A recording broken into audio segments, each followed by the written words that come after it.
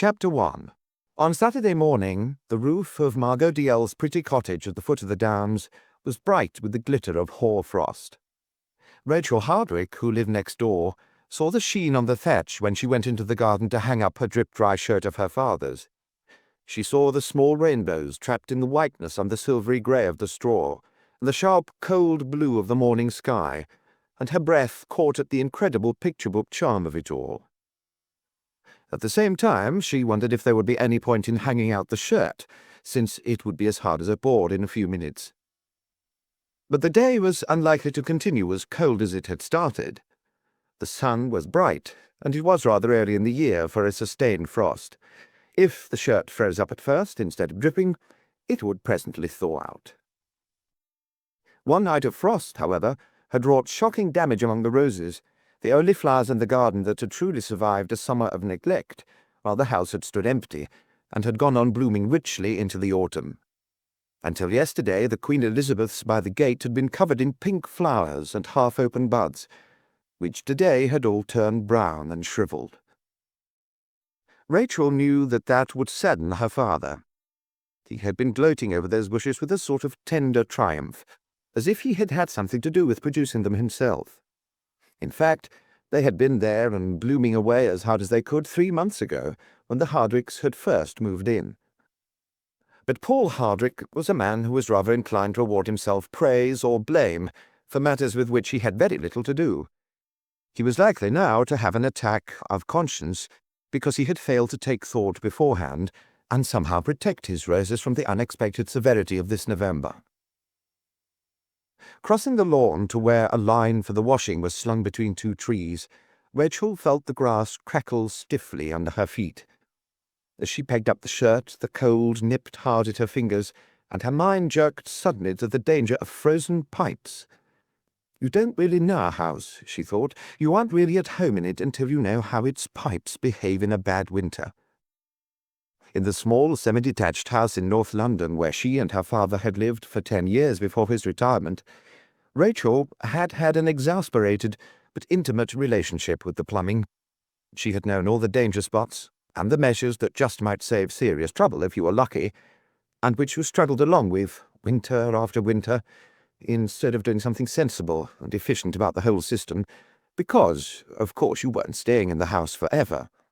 As soon as that day of retirement came round, you were moving away to the country. That had always been her father's daydream. He had liked schoolmastering, but the hope of some day being able to look out of his window at trees and meadows, instead of at a row of graceless little houses exactly like his own, had always pulled at his heart. Rachel had never been sure that she wanted the change as much as he did.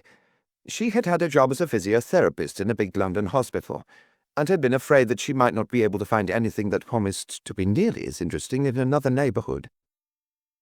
And so far, it is true, she had not done so. But she had not yet gone hunting very hard.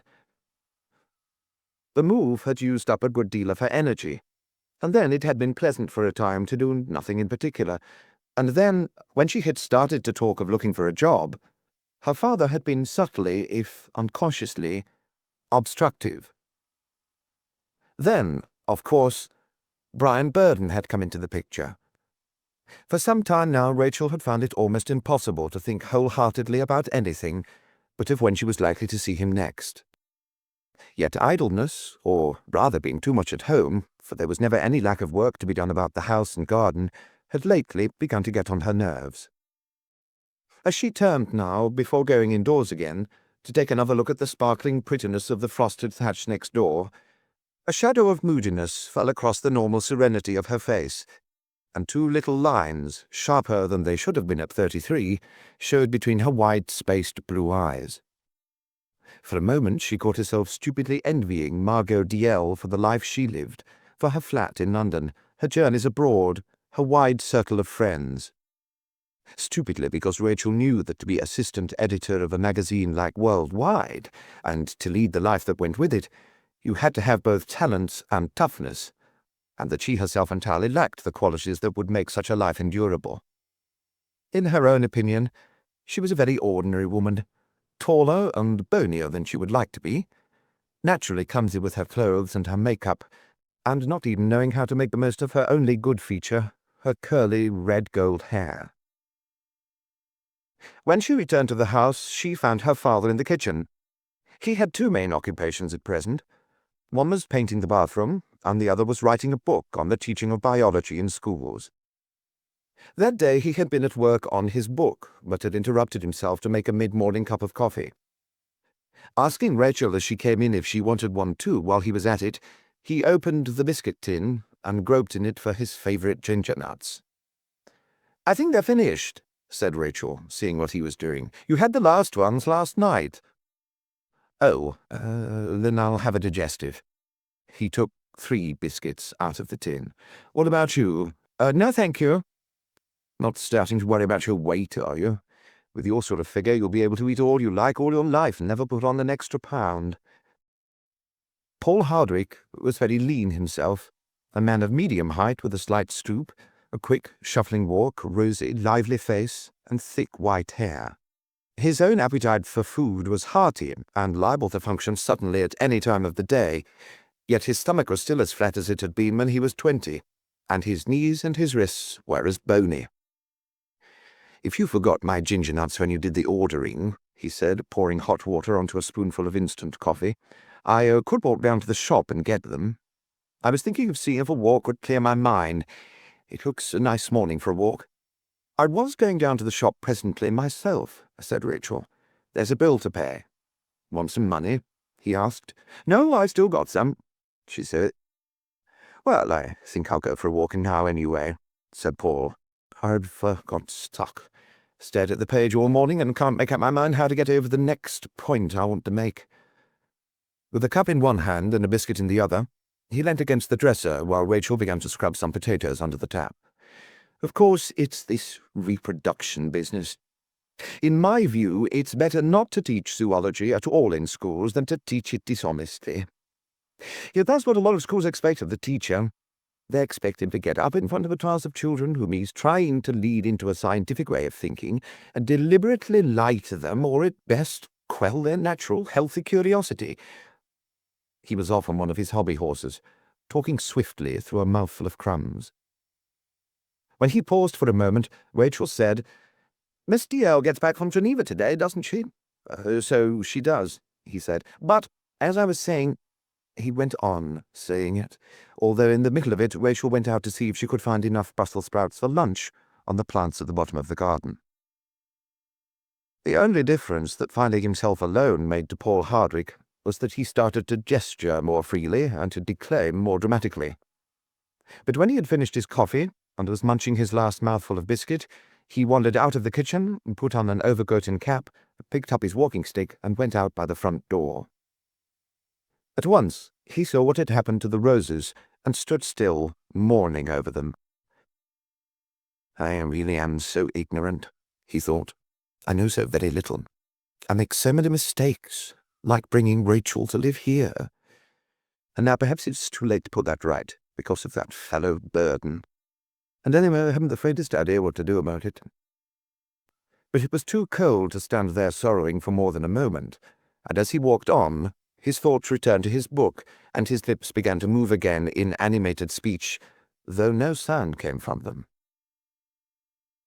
When he came to Margot Dalziel's gate, he stopped and looked interestedly at the cottage and its big garden.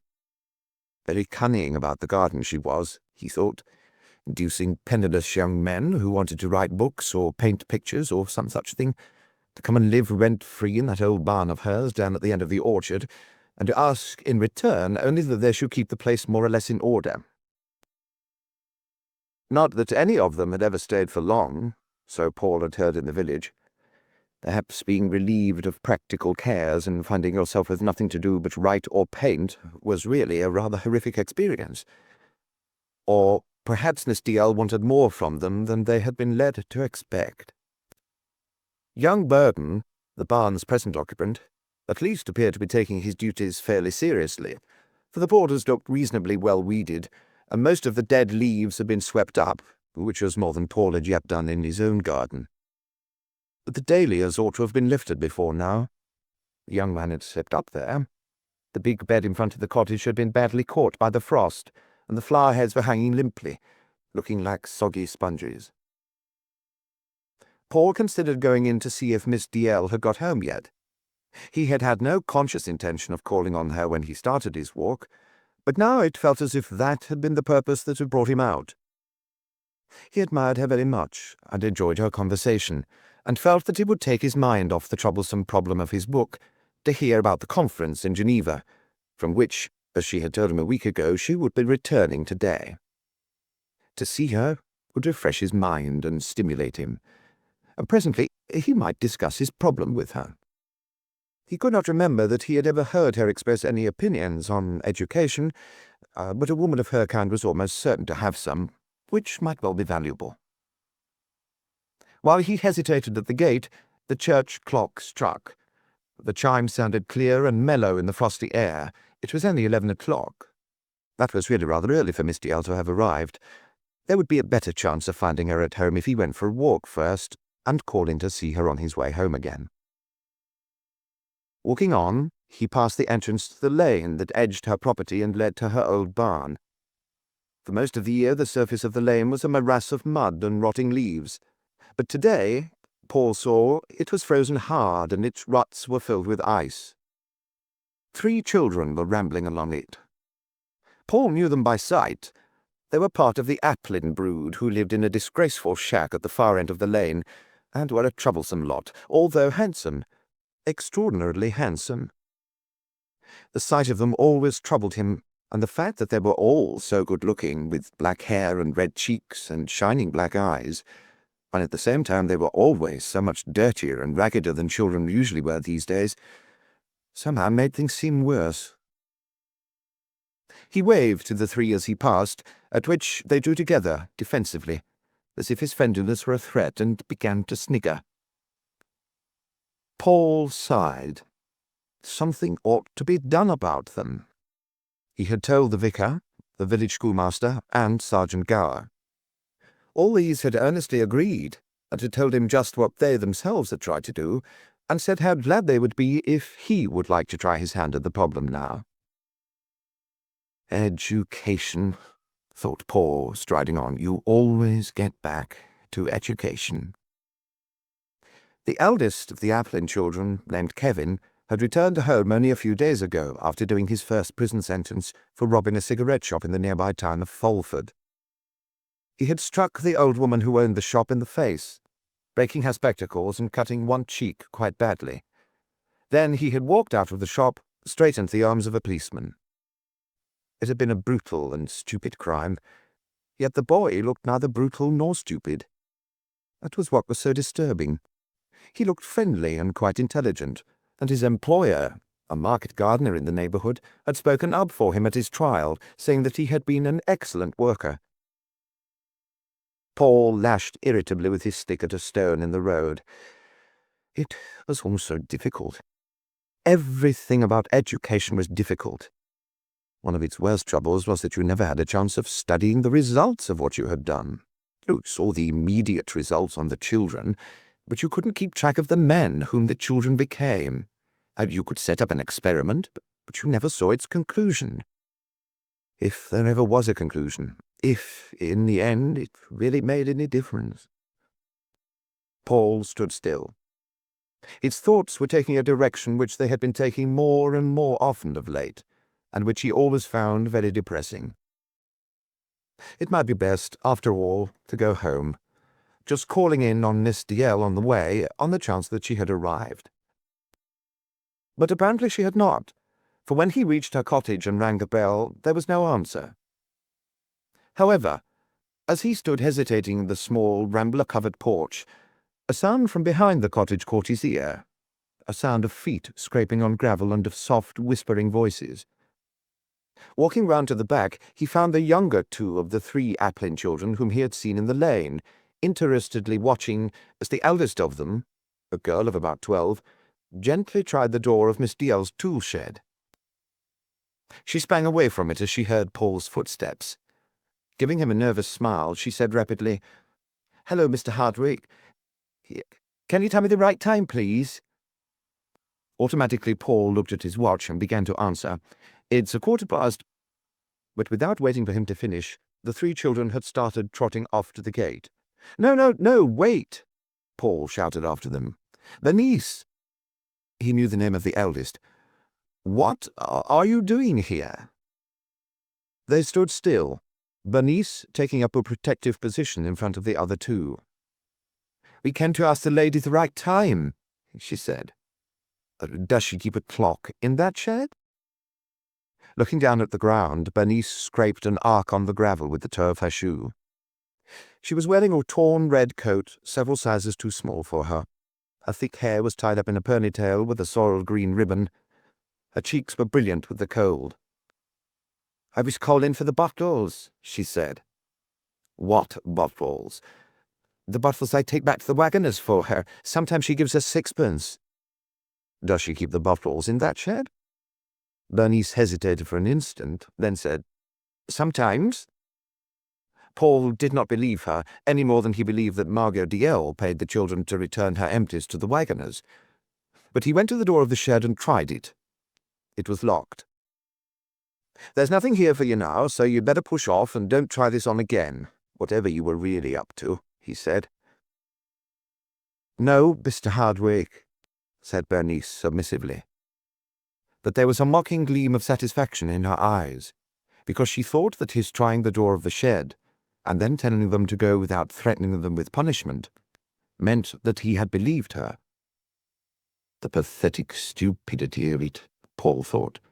Frightening stupidity. If he didn't threaten her, then she had successfully duped him, and that was how she had it worked out. "Well, what are you waiting for?" he asked impatiently, as the 3 children stood watching him with a furtive sort of contempt behind the blankness of their faces. "Can you tell us the right time, please?" said Bernice. "It's 11:15, but next time go and look at the church clock, and don't come bothering Miss Dalziel," he said. "Yes, sir. Thank you, sir," they answered in unison.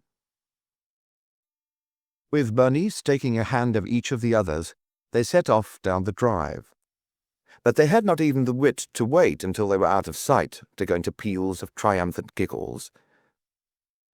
That depressed Paul almost as much as the lying, on the worried feeling that probably, since Margot Dalziel was away so much, and the place was left empty so often, he ought to have taken some more energetic action about the children sneaking round her cottage. At least he would have to tell her about it when she got back. Then, if she wanted him to, he would go and speak to the Applin parents about it. As he started after the children towards the gate, he began to plan what he could say to the parents.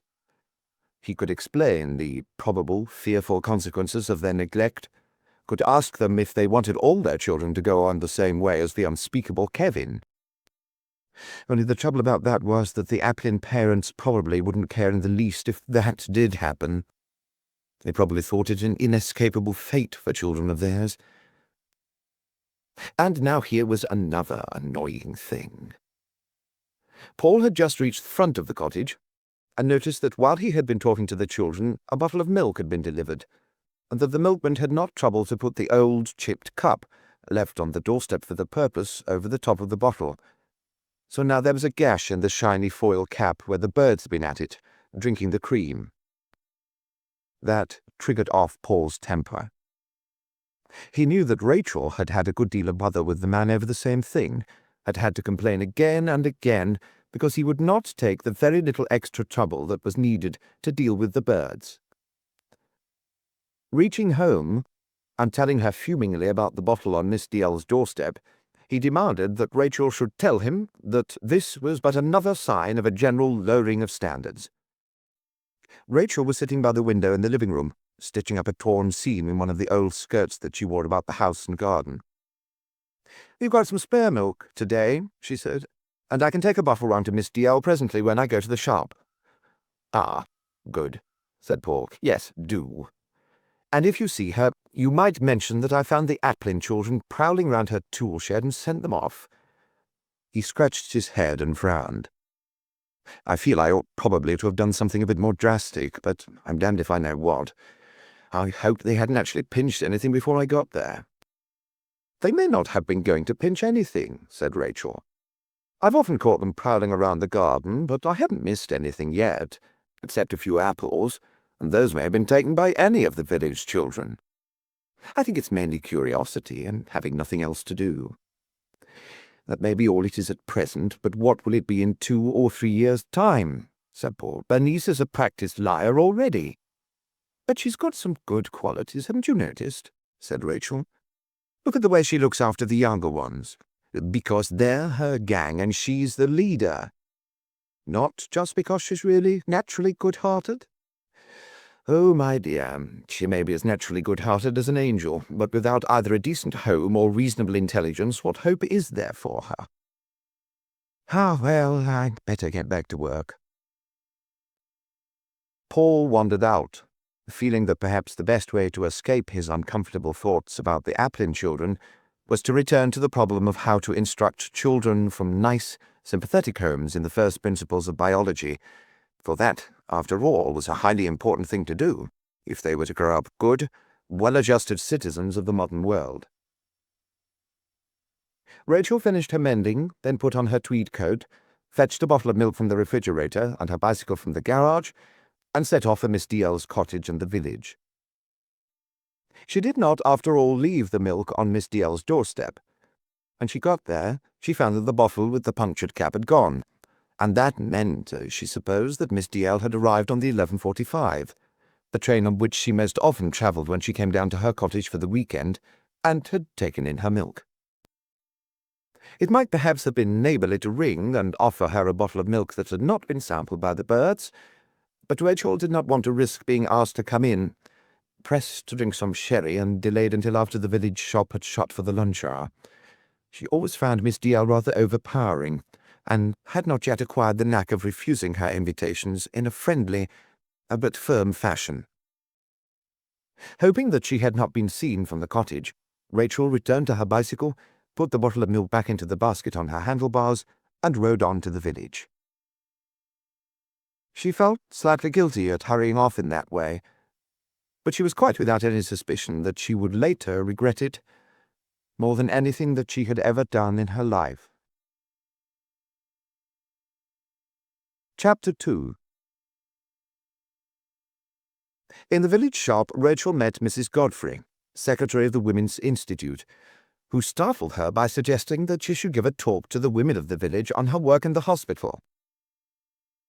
The invitation filled Rachel with a mixture of pleasure and pure panic. She had never spoken in public in her life, and could not really imagine herself ever doing so, and she said so without giving herself time to think. Mrs. Godfrey, an energetic, tweedy little widow, whom Rachel suspected of having cast an interested eye on her father, smilingly accepted the refusal, but there was a look in her calm grey eyes which warned Rachel that she had not heard the end of the matter. In her confusion, she got through her shopping as fast as she could, leapt onto her bicycle, and rode off home again. It was not until halfway through the afternoon that she realized that she had forgotten the ginger nuts for her father. When this happened, she was in the garden, raking up the dead leaves scattered over the lawn.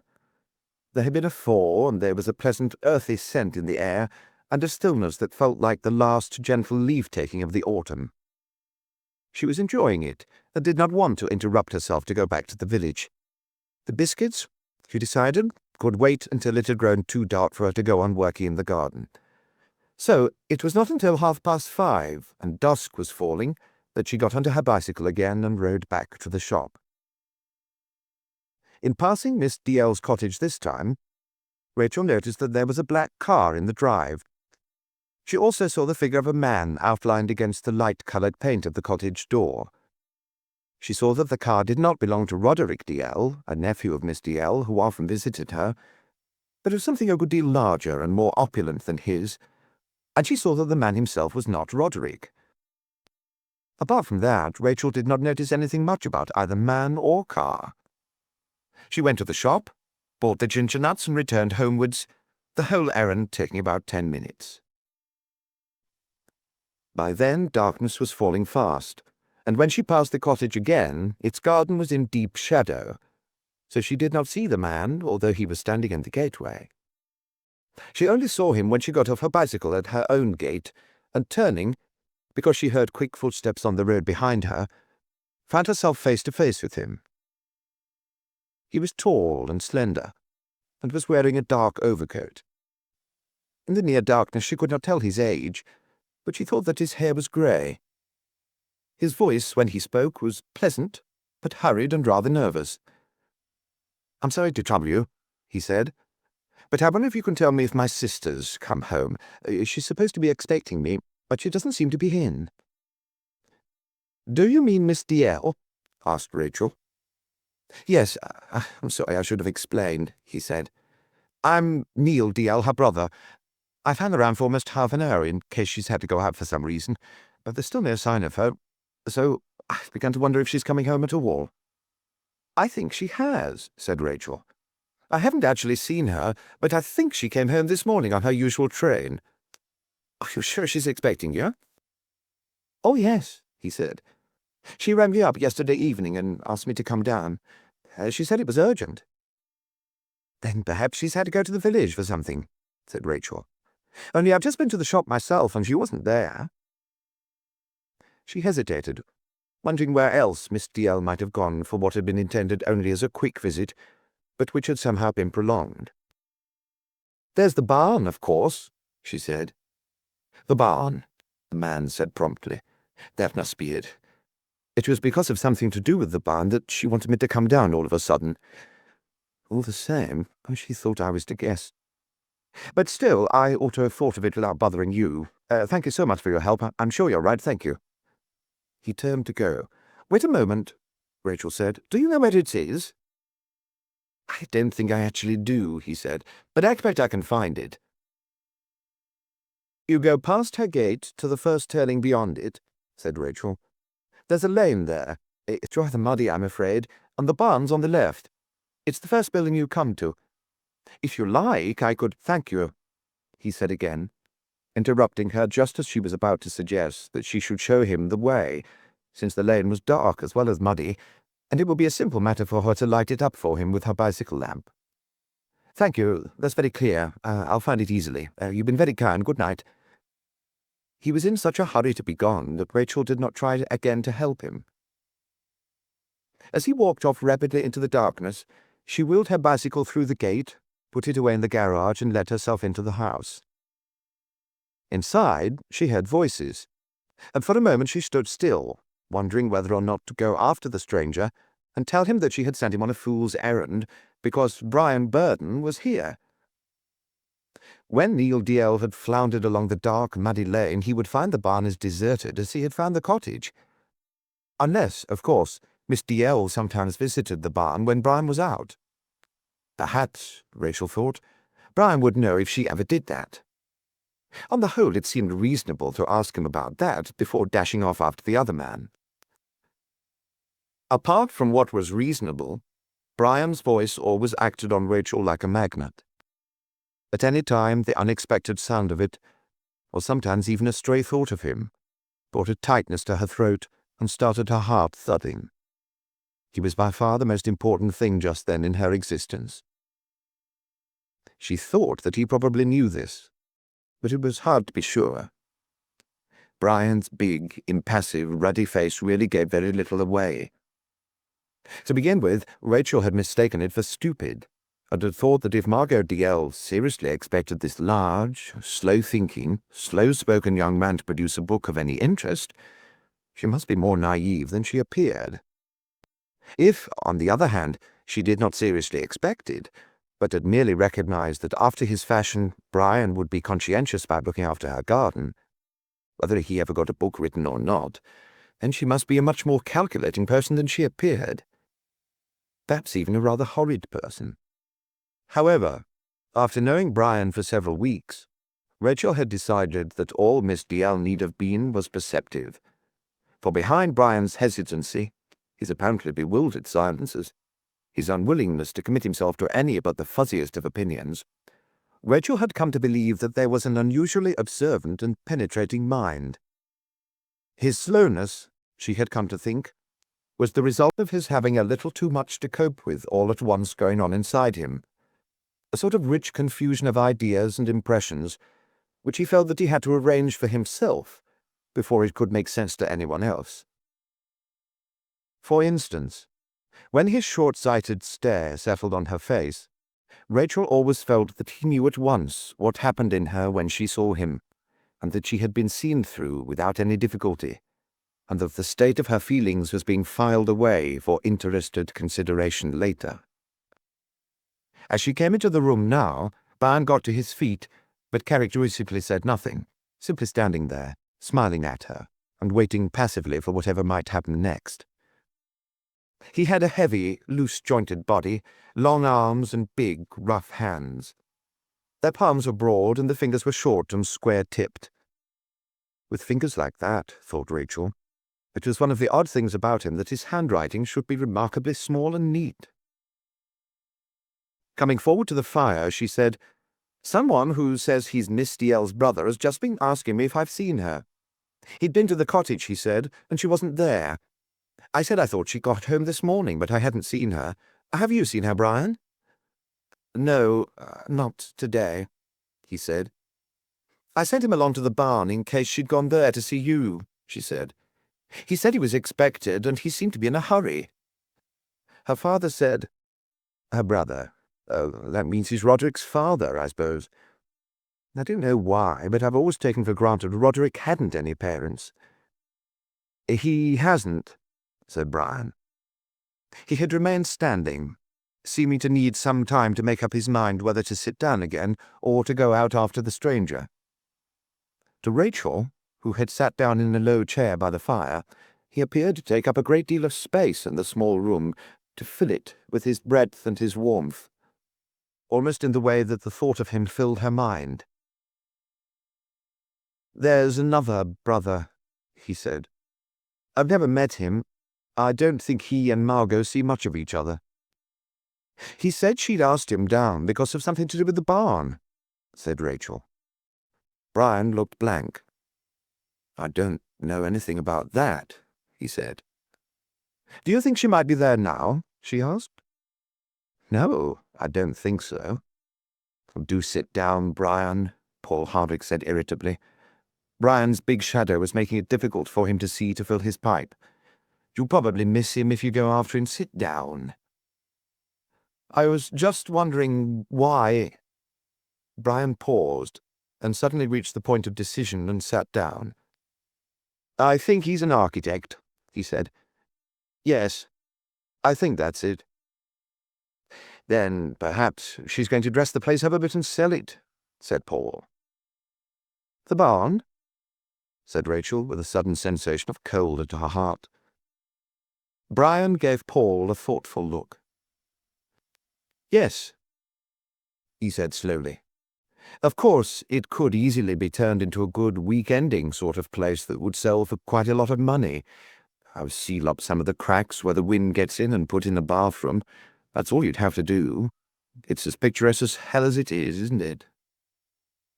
"And an easy distance from London," said Paul, nodding.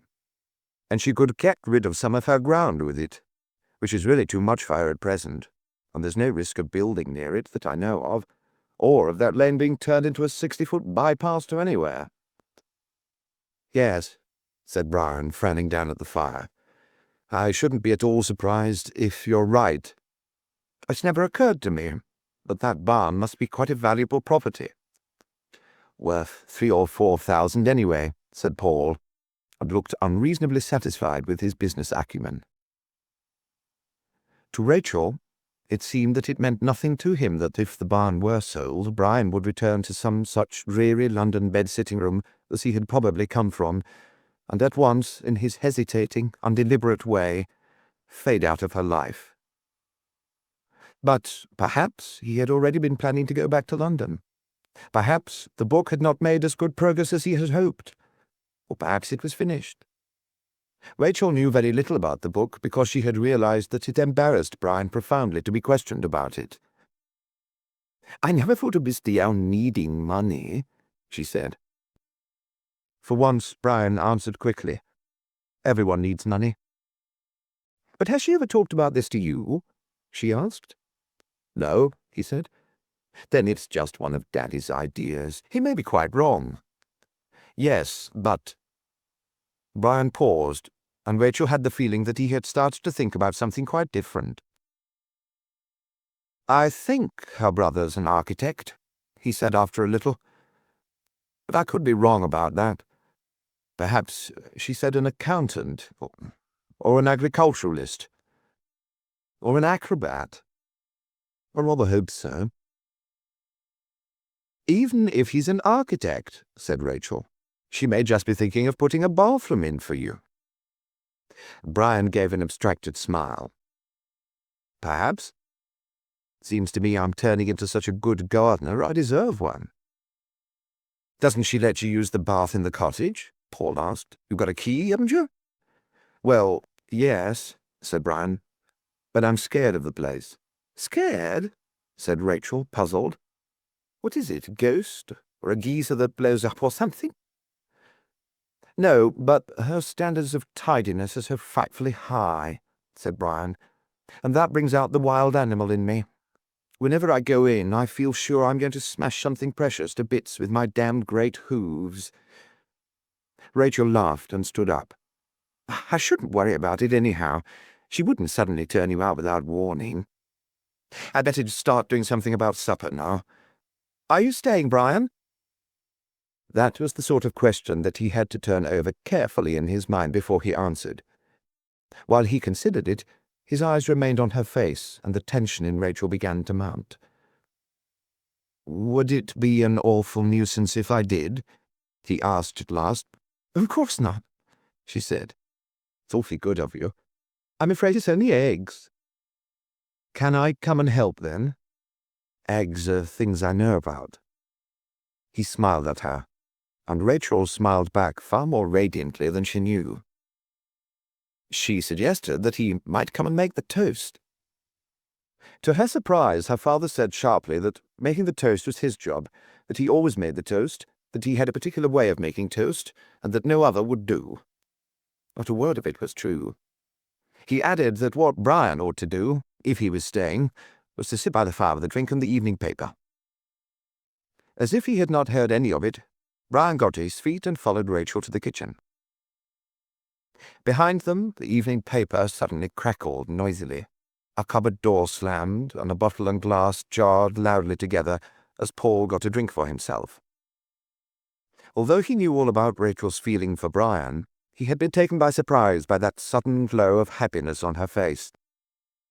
He would have to start taking care, he thought, as he somehow restrained himself from giving the fire a vicious poking.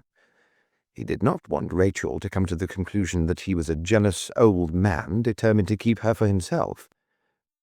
For that wasn't the trouble at all.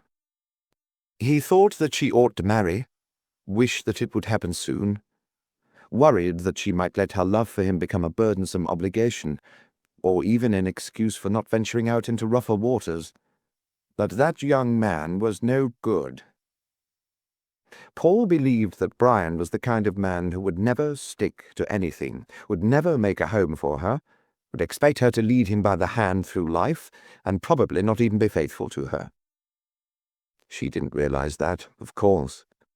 She probably didn't even realize that in spite of his slowness and quietness, Brian was charged with a vitality that would have the same effect on almost every woman he met as he had had on her, and that he would always enjoy this and exploit it.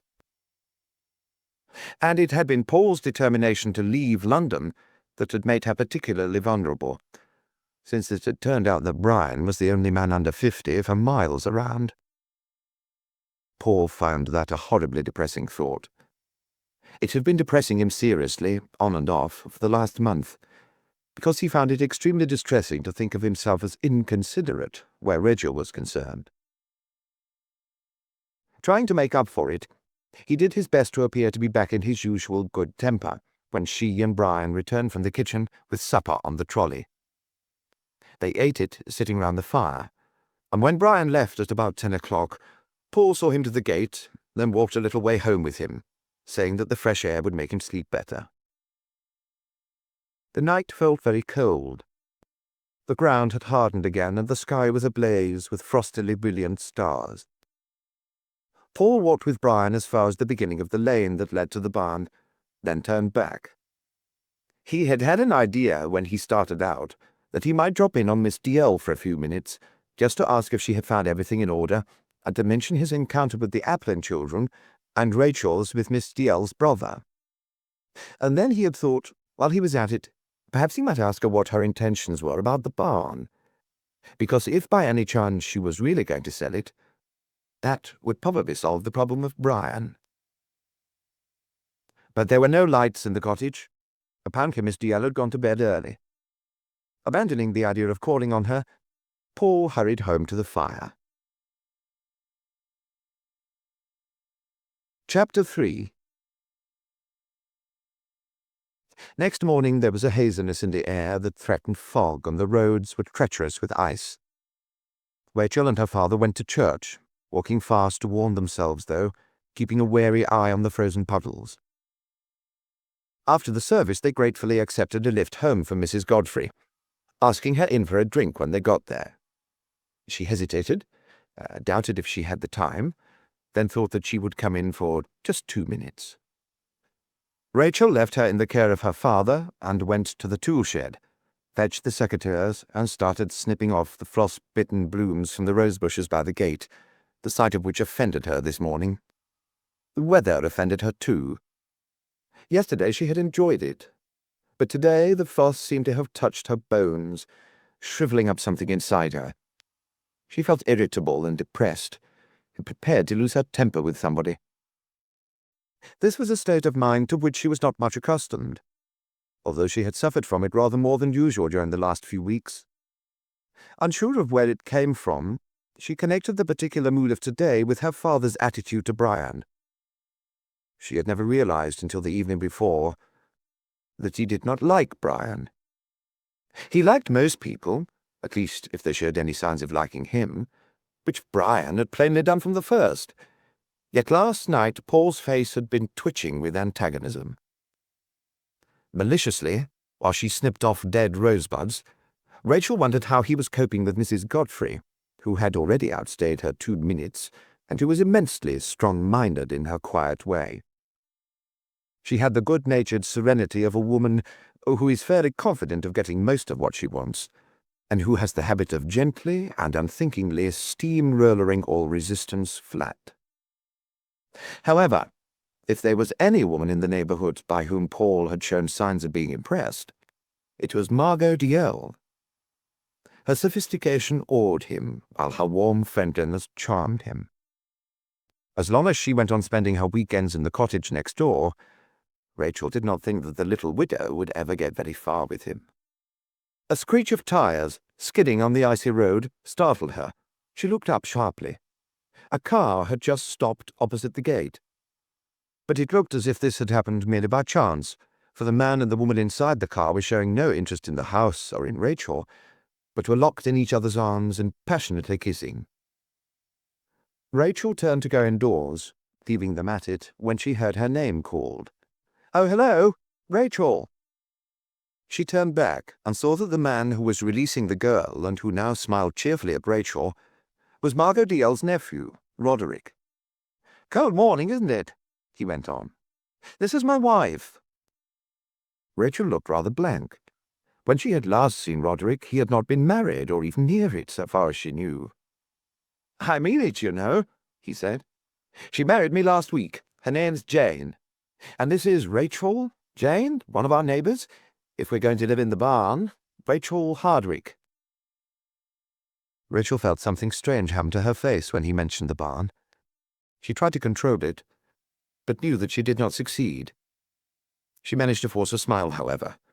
"So that explains the mystery of the red barn," she said. She went out into the road and stood beside the car. "We knew something was happening, but our guesses had been quite wide of the mark." "Haven't you seen Margot, then?" Roderick asked. "Not this weekend," said Rachel. "She's here, though, isn't she?" he said. "Of course she's here," said Jane. She had a light, soft voice, and she looked to Rachel incredibly young, although she had a feeling that that was more because of something in Jane's expression than because of her actual years. She was wrapped up in a sheepskin jacket which hid most of her as she sat in the car, but she gave the impression of being small and very thin. Her skin had a fine transparency, and her fair hair, cut in feathery little wisps all over her head, had the softness of down. "She's expecting us," Jane added. "Yes," said Roderick, "but if something had come up in London, she'd have rung Mummy and told us," said Jane. "Yes, I suppose so." But a shadow passed over Roderick's face as he said it, and it occurred to Rachel that he might have been relieved if she had told him that his aunt was not here. He was remarkably like her in appearance, not so very much the taller of the two, slenderly and gracefully built as she was, brown-haired and dark-eyed, with a pointed face and delicate features. It was a face of vivid and quick changes, but on the whole more sombre than his aunt's, although he was only 25, and she was at least 40. "Well, we ought to be getting on," he said. "We're pretty late already." But instead of driving on, he started to get out of the car.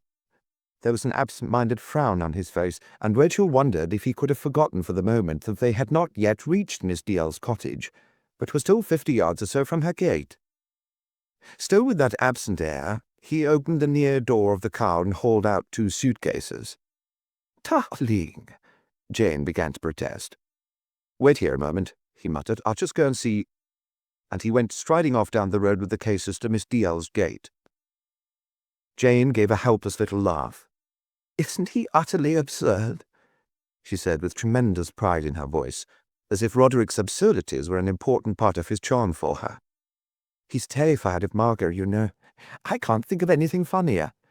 He thinks she'd bite our heads off now for being a tiny bit late, and he's gone ahead to get it over. I suppose because if she did, he'd feel awfully humiliated in front of me. But she won't, of course. She's about the sweetest person I've ever met." "A bit formidable, though," said Rachel. "She frightens me." Jane looked at her in amazement. "I adore her," she said. "I'm ever so much fonder of her than I am of my own family.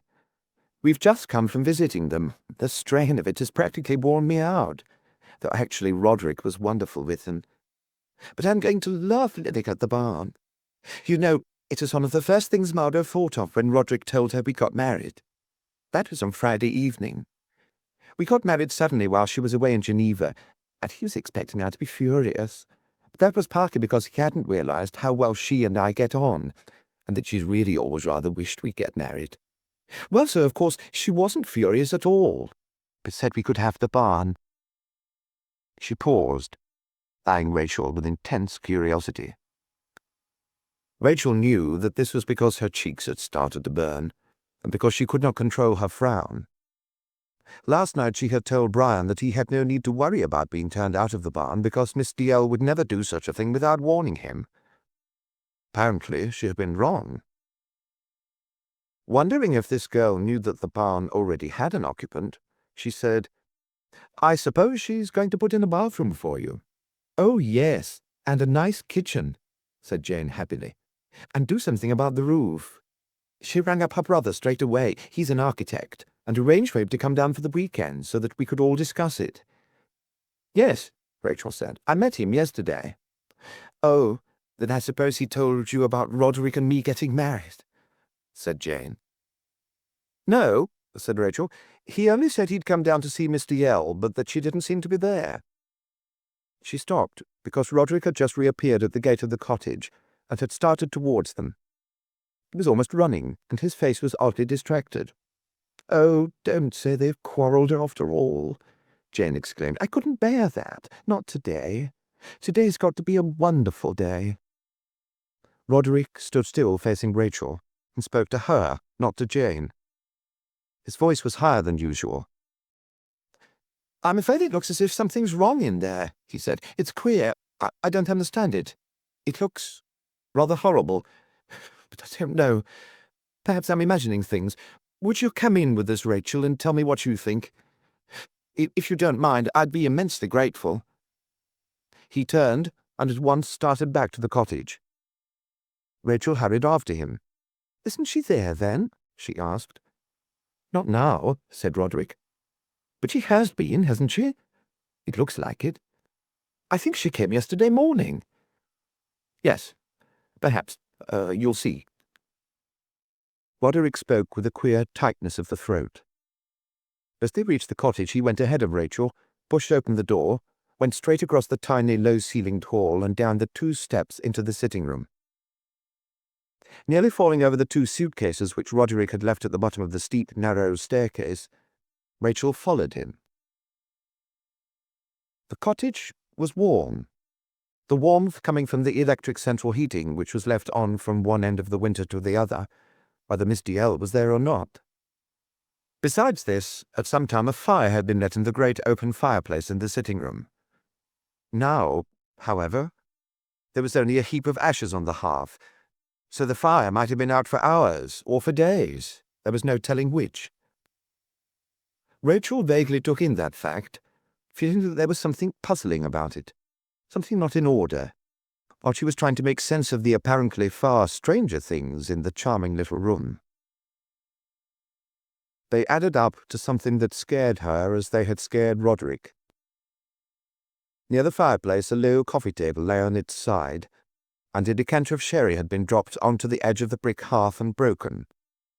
The sherry had made a sticky-looking stain on the hearthrug, which was awry and in wrinkles. An upright wooden chair was on its back. One sherry glass had somehow rolled away several feet without breaking, and a woman's handbag lay on a rug in the middle of the room, with its contents tumbled out in a heap. There was also a scent of roses in the room. There were some yellow roses in a glass vase on a little writing table at one side of the window. They were past their first freshness, but still spread their sweetness over the disturbing scene. "Well?" Roderick asked, looking intently, anxiously at Rachel. "I don't know," she said. "Is she— Have you looked upstairs?" "I just rushed up and down again," said Roderick. "Her things are there. I mean, her fur coat's on the bed, and there's a suitcase. It's open." He looked muddled for a moment. "It's open, yes, but I don't think it's been unpacked. Just had a few things pulled out of it, but I'm not sure. I only took a glance at it. Perhaps we'd better go up and see." Jane had slipped quietly into the room past Rachel and had gone to Roderick. She was standing beside him, holding onto his hand and looking round. Rachel thought that they looked like a pair of children, far too young to have to cope with disaster, and holding tight to each other to defend themselves against the inexplicable horrors of the adult world. It made her feel as if she represented that world, and must put her knowledge of it and her greater maturity at their disposal. She would have to go upstairs and all round the rest of the cottage. She would have to think out the meaning of the scene in this room and what they would have to do about it. "Look at that," said Jane softly.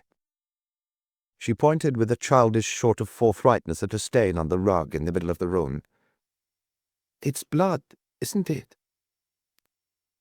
Jane had very large, dark blue eyes, and they looked even more enormous than usual in a face that had lost all its colour.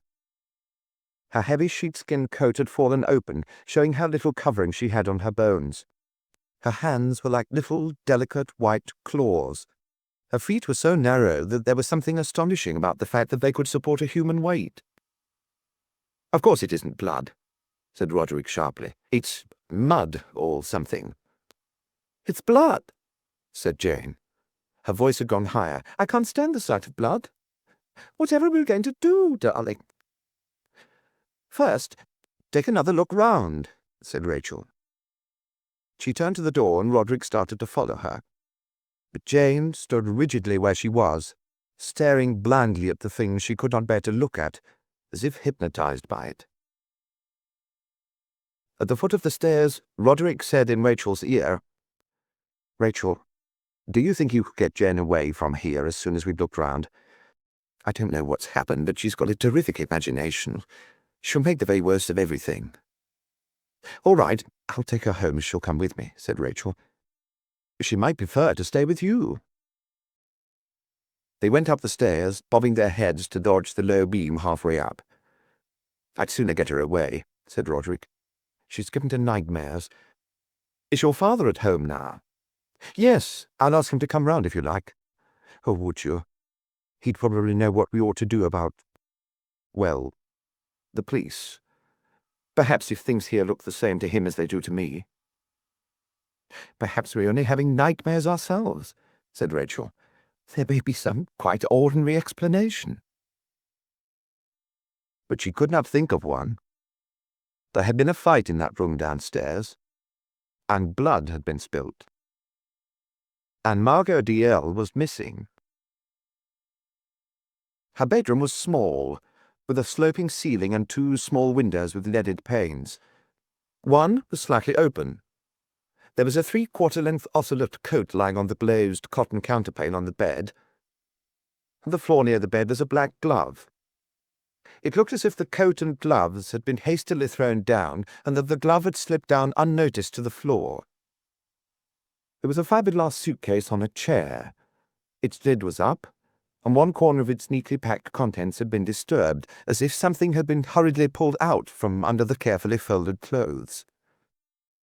On the dressing table, which consisted of a low mahogany chest of drawers with an old oval looking-glass standing on it, a porcelain powder bowl had had its lid removed. There was a smudge of powder across the polished top of the chest. Taking these things in one by one, Rachel found herself looking at the closed doors of a built-in hanging cupboard in a corner of the room. She said, "Ought we, do you think?" Roderick went to the cupboard and opened it. There was nothing inside but a row of dressers on hangers. Closing the cupboard again, he said, "Actually, I'm sure she isn't in the cottage. But come on, let's look round the rest of it. Then there's the garden. We ought to look everywhere."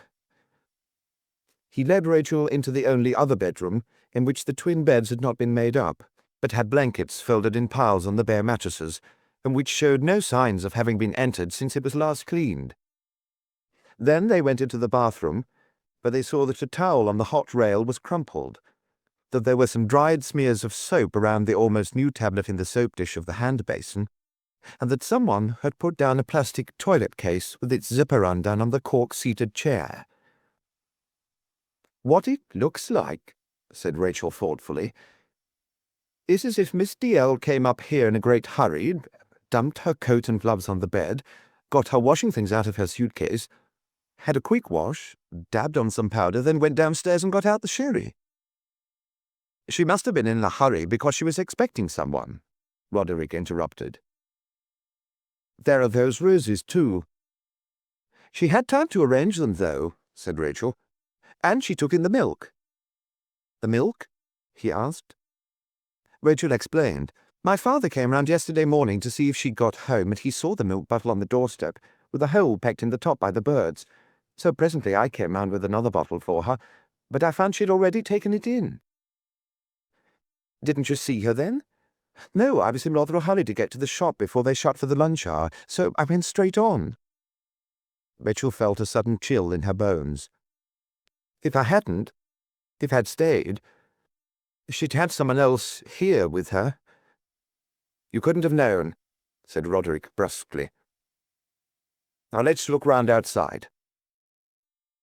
He went to the head of the staircase. Jane was at the bottom of it, looking up at them with the same blind stare in her great eyes. "Has something awful happened?" she asked. "Is it murder?" That was when it occurred to Rachel that, frightened as the girl might be of the sight of blood, she was not afraid to use a word which Rachel herself could not have brought out at that moment for anything in the world. Roderick ran down the stairs, put an arm round Jane, and drew her to the front door. "We're going round to the Hardwicks' house," he said, "and Rachel's going to ask her father to come back with me and see what he thinks we ought to do. I think perhaps we ought to call the police, and I expect Mr. Hardwick knows much more about that sort of thing than we do." He kept Jane moving on to the gate. Following them, Rachel wondered on what he had based his estimate of her father. It would never have occurred to her to think of him as knowledgeable about police matters. But perhaps it was merely that Roderick turned automatically to an older person when trouble loomed ahead. Or it might be that his apparent desire for her father's company was only a manoeuvre to get Jane away from the cottage. There was something touching about that, Rachel thought, as she walked behind the two close-linked figures. She would not have thought that Roderick had it in him. It was true that she did not know him at all well, but she had taken for granted till now that he had not much warmth of heart or interest in anyone but himself. That might have been, she supposed, because she had seldom seen him except in the company of his aunt. There had always been something curiously cold and wary in his response to her, as if he were half afraid of her obvious affection for him and constantly ready to resist its demands. They found Paul Hardwick alone. Mrs. Godfrey had gone, and Paul was waiting impatiently for lunch, solacing himself in the meantime with a few biscuits. He had been upstairs when Jane and Roderick had first arrived, and had watched their meeting with Rachel from the window of his study.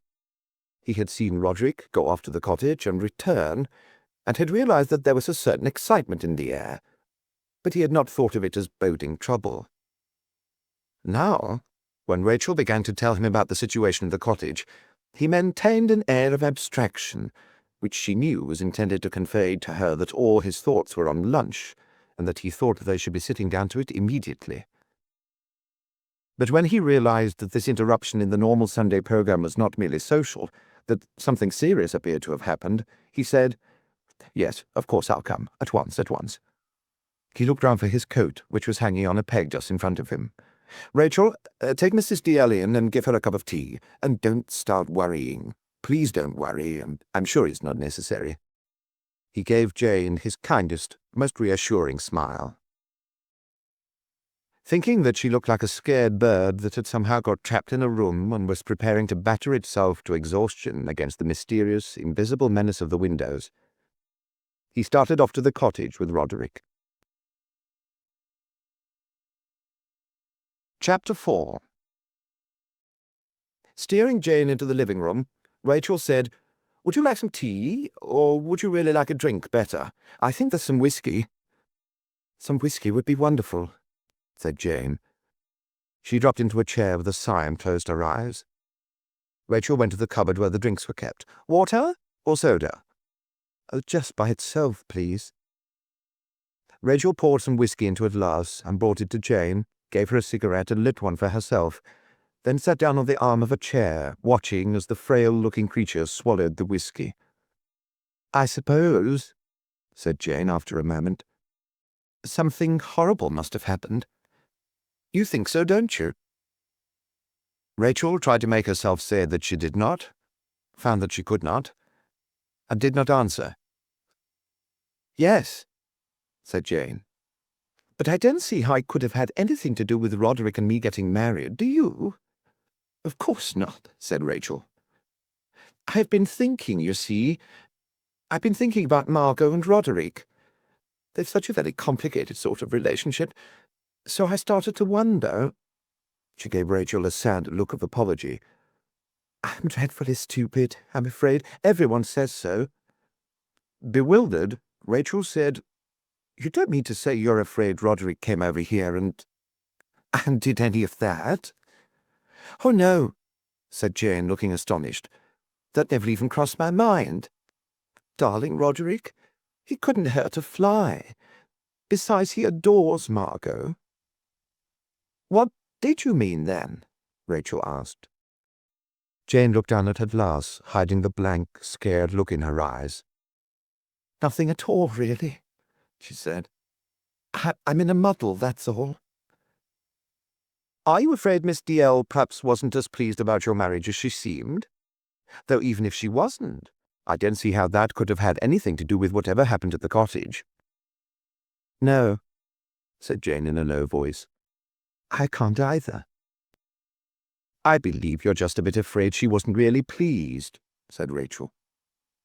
Jane looked up quickly. "No, I'm not at all. It's really Roderick I've been puzzling about.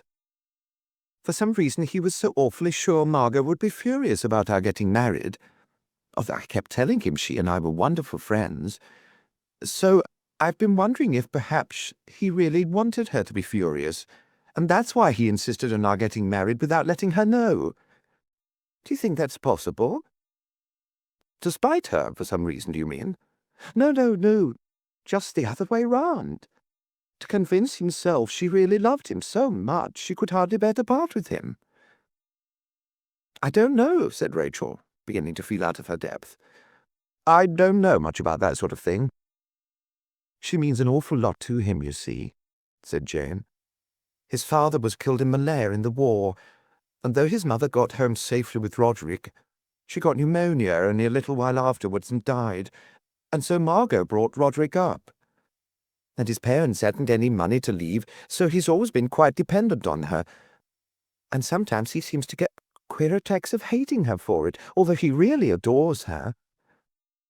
She drank up the last drops of her whiskey with great pride in her voice, added, "He's an extraordinarily complicated person."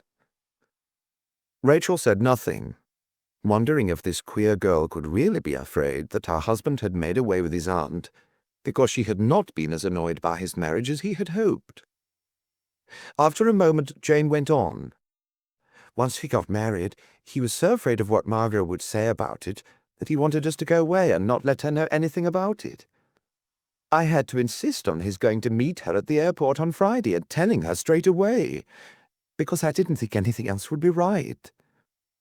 And then she told him it was what she'd been wanting for ages, and almost straight away she offered him that old barn of hers for us to live in, and she rang up her brother and asked him to come down here to meet us and talk over just what we'd like done. And she even said something about her will." Jane suddenly shut her eyes again as if against some ugly vision. "No, I can't talk about that now. At the time it only seemed a nice sort of gesture that of course didn't mean anything. But if something's happened to her—" "Oh, I see," said Rachel vaguely, because her thoughts had not followed Jane beyond her remarks about the barn. Getting up, she went to the fireplace and threw the remains of her cigarette into the fire. She felt a strange sort of relief that the question of the barn was settled, that Brian's departure was certain. It would have to come sooner or later. She had always known that one day, probably without warning, the barn would be empty and Brian quietly gone. All the same, she thought, what a mean trick to play on him. "What will Roderick do when he's living here? I mean for a job," she asked. "Oh, we've been having all sorts of ideas," said Jane. "He hasn't any job at all at present, so that's no difficulty. And I expect Margot has some ideas too. He's done all sorts of different things already, you know. He's wonderfully adaptable." The doorbell rang, and Rachel, glad to be interrupted before she showed too obviously how her blood boiled when she thought of the old barn with a new kitchen and a new bathroom and new bright curtains and, of course, a lot of trailing green plants in pots, and a young married couple living there, went to answer it. It was the back doorbell that had rung. Going to the kitchen and opening the door, Rachel found Bernice Applin standing there. At first Rachel thought that she was without the two smaller children, but then she caught the sound of their whispering and giggling coming from round the corner of the house. Bernice looked up at Rachel with deliberate coyness, while with the toe of her shoe she scraped an arc in the gravel. She was holding a bunch of dahlias in her hand. "Please, miss, would you like to buy some flowers?" she asked, with the ingratiating whine that she always assumed for such occasions, and that always gave Rachel a peculiar feeling of distress. "Only 2 bob for the lot. Look, miss, and they're lovely." She held them out. There were 7 or 8 blooms of mixed sizes and colours. "Where did you get them?" Rachel asked. "From the garden," said Bernice. "Whose garden?" Rachel asked brutally. "My mum's garden," said Bernice quickly. "What about the frost?" said Rachel. "It killed off all Miss Dalziel's dahlias. Didn't it kill your mother's?" "Oh, no, miss," said Bernice. "My mum's garden's lovely." Visualizing the patch of neglected ground around the Applins' shack, where nothing grew amongst the weeds but a few discouraged potatoes that had probably sown themselves from plants left by some earlier tenant, Rachel said, "Well, I'm afraid I don't want them." She started to draw back. "1 and a tenner," the child offered swiftly. "No, thank you." "Oh, please, miss, I got to sell 'em. My mum says so." "I don't go home till I sell them. I got to get the money." "Don't you come back without the money," she said. "If you do, I'll knock you in the middle of next week." Bernice's face began to crumple, though her eyes were bright and watchful. "No, thank you," Rachel repeated. But it was a sign of weakening that she did not immediately shut the door, and the child saw it. Her voice developed a tremor. "Mum needs the money ever so bad," she whimpered. "It's for the electric. She hasn't got anything to put in the meter, and it's terrible in this cold. She can't cook dinner for the children. They're hungry and cold, miss." The cold and hungry children, out of sight round the corner of the house, supported this statement with a burst of giggling. "Now tell me," said Rachel, "does your mother even know what you're up to?" A look of outrage appeared on Bernice's face. "Oh, miss, she sent me out to get the money. She said to me, don't you come back without the money, or I'll knock the living daylights out of you. And she will too, 'cause of the poor little children." She thrust the flowers closer to Rachel. "A bulb," she suggested. Rachel sighed, fetched her handbag, found a shilling in it, gave it to Bernice, and took the flowers. She had known from the first that she was going to capitulate. She was never inclined to believe anything that Bernice told her, yet she could not keep out of her mind a picture of the Applin home, that decaying shack that ought to have been pulled down years ago. And since the father, as Rachel had been told by Mrs. Godfrey, who knew everything that went on in the village, squandered most of what he earned on the dogs, it was possible that there really was nothing to put in the electric meter in this horrible weather. Besides, there was something about Bernice that touched Rachel. She took such good care of the two younger children. She trailed them around with her wherever she went.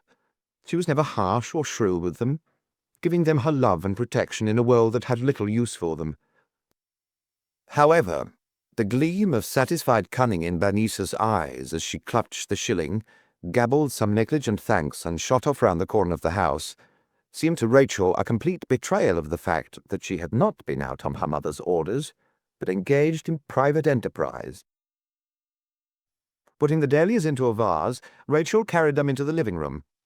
Jane had got up and was standing by the window, trying to see along the road to the cottage.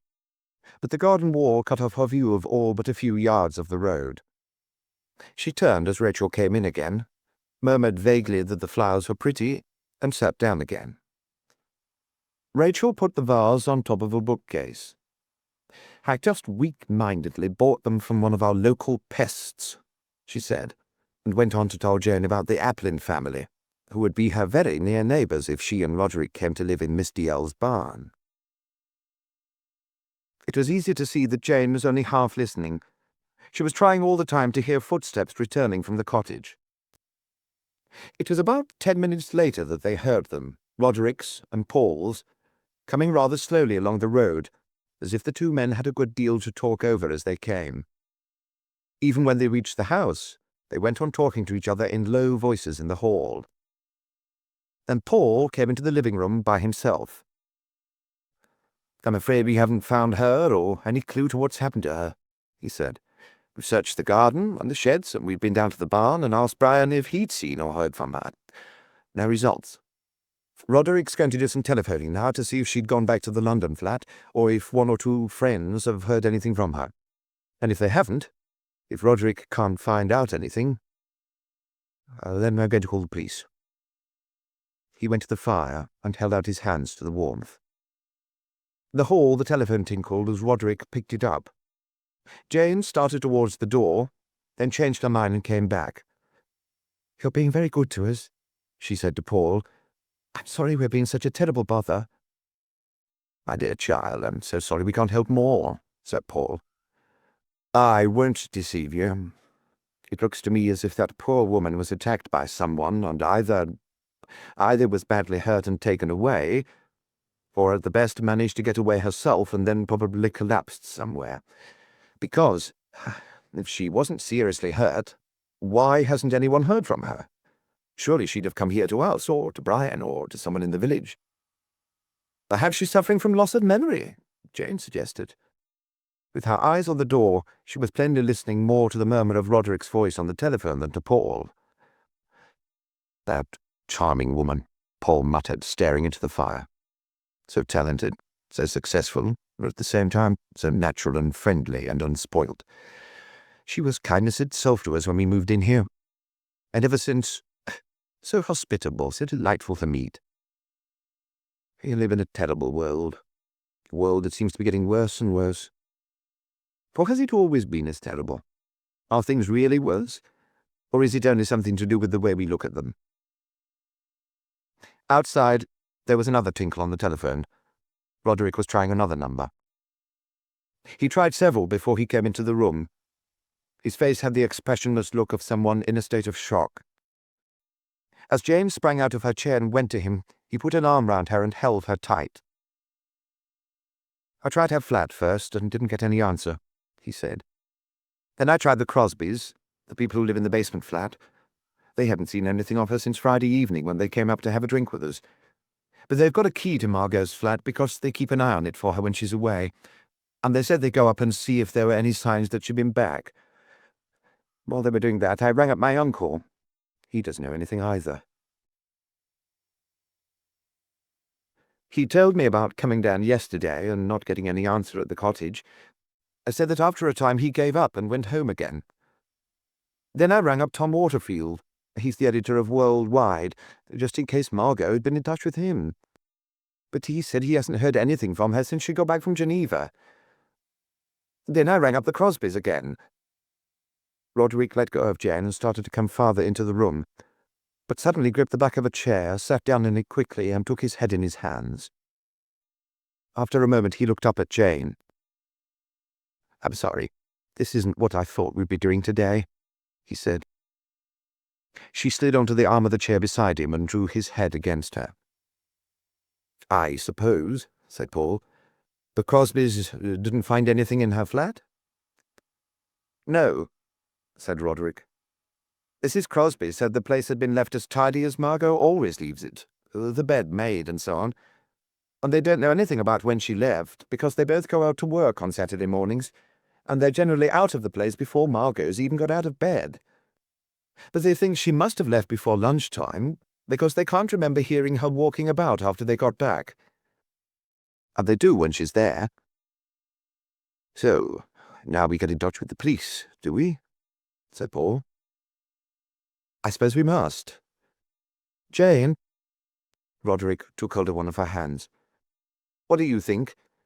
If there's really nothing wrong, how furious will Margot be with us?" She stirred uneasily. "I keep telling you, darling, she's never furious. I mean, never nastily. But if there's really some quite simple explanation of it all, and she finds we've stirred up a lot of stupid publicity—" He paused. "No, I know there is any simple explanation. Yes, Mr. Hardwick, let's get the police." But he sounded so helpless about it that Paul said, "Would you like me to do it for you? I've had a certain amount of contact with our sergeant here." "Oh, that's very good of you," said Roderick eagerly. "Are you sure you don't mind?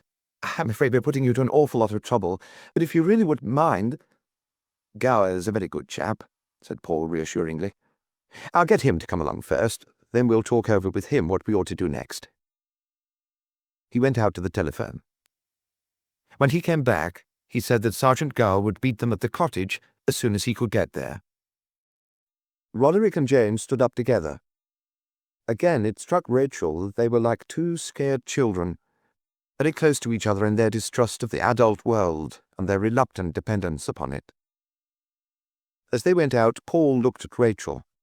"Coming too?" he asked. She shook her head. "I'll stay and get some lunch ready. You'll all be pretty hungry by the time you're through. I'll have something waiting." "Yes, that's a sensible idea," he said, and followed Jane and Roderick. Until the sound of their footsteps had faded down the road, Rachel stayed where she was, standing near the fire. Then she went out to the kitchen. On her way she picked up her coat, and instead of starting to prepare a meal, went straight out into the garden. She went to the bottom of it, where there was a gap in the stone wall, through which it was easy to climb into the ploughed field behind the house, scrambled through, and skirting the field, walked on until she came to a gap in the hedge that surrounded Miss D.L.'s garden. She pushed her way through it into the orchard and started across it to the barn. Chapter 5. Rachel could see the old red roof of the barn and the plume of smoke from its chimney above the frosted branches of the fruit trees, but it was so long since these had been properly pruned that they had grown into a dense thicket, concealing most of the rest of the building.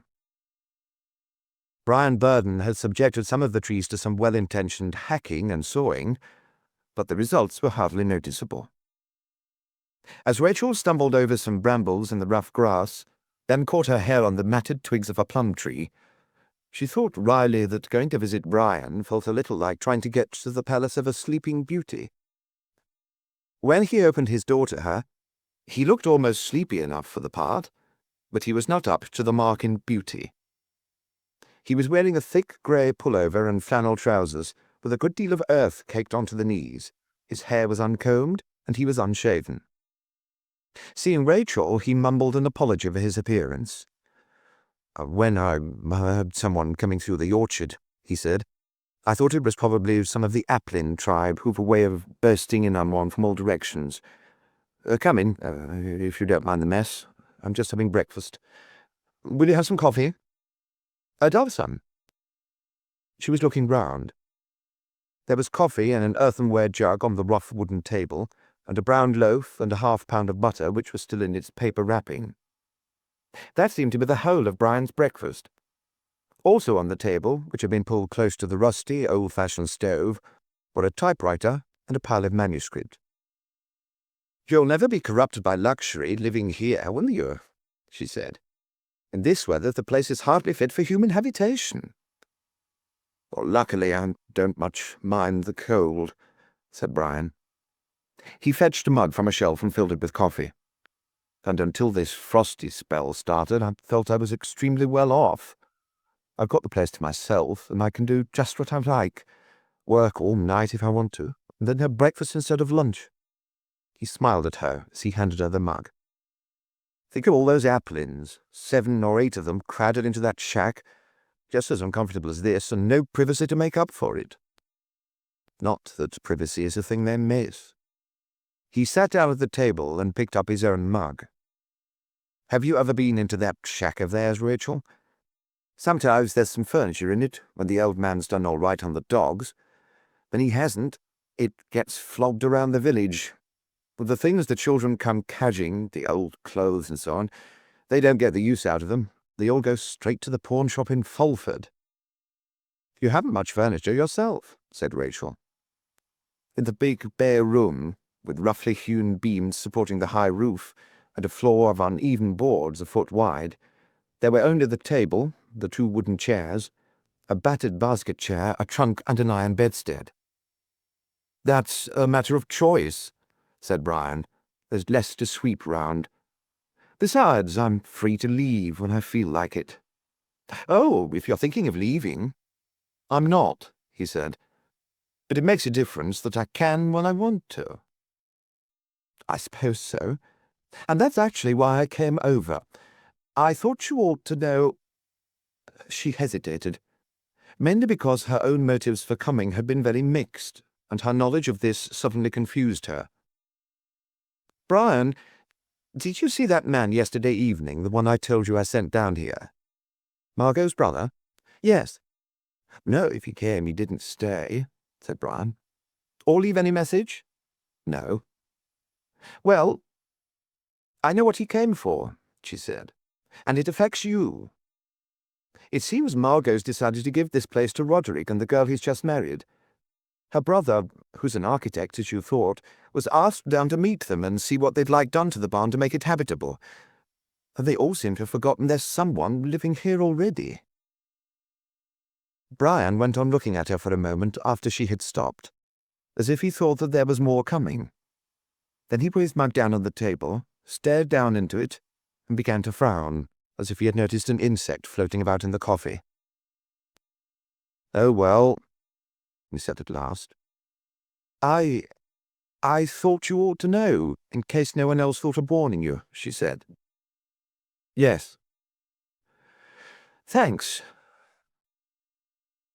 The whole thing's make me feel rather angry. Doesn't matter.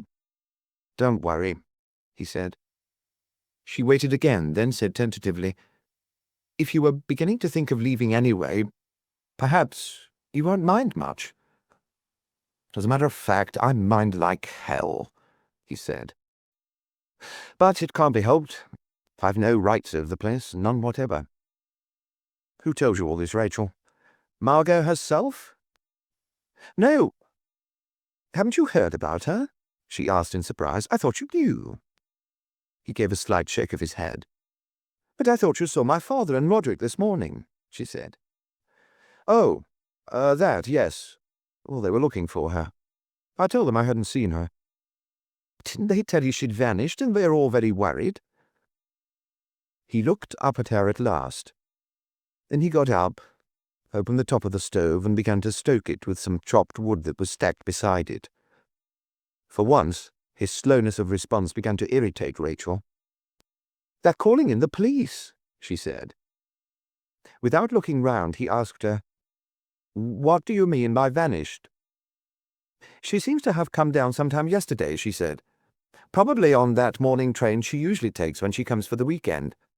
She seems to have had a wash, put some flowers in a vase, and some sherry and glasses on a tray, all in a hurry, as if she were expecting someone, and then just vanished. Brian put the lid back on the stove. I don't understand why you say vanished. Why shouldn't she just have gone away somewhere, perhaps with this person she was expecting? Rachel described the scene in the sitting room of the cottage. She told him about the broken decanter, the overturned table, the stain on the carpet.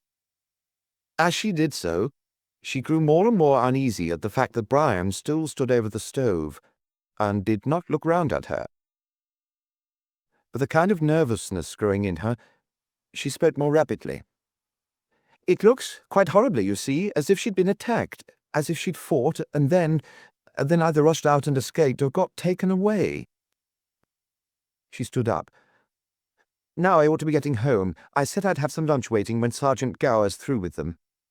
Wait a minute, said Brian slowly, almost cautiously, giving her the feeling, as he often did, that he was trying to work his way carefully and little by little through a complexity of impressions to some simple but important conclusion. Rachel, this person Margot was expecting, have you any idea who it was? None at all, she said, unless it was her brother. You haven't got some idea in your head that it was me? He looked round at her then, and their eyes met. Rachel drew an unsteady breath. Of course not, she said. Are you sure? He asked. I told you, she said. I haven't the faintest idea who it was, because I was just wondering if that was really why you came over. I only came for the reason I told you, Brian.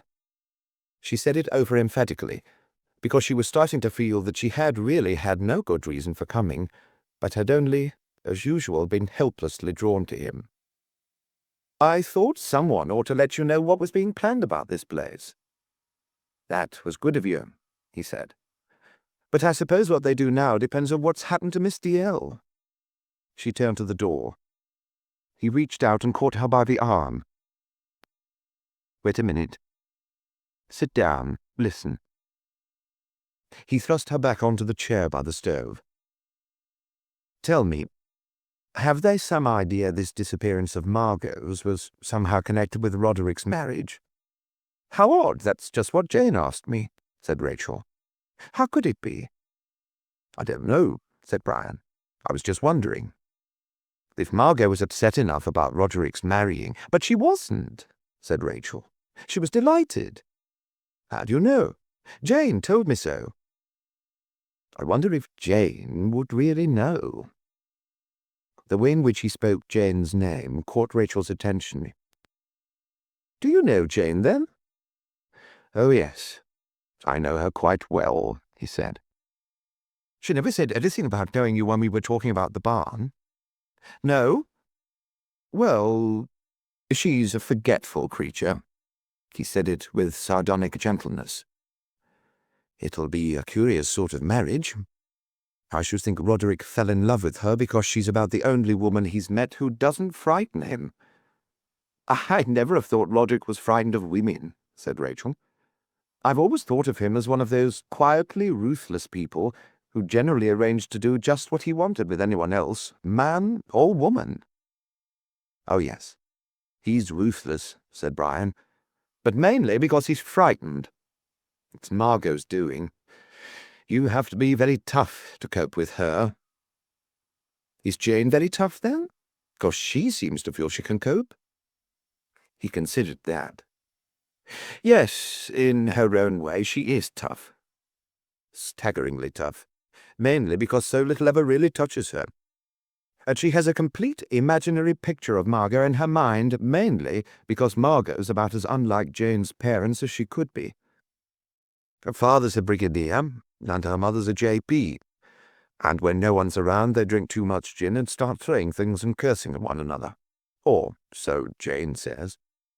Her hatred of them is about her most stable emotion. It's almost a kind of loyalty. Then I can see this DL will be a pleasant change. She's so calm and good-tempered." "But have you ever looked at her profile?" Brian asked. "People's profiles often give away all sorts of things about them they know how to hide when they're looking straight at you. Margot's profile is a little like Caesar's." "You sound as if you don't much like her," said Rachel. His gaze strayed absently from her face to the pile of manuscript on the table. "Oh, I like her," he said. "She's been uncommonly good to me, and I'm grateful. Really far more grateful than I probably sound. If I'd gone on much longer in that insurance office, I'd have taken to drink. But if I hadn't had this place as a bolt hole, I don't suppose I'd really have had the courage to break away. All the same, I'd always be scared of any close relationship with Margot. I think Roderick gets his ruthlessness from her side of the family." Rachel was still puzzling over what Brian had said earlier. "Brian, what did you really mean when you asked if Margot's disappearance could be connected with Roderick's marriage? Did you mean you were afraid it was Roderick who was there with her yesterday?" "No," Brian said sharply, then looked disconcerted at his own vehemence. "I was just fumbling around, Rachel. And I shouldn't have been, because it's a wonderful way of starting up suspicions which is unforgivable at a time like this. And, actually, I wasn't thinking of Roderick at all. I was just wondering if Margot herself—" He stopped, as someone knocked at the door. As Brian went towards it, Rachel stood up and moved nearer to the stove. She thought that this was very likely her father, who had returned home with Roderick and Jane, found neither Rachel nor any lunch waiting, and come impatiently to look for her. And he would not be at all pleased at finding her here.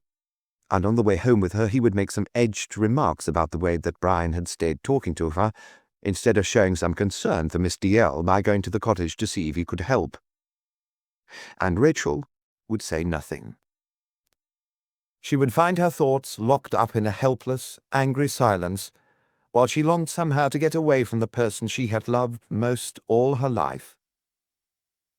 Brian opened the door. An adenoidal voice, not in the least like Paul Hardrick's, said, "Morning, Mr. Burden."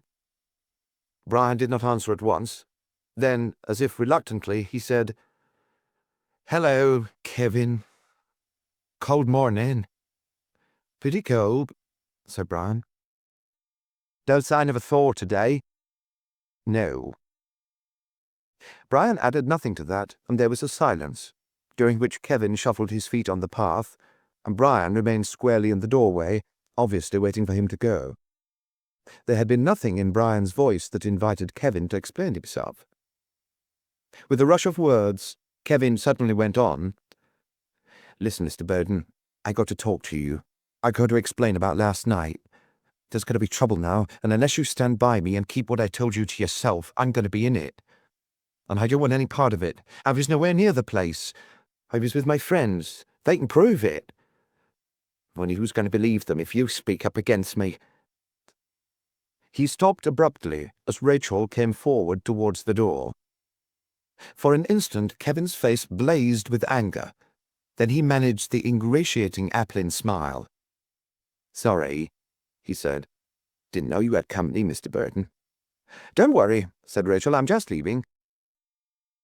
Kevin was already halfway along the path, but as she passed Brian and came out of the door, he paused and looked back at her.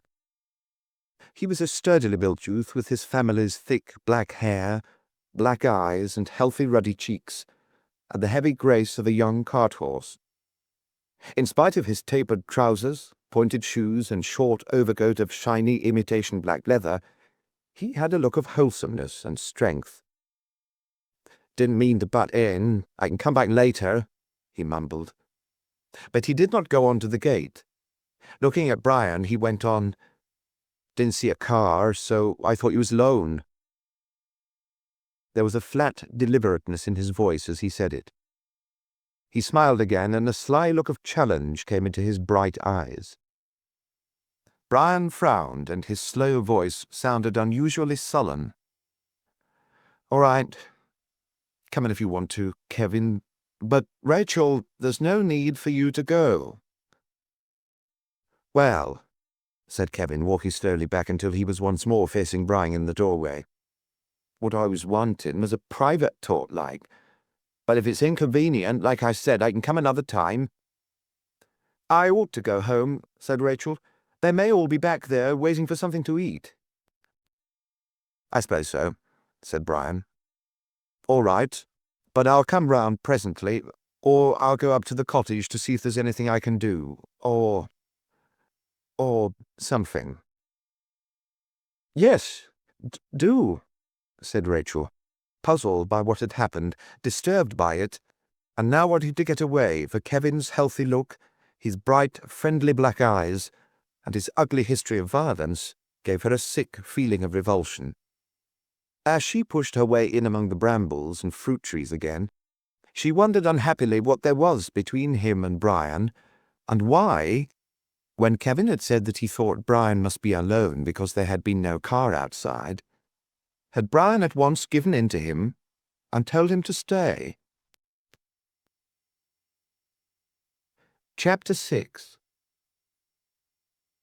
It was about 3 o'clock that afternoon when Detective Inspector Walter Creed, sent from Fulford to look into the disappearance of Margot Dalziel, got out of his car at the new red brick house of Sergeant Gower and walked slowly up the path to the door with the police sign above it. Looking at the damage done to the Gowers' chrysanthemums by the frost, he wondered why it should have been so bad here when his own garden in Fulford had hardly suffered. But that was the way of things. One was spared and another taken. It happened all the time, like with those two boys who had been up in court last week for stealing a car, after knocking out the driver and leaving him, for all they knew, to die by the roadside. One of them had gone to jail, while the other had got off with a relatively light fine and a month to pay it in. It was all highly mysterious. There was no telling nowadays where mercy would strike any more than the frost. Creed was a tall man, wiry and lean. His close-clipped hair was mottled grey and brown.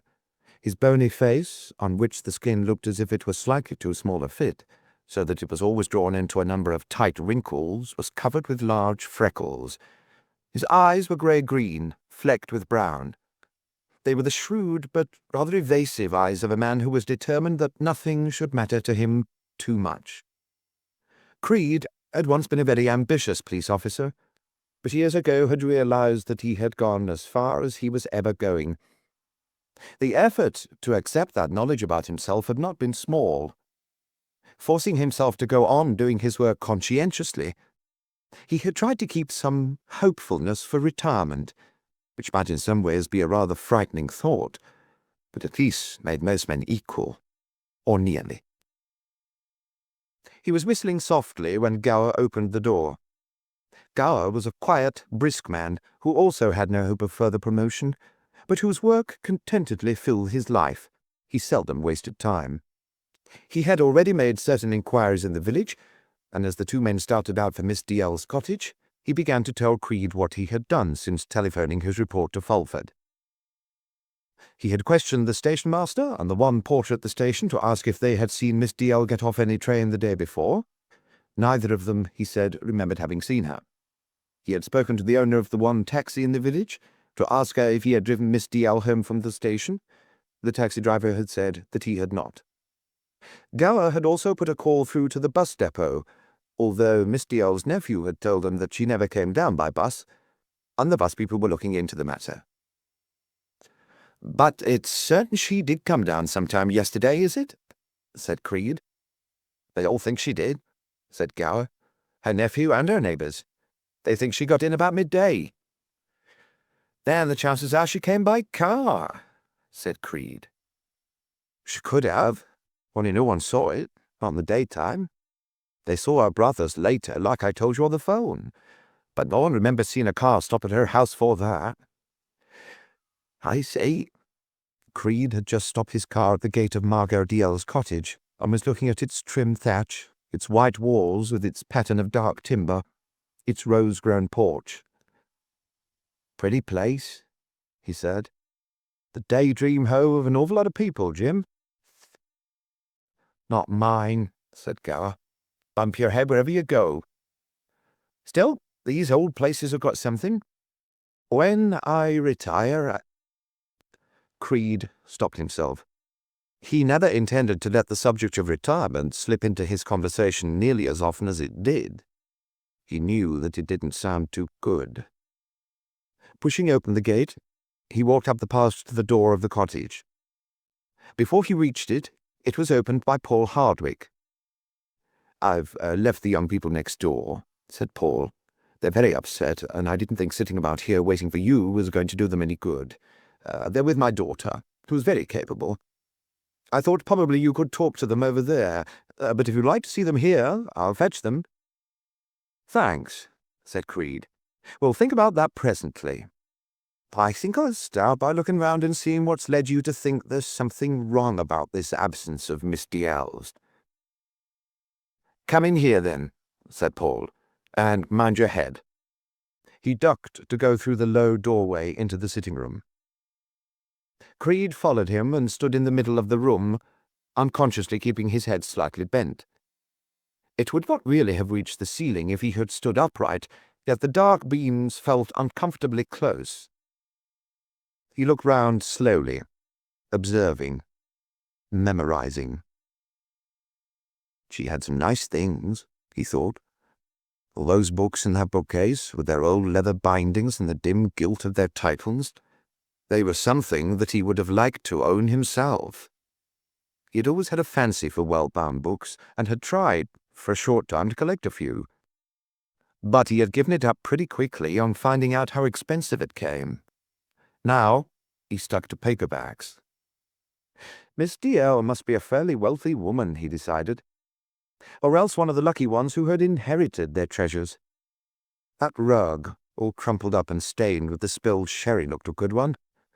And those long-stemmed roses were not what he would ever have thought of taking home, except for a very special occasion. But perhaps there had been a very special occasion. He went on looking thoughtfully at the roses, then picked up and looked through the contents of the handbag that had fallen on the floor. There were all the usual things that women carry, and about £40 in a note-case. "Her money's still here?" he said. "So her nephew told me," said Paul. "Well, let me see the rest of it." Paul took him round the cottage, upstairs and downstairs, and then out into the garden. "Yes, I see," Creed said from time to time, as if he were agreeing that there was cause here for worry about the disappearance of Margot Dalziel. Back in the cottage, after looking in the tool shed and the garage, he returned to the small, modernized kitchen, and while Paul and Gower watched from the doorway, he prowled around looking into the cupboards, the refrigerator, the bread bin, the plastic refuse bucket under the sink. "Empty," he said. "Everything's practically empty. Looks as if all she had time to do when she got in was put her roses in water and get out the drinks." "She lit the fire, too," said Gower. "That's right," said Creed. "Would you say that was normal, Mr. Hardwick?" Paul raised one eyebrow to show that he had not understood the question. "I was thinking," said Creed, "that when my wife and I go home after we've been away somewhere, we generally stop on the way and buy a few supplies. Bread, some chops, and tomatoes, you know what I mean. But there's no bread in that bin there, and there's only butter and eggs and a few odds and ends in the fridge, the sort of things that might have been there for weeks. So I was wondering what Miss DL meant to do about getting in food for her weekend." "I don't know," said Paul. "I've no idea what she usually did. It's the sort of thing my daughter would be able to tell you. Or perhaps young DL would know." "Didn't she have any domestic help here?" Creed asked. "Didn't anyone clean the place and keep an eye on it for her?" "Well, I suppose you could say Mr. Burton keeps an eye on it. He lives in the old barn at the bottom of the orchard. But domestic help—" Paul tried hard to remember what he had been told on this matter, feeling that he had probably been told a great deal. All women talked about their domestic help. But the subject had never seemed to him sufficiently interesting for him to listen carefully when it came up. "I think a woman from the village comes in sometime during the week and cleans up. Again, my daughter, Mrs. Brooke," said Gower, "comes in Mondays and Fridays, 2:30 to 5. "Thanks, Jim," said Creed. "Fridays. So the place would have been swept and dusted, and the fire laid, and so on, the day before Miss DL got home." "Yes," said Paul, "but no supplies bought." "So it seems. So Miss DL must have thought she'd have time after getting here to go to the shops and buy some food for the weekend." "Ah, I see what you mean," said Paul. "You're trying to fix the time she got here. My daughter can tell you about that, too. We've worked it out that Miss DL probably arrived on the 11:45 and got to the cottage about 12 o'clock. You see, I was round here a bit earlier in the morning and saw a milk bottle on the doorstep. The birds had pecked a hole through the top. So when I told my daughter about it, she said she'd bring round a fresh bottle for Miss DL. But when she got here with it, a little after 12 o'clock, the bottle had been taken in. I think that fixes the time fairly certainly, doesn't it?" "But your daughter didn't actually see Miss DL, did she?" said Creed. "She didn't try to," said Paul. "She was in rather a hurry and she didn't stay, but you better ask her about that." The tight wrinkles on Creed's thin face seemed to deepen. "The unsatisfactory part in your calculations, you see, Mr. Hardwick, is that there's no bottle of milk in that fridge." Paul stared at him blankly for a moment. Then he went to the refrigerator and looked inside it. "No," he said. "You're quite right, Inspector. What does that mean?" Creed did not answer. "Perhaps she simply drank the milk," said Paul, "though I don't know, of course, if she's one of the people who toss off milk by the pint." "Still, wouldn't she have kept a little for tea or coffee later?" said Creed. "I suppose so," said Paul. "And what did she do with the empty bottle?" "She might have put it back on the doorstep." Creed sat down on one of the plastic-seated kitchen chairs. "Wouldn't it have been a very curious behaviour," he said, "when she's in such a hurry to get ready for her visitor that she doesn't unpack, doesn't hang up her coat or anything of that kind, to drink off a whole pint of milk and put the bottle back on the doorstep?" The sergeant cleared his throat and made a suggestion. "Perhaps it was her assailant done it," he said. "Wouldn't that be odder still?" said Paul. "Well, I don't know," said Gower. "People do queer things. Take that chap who shot several people in a bungalow, then opened a can of soup and sat down and drank it off on the spot." "True," said Creed. "Criminals have to keep up their strength, same as other people. Violence takes it out of you. It's an idea, Jim." Paul gave him a worried glance, trying to make out how seriously he had spoken. The speckled grey-green eyes did not tell him much. Creed went on. "When was the last time you saw Miss DL, Mr. Hardwick?" "Just a fortnight ago," said Paul. "She was down here for the weekend, and my daughter and I came over for a drink with her about 6 o'clock. She was returning to London next day, she told us, and later in the week she was going to Geneva for a conference of some sort. She travelled a great deal in connection with her work, you know. She was—" He was horrified at the lapse.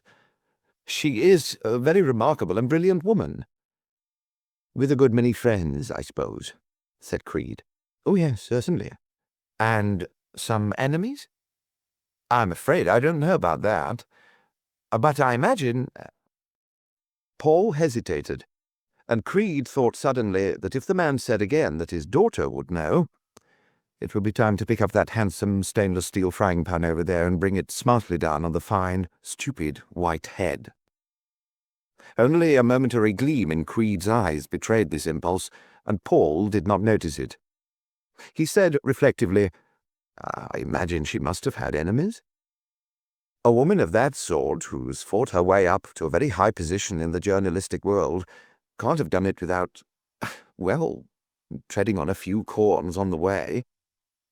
Or even cutting a few throats, perhaps." Paul smiled uneasily. "I suppose so. Yet she's a charming woman. Small, rather fragile in appearance, very feminine, if you know what I mean. Not at all aggressive or domineering, anyway, in her private life. But extremely vital, of course, and capable. One always felt that." "Is there a picture of her anywhere?" asked Creed. "I believe her nephew has one. Then perhaps I'd better get on and talk to him now." Creed stood up. He put his hands in his pockets, bent his head to dodge the lintel, and went out by the back door into the garden. The two other men followed him. As they walked round the cottage to the car, Creed started to think about the other time that he had come here, when he had had to question the family of the boy who had been arrested for beating up the old woman in the cigarette shop in Fulford.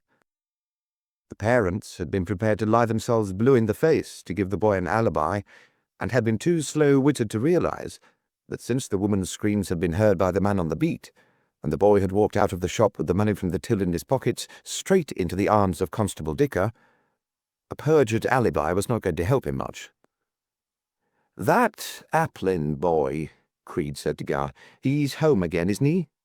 "That's right," said Gower. "Came home this week."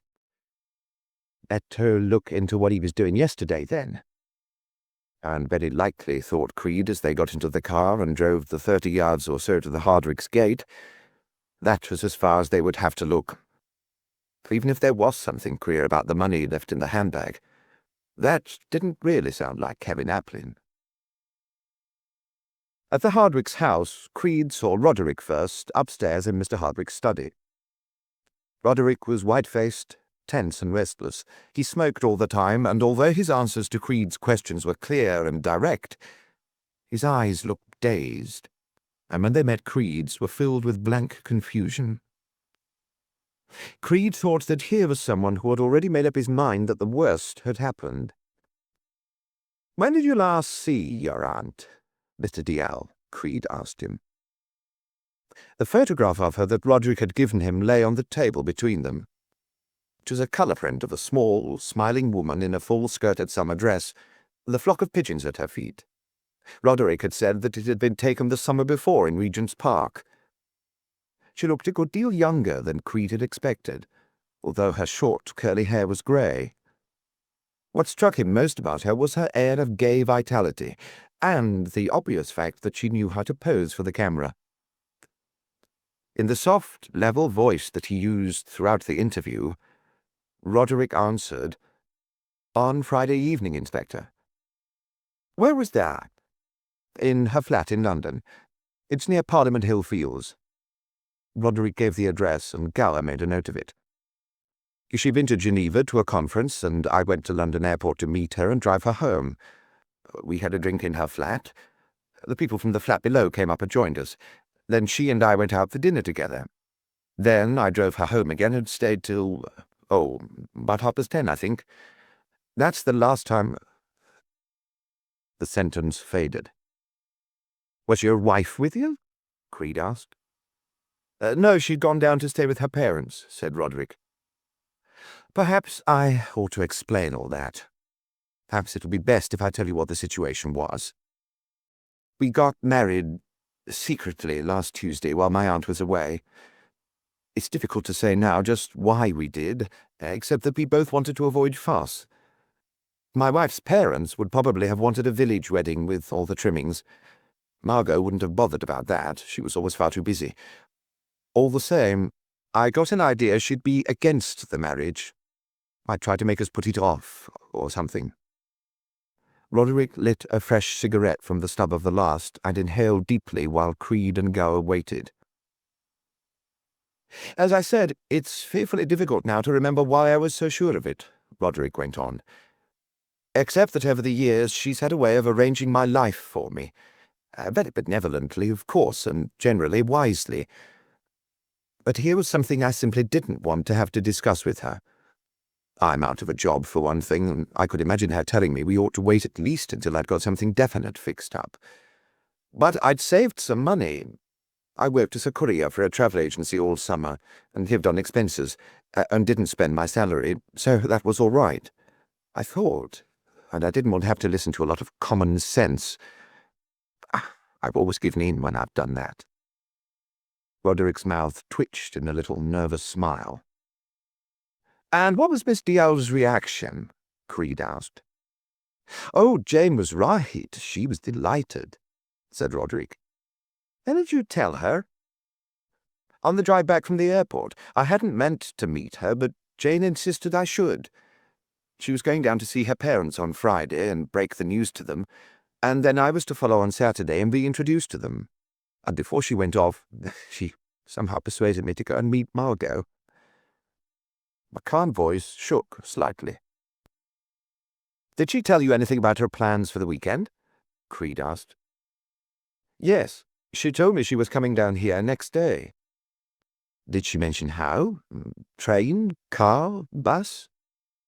"I don't think so, but she generally came by train. She hadn't a car herself. She always said you could take all the taxis you could ever want for half the cost of running a car."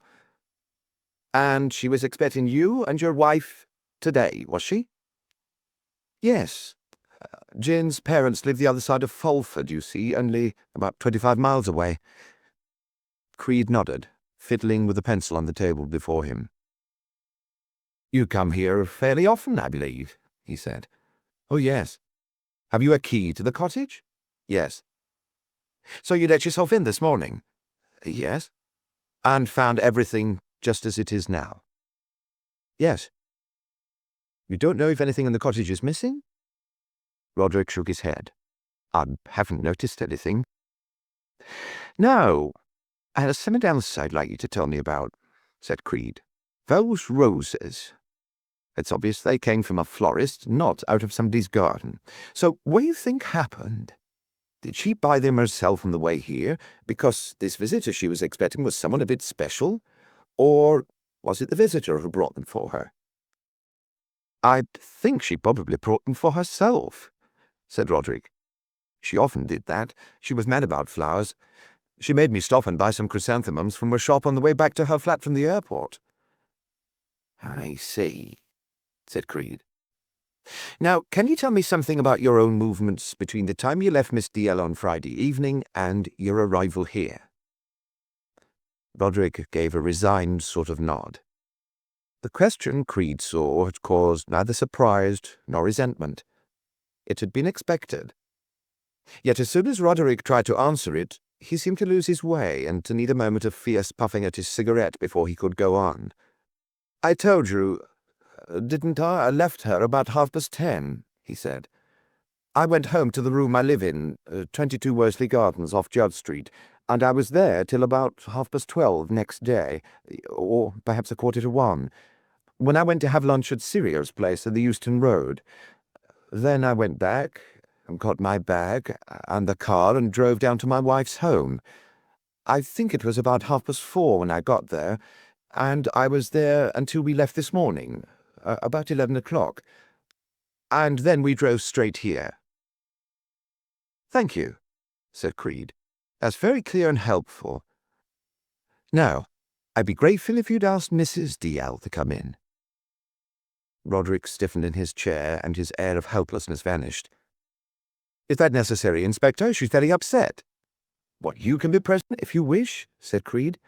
"I don't expect I'll have to keep her long." "I see. Well, I'll see how she feels about it." Roderick stood up and went out.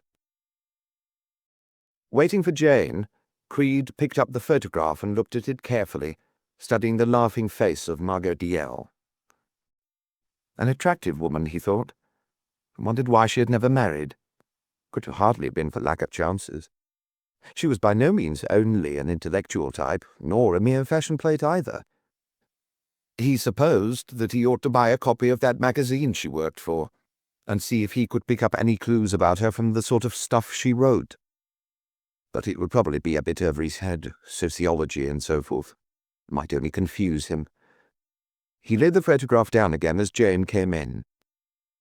Jane went quickly to the chair that Roderick had left a few minutes before, sat down on the edge of it, folded her arms on the table, gave Creed a smile that struck him as, in the circumstances, amazingly cheerful, and said brightly, "Well, here I am, Inspector. Incidentally, I expect you know my mother. She's Mrs. Meredith."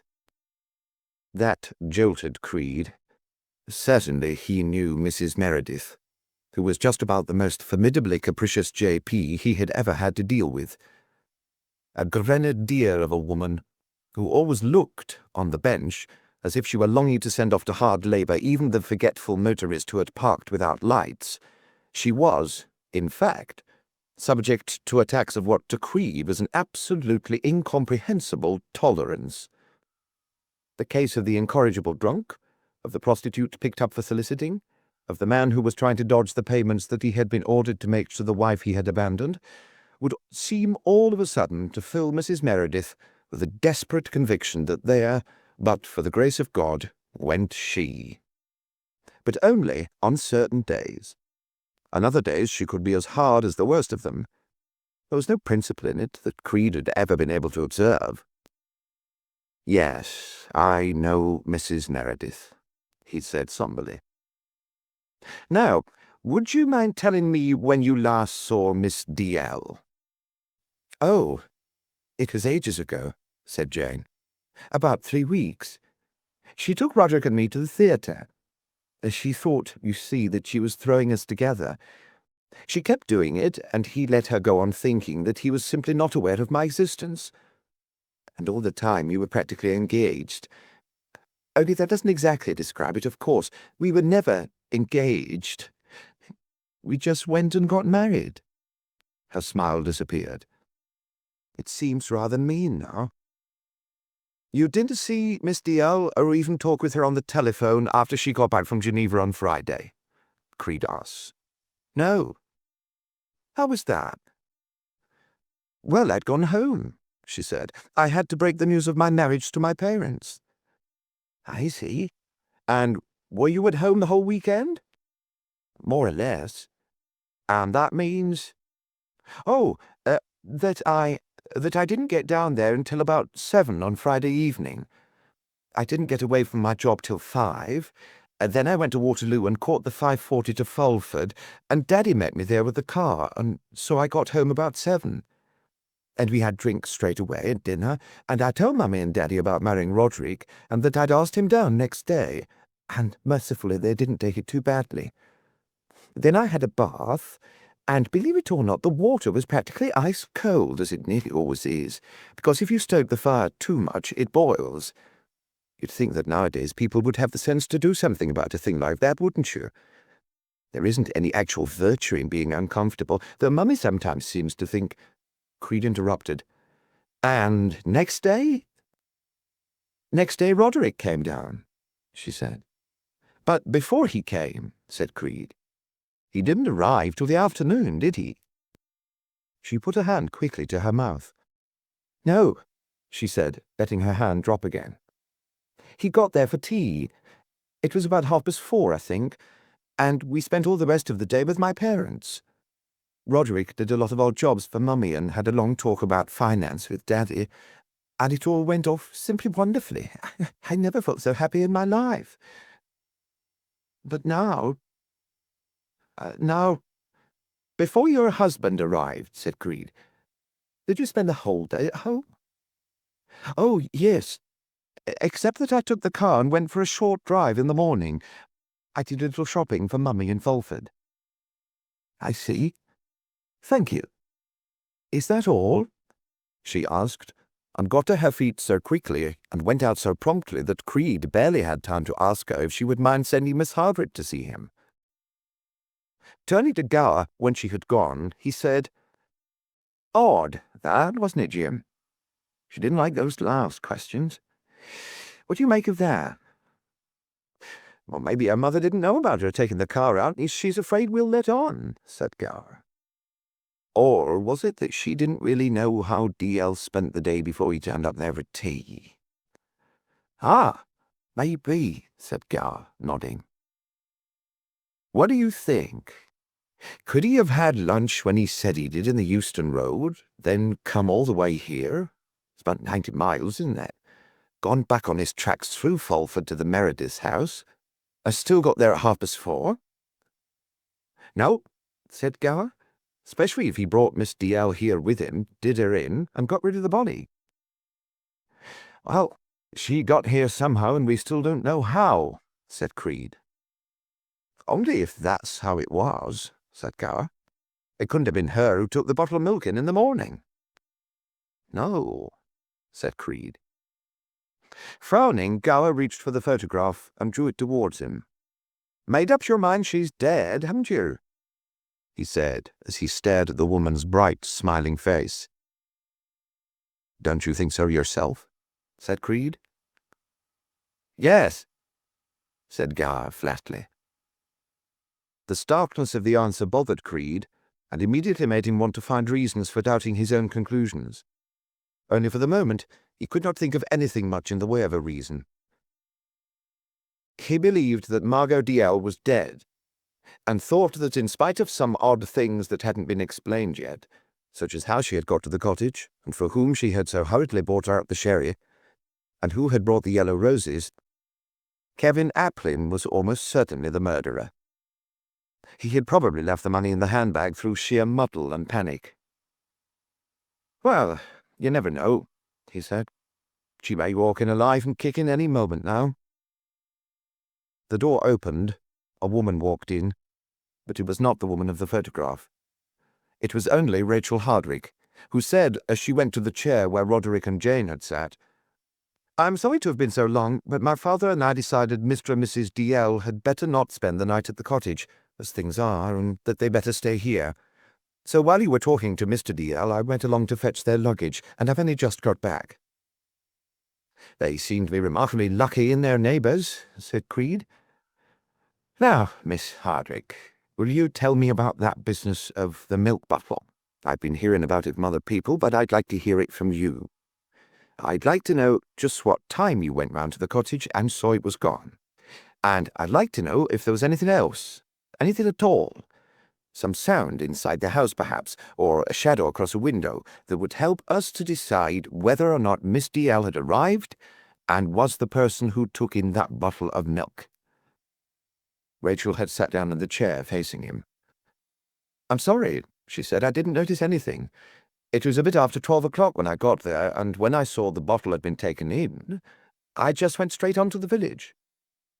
"You didn't ring or knock?" He saw a look of distress on her face. "No, I didn't.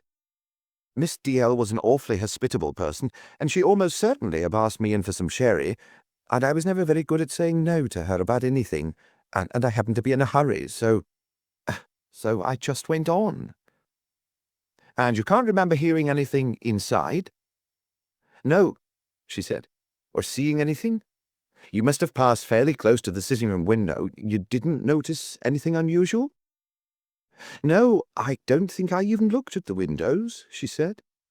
"They're fairly small, you know, and the walls are very thick and the room's very dark, so I don't suppose I'd have seen anything inside, even if I'd looked." "But you're sure about the milk bottle? It was on the doorstep when your father went there at about 11:15, and it was gone by the time you arrived about an hour later." "Yes," she said. Creed thanked her and said that was all for the present. That milk bottle, he thought, looked like being the most important thing in the case. All of a sudden, he felt sure that he knew where it was. It was somewhere in the rough grass of Margot Dalziel's orchard. He saw clearly what must have happened.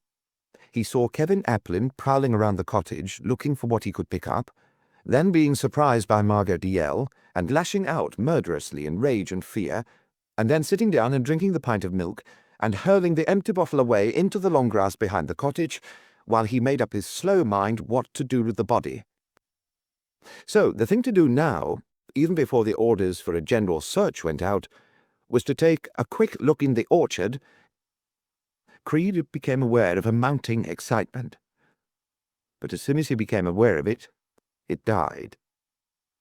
This had happened too late. Too late for even an outstanding success to make any difference to him. You couldn't expect promotion when you had only 2 more years to go, and mere commendation had a way of leaving a surprisingly bitter taste behind it. Standing up and pocketing the photograph of Margot Dalziel, he said tersely, "Come on, Jim, I think we've finished here for a moment, and I want to go back again next door." But as it turned out, there was no empty milk bottle in the orchard. For a little while, Creed clung stubbornly to the idea that he would find it in another moment, then suddenly found himself wondering why in the world he had thought his idea was so damn brilliant. This was just the sort of way he'd gone wrong over and over again in the past. He had always fallen for his own bright ideas and believed in them blindly, until the total lack of foundation for them jolted him back to reason. Then he had always had a humiliated feeling of resentment at having to get back onto the well-trodden path of routine. From that point on in the case, he had always felt more or less a failure, a plodding, unimaginative policeman who was scared to look beyond the end of his nose. Routine now meant a report back to Fulford, the spreading of the news of the woman's disappearance through the usual channels, the sending out of search parties, a dreary business. A chore that had been done so many times before, and would no doubt be done a good many times more in the remaining 2 years. With a look of remarkable detachment on his face, Creed got into his car and drove away. Chapter 7. That evening, a police notice on television spread the news of Margot Dalziel's disappearance, and was heard by Paul and Rachel in the living room. But Roderick and Jane had already gone up to bed in the Hardwick's spare bedroom, sent up at an unusually early hour by Paul, who had taken a very strong line on their need of rest after their day of anxiety. When he had got rid of them, he said to Rachel, "They wouldn't have wanted to sit on here with us, hashing things over and over, or else trying to talk as if there were nothing wrong. I'm not sure which they'd have thought the more proper thing to do, but either would have been a strain. For me too, I admit. I'm very sorry about it, but I find sympathy a very wearing emotion." "So are some others," said Rachel absently. The emotion that had worn at her nerves all the afternoon and evening was worry because Brian had not come over, as she thought that he had promised just before she left the barn. There was something uncomfortably chilling about such indifference to the fate of Miss Dalziel, even if it was the truth that he had no great regard for her. Also, Rachel had not been able to stop thinking about the strange little scene between Brian and Kevin. She felt sure that whatever Kevin had wanted to tell Brian in private had been somehow connected with what had happened in the cottage. But had Brian said anything about it to the police? Seeing her father looking at her curiously, she reached out and turned a knob on the television. Music filled the room for a little while, then came the news and the police message. As the announcer concluded, "And it is feared that she may be wandering, suffering from loss of memory," Rachel turned the switch off and stood up. "Only they don't really fear that, do they?" she said, yawning as she went to the door.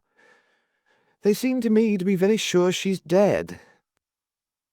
"If she isn't," said Paul, "for loss of memory is almost the only other possibility. Where are you going? Not to bed already, are you? Stay and let's talk quietly for a little while. Please do, my dear, I need it. I'm terribly on edge." "I was going to wash up," said Rachel. "I've been letting it accumulate all day, and there's an awful lot of it." "Oh, all right, let's do it together then," said Paul. "It's a soothing occupation if you take it slowly. Then I'll make us a nightcap." He followed her out to the kitchen. only realizing how tired she was as she started to tidy it, stacking the dishes from the day's meals in the sink. Rachel said wearily, "It's a queer thing. There's something that detective asked me that I can't get out of my mind. And yet thinking about it isn't the least use, because I really don't remember anything odd." But Paul, standing waiting with a dishcloth in his hand, was pursuing a line of thought of his own.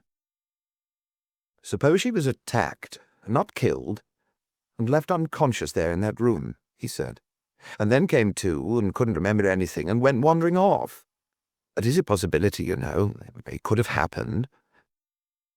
Rachel turned on the hot tap and poured detergent into the water. "I wonder what sort of person Miss DL really was." Was, she said. "I wonder, if Roderick wasn't right about her."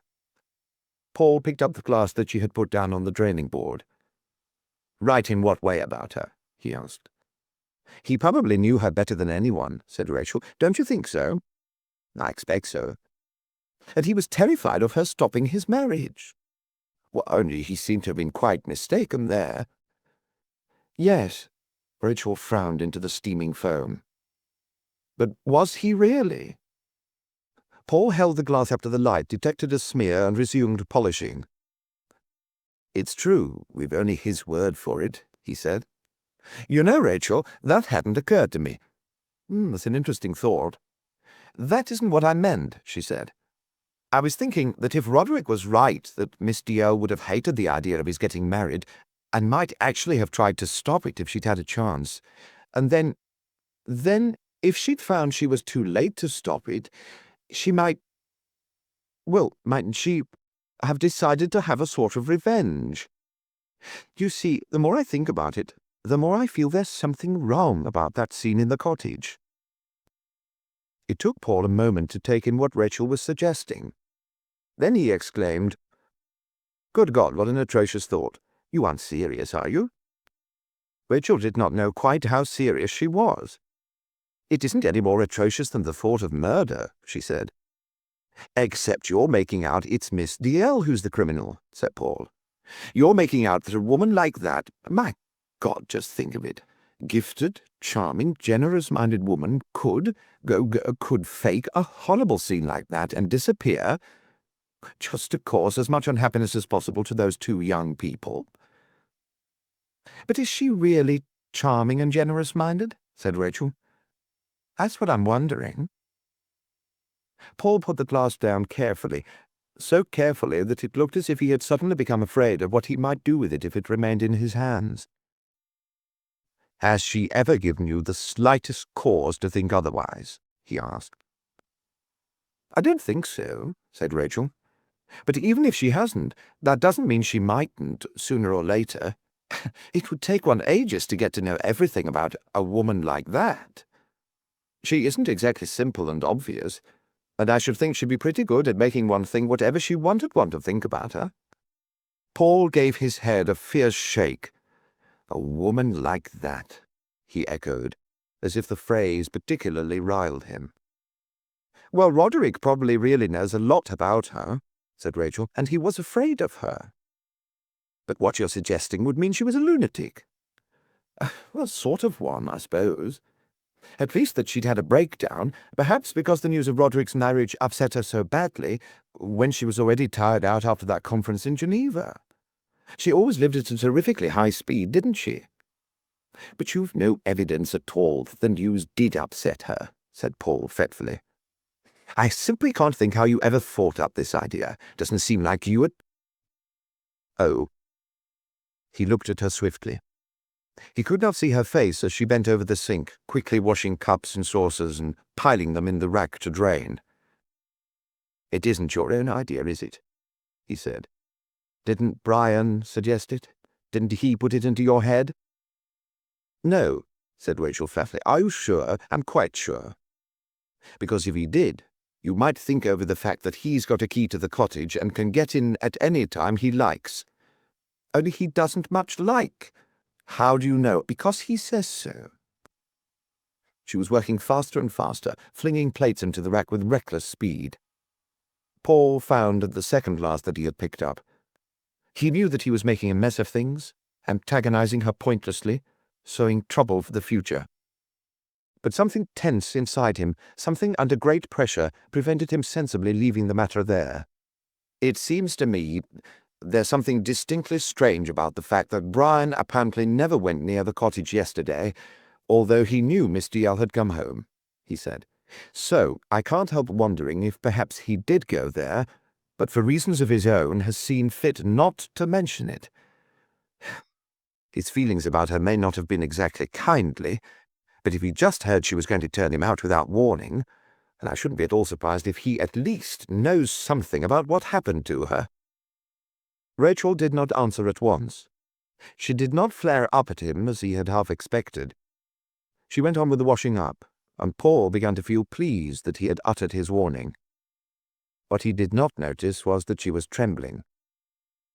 At last she said, "No one suggested anything to me unless it was that detective. He suggested to me I might have noticed something unusual when I took the milk round to the cottage, a noise or a light or a shadow or something. And now, the more I think about it, the more I feel sure I did, though I can't think what it was. That's all." But it was not all by any means, and for that reason Rachel found it very hard to keep her voice down to that soft, level pitch. For of course it had been Brian who had suggested that Margot Dalziel might not have been as pleased at the marriage as Roderick had led Jane and the rest of them to believe. It had been Brian who had pointed out that Roderick was frightened of her, and that she was someone of whom it was fairly easy to be frightened. "A little Caesar," Brian had said. Rachel's imagination had gone on from there.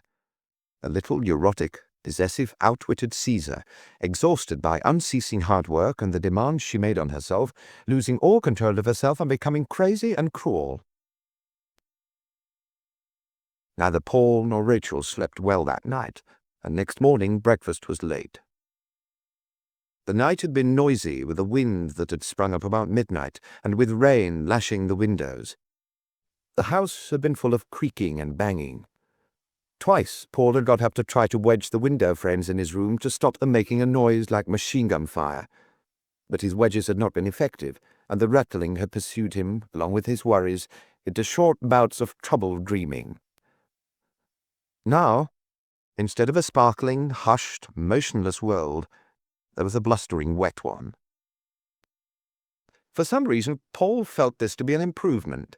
He felt as if some anxiety of the day before might turn out to have melted away in the night, and if this was irrational, at least it helped the 3 cups of strong coffee that he always needed at breakfast to make him feel able to face the day to come. He was grateful, too, to Jane and Roderick for being sound asleep still. There was no sound of anyone stirring yet in the spare bedroom. But Rachel, as she sat facing her father in a nervy silence, and watching the tossing of the bare branches of some chestnuts that she could see from the window, and the tumbling across the sky of ragged clouds, felt that the wildness of the weather was a new threat to her peace of mind. When some broken twigs clattered against the window pane, she exclaimed as if she expected the glass to shatter. The ringing of the doorbell made her start from her chair, as if the sound was some menacing effect of the gale. The man at the door was the man whom she had seen in the road on Saturday evening, and whom she had sent to the barn to look for Miss Dalziel.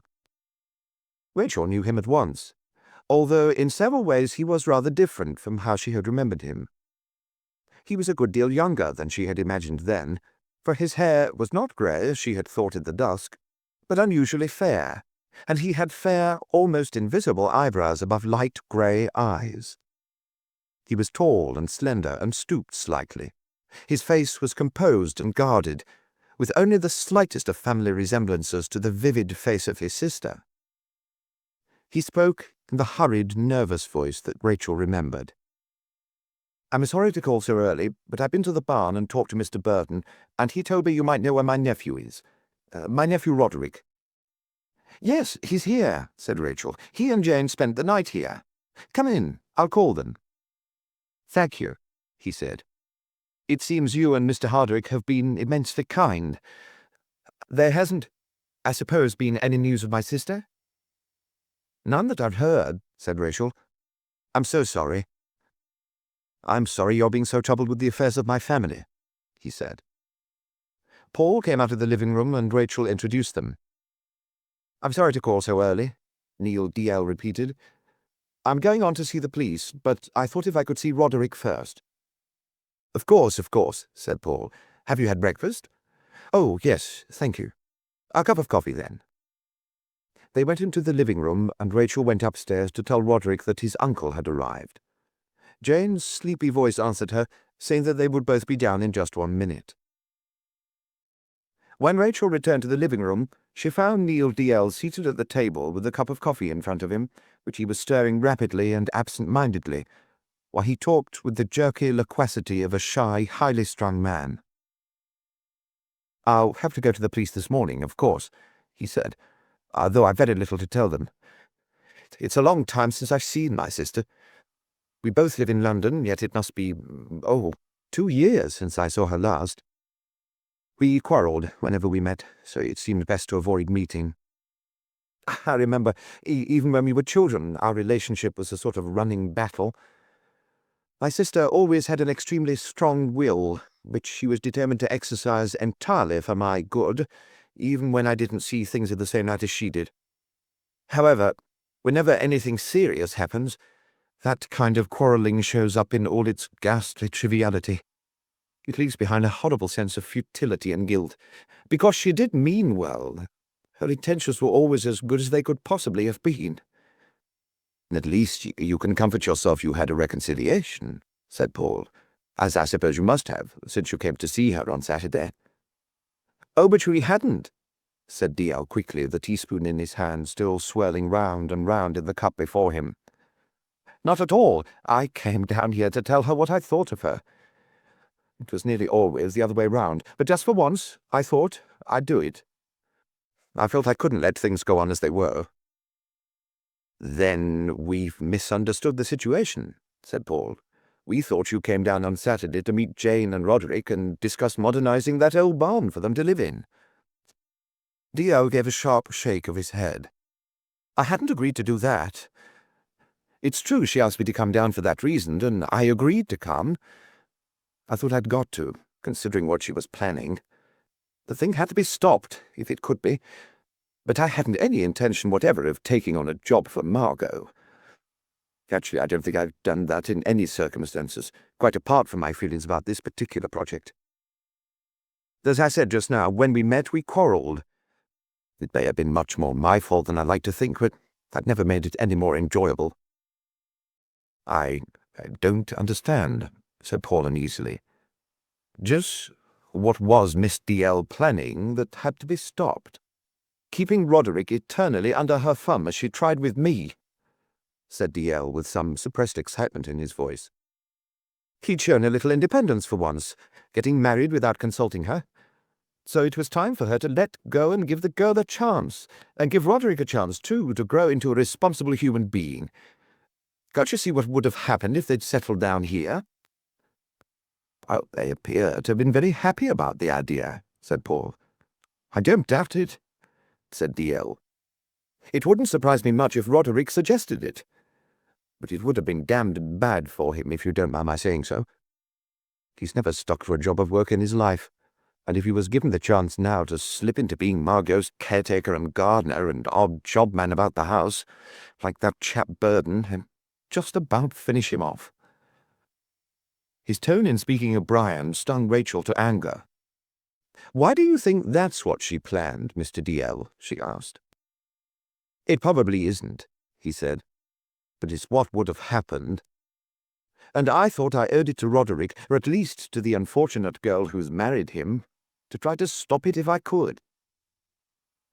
So if it was a failing of Miss D.L.'s to arrange other people's lives for them, said Rachel, it's one that runs in the family. He gave her a quick, puzzled look, as if he had heard the note of resentment in her voice, but could imagine no possible reason for it. I've never thought of it like that, but you may be quite right, Miss Hardwick, he said with the first smile that she had seen on his face. I've always thought of myself as someone who didn't in the least want to push other people around, but only wanted exceedingly badly not to be pushed around myself. But perhaps that's how it always seems to oneself, whatever one's doing. Mr. DL, said Paul, fidgeting on his chair. I don't want you to misunderstand what I'm going to say to you.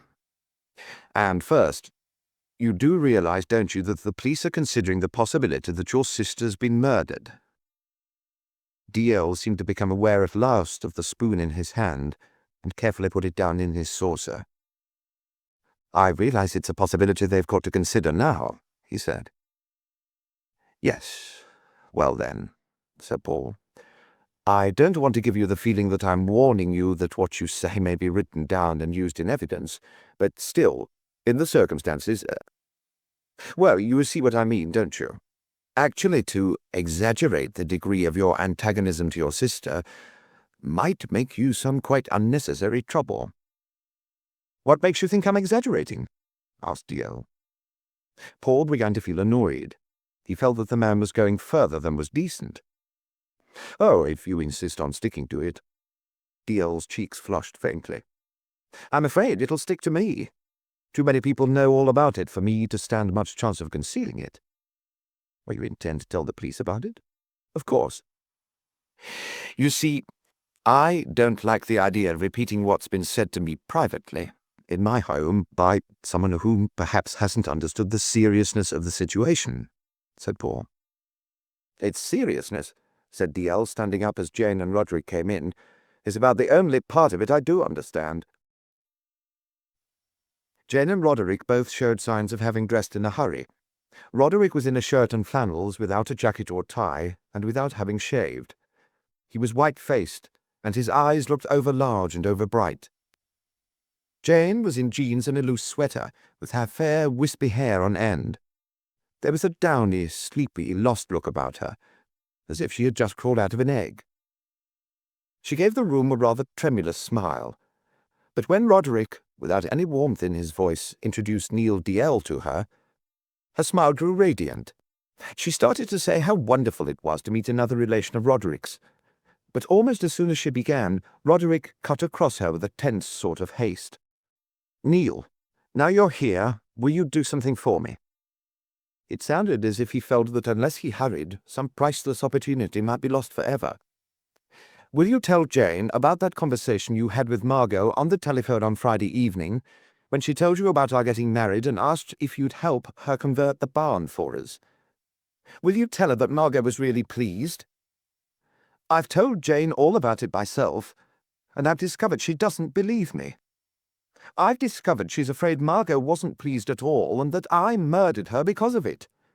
So will you please tell her what Margot said to you, word for word? Chapter 8. Word for word, said DL slowly, looking from Roderick to Jane, is rather a tall order. Darling, said Jane, clutching Roderick's hand, you talk such awful nonsense. I keep telling you that isn't what I meant at all. I'm absolutely sure Margot thought she was pleased about our marriage, and that every single thing you've told me about it is true. She sat down at the table and turned her determined, brilliant smile on Rachel. We're putting you to such an awful lot of trouble coming down so dreadfully late and everything, but we'll move out immediately after breakfast. We've decided there really isn't any reason at all why we shouldn't stay in the cottage. Neil, said Roderick, raising his voice, do you mind doing what I asked you?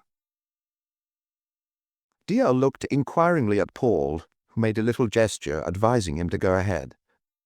Oh, then, to the best of my ability, said DL, if not quite word for word. Margot rang me up on Friday evening and told me about your marriage. She sounded just as pleased about it as Roderick said. She was laughing and excited, and she said wasn't it a joke that Roderick should have gone off and secretly married the one girl whom she'd been longing he'd realize existed. There, you see, said Jane to Roderick, as if it were really he who needed convincing. Though, as a matter of fact, I don't altogether understand why Margot's always been so wonderful to me. Unless perhaps it's really my family she likes. You know, my mother being a JP and Margot writing all those things on juvenile delinquency and nicer prisons and so on. She may feel Mother's the horse's mouth. Go on, Neil, said Roderick. There was more of it. Yes, said Dio. She told me she wanted to do all she could for you both, and that she had an old barn at the bottom of her garden, which she thought could be converted into a very charming small house. She talked on a good while about that. She had all sorts of ideas about it, and she asked me if I would take charge of the job for her. I said— He made the shortest of pauses, as if he were changing his mind about what to tell them of his own feelings. I said I'd come down here on Saturday afternoon and discuss the affair with her. How kind of you! How wonderfully kind! Cried Jane. And of her! And of course the barn is wonderful too. With only the small disadvantage that there's someone living in it already, said Rachel. Brian, said Jane. Darling Brian. That seemed, for her, to dispose of his claims. Well, go on, said Roderick insistently to D.L. Isn't that the gist of things? Said D.L. What have I left out? Something quite important, said Roderick. Remember, I was there in the room with Margot when she was telephoning. I know what she said.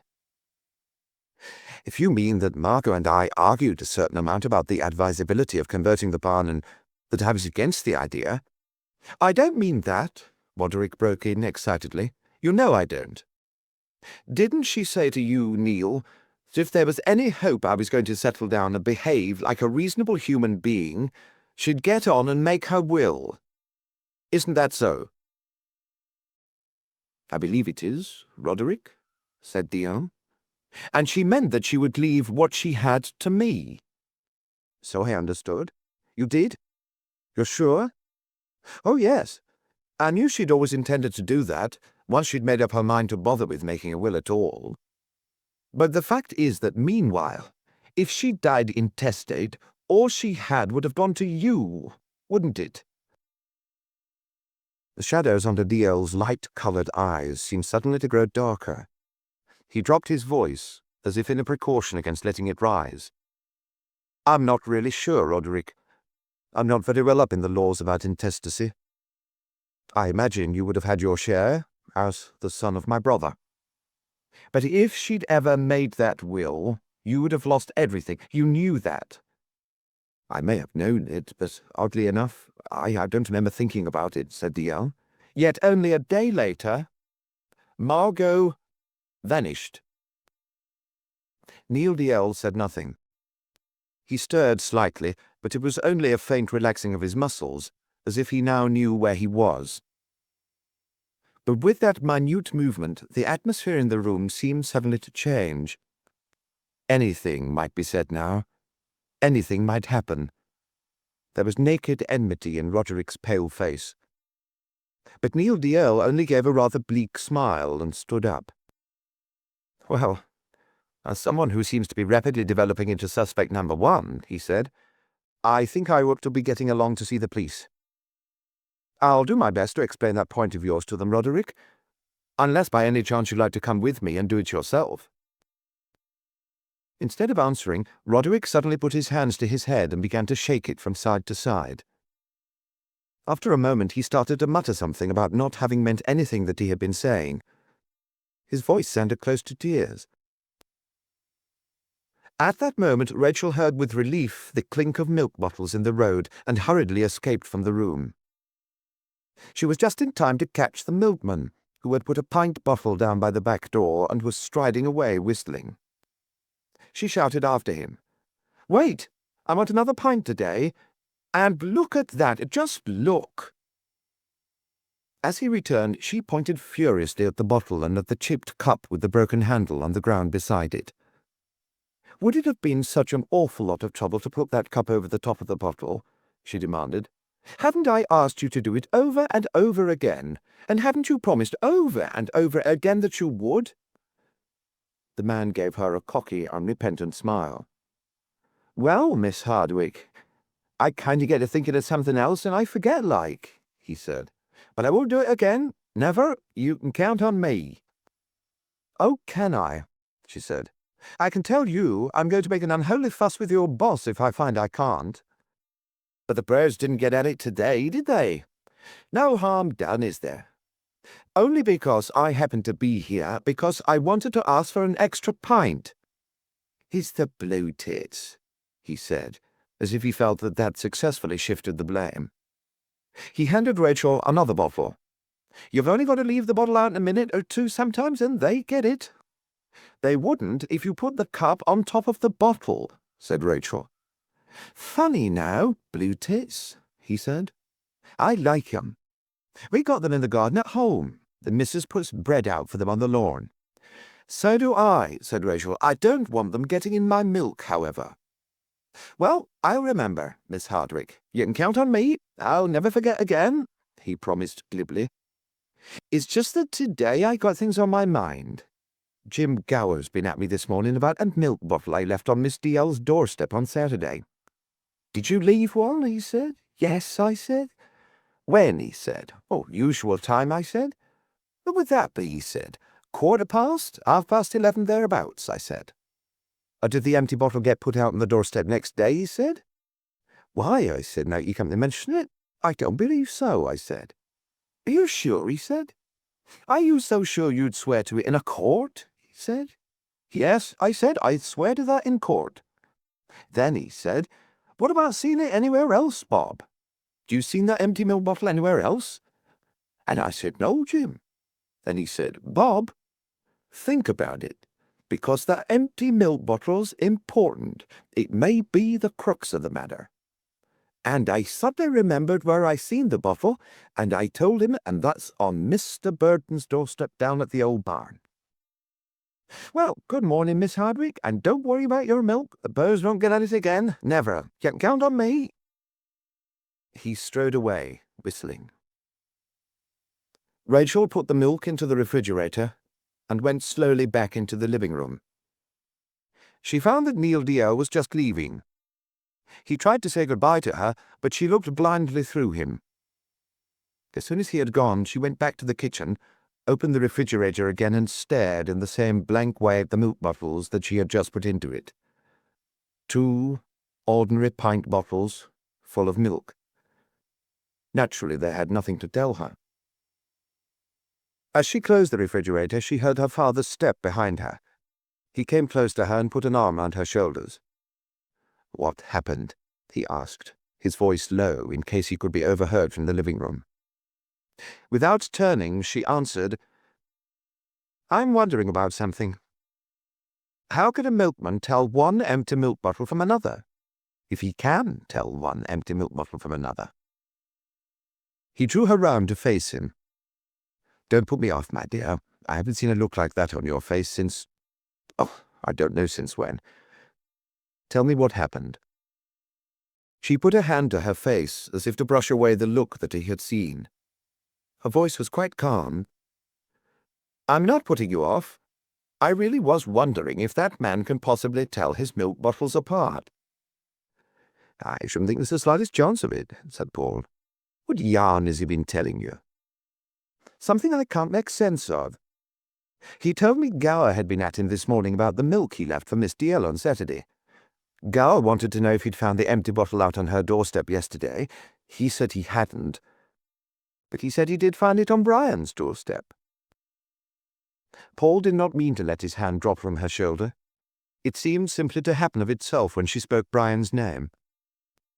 The next moment he found himself standing alone, with Rachel all of a sudden very busy at the other end of the kitchen, apparently checking stores in a cupboard. With her back to him again, as calmly as ever, she went on, "And so I was wondering, you see, how he thinks he can tell that particular bottle from all his other bottles. How can he be sure the extra bottle wasn't one that Brian simply forgot to put out earlier in the week? I don't always put our own bottles out every single day.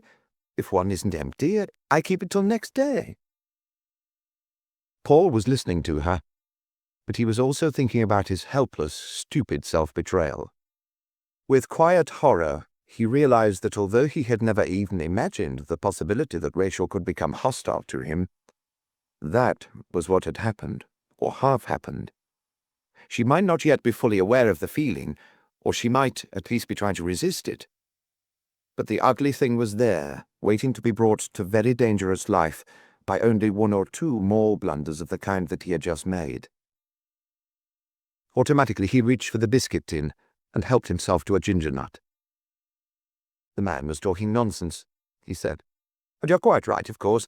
Even if there was one more bottle than usual on Brian's doorstep on Sunday, no one could be sure that it was the same one that was left for Miss D.L. on Saturday.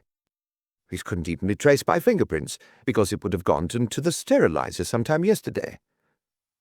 Yes, of course, said Rachel, with an eagerness of response to him that reassured Paul to some extent, although at the same moment he felt a leaden pressure on his heart, which took him a moment to recognize as the first painful stages of becoming resigned to the inevitable.